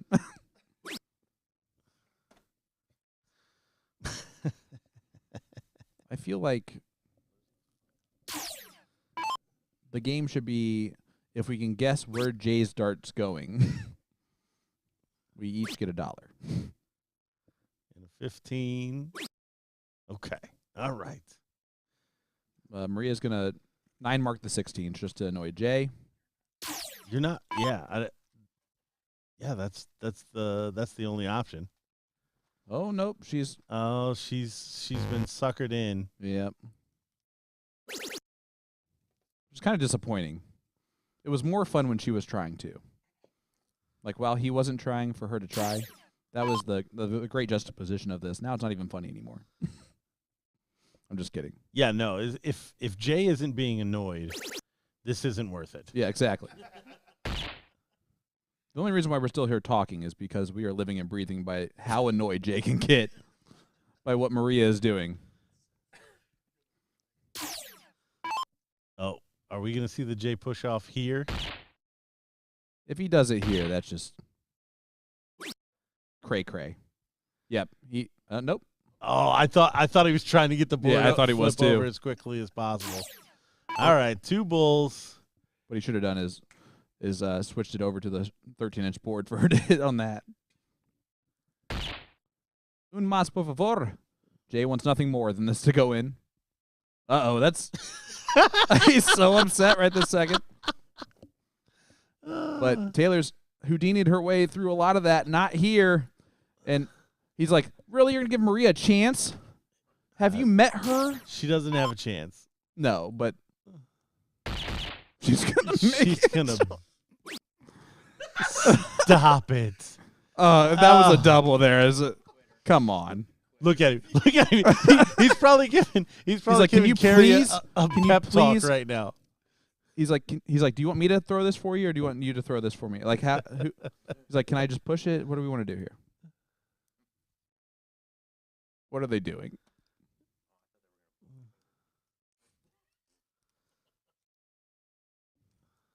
Ooh, Carrie's going to throw this one left-handed. Just kidding, that's his throw. Hooray! All right, that'll do it for us tonight. And we will see you guys tomorrow morning. Oh, he's so upset about the loss there. He's like, How did we go the distance? How did that just happen? Yeah. What is our life, Gordon? You know what? The red bar on I don't know what. I don't know still any has what's. wings for another 41 minutes. So I'm happy with where it's at. You see, Jay's trying to wrap up the whole tournament. He's walking over to the scores table. Oh, goodness gracious. All right. Well, we greatly appreciate everybody sticking with us there. It was a little unorthodox there. Insanity. Through the end of the stream. Unorthodox, is that what you just said? Yeah. That's what I'm going with. Yeah, congratulations to the Thaxtons taking that one home, Carrie and Taylor.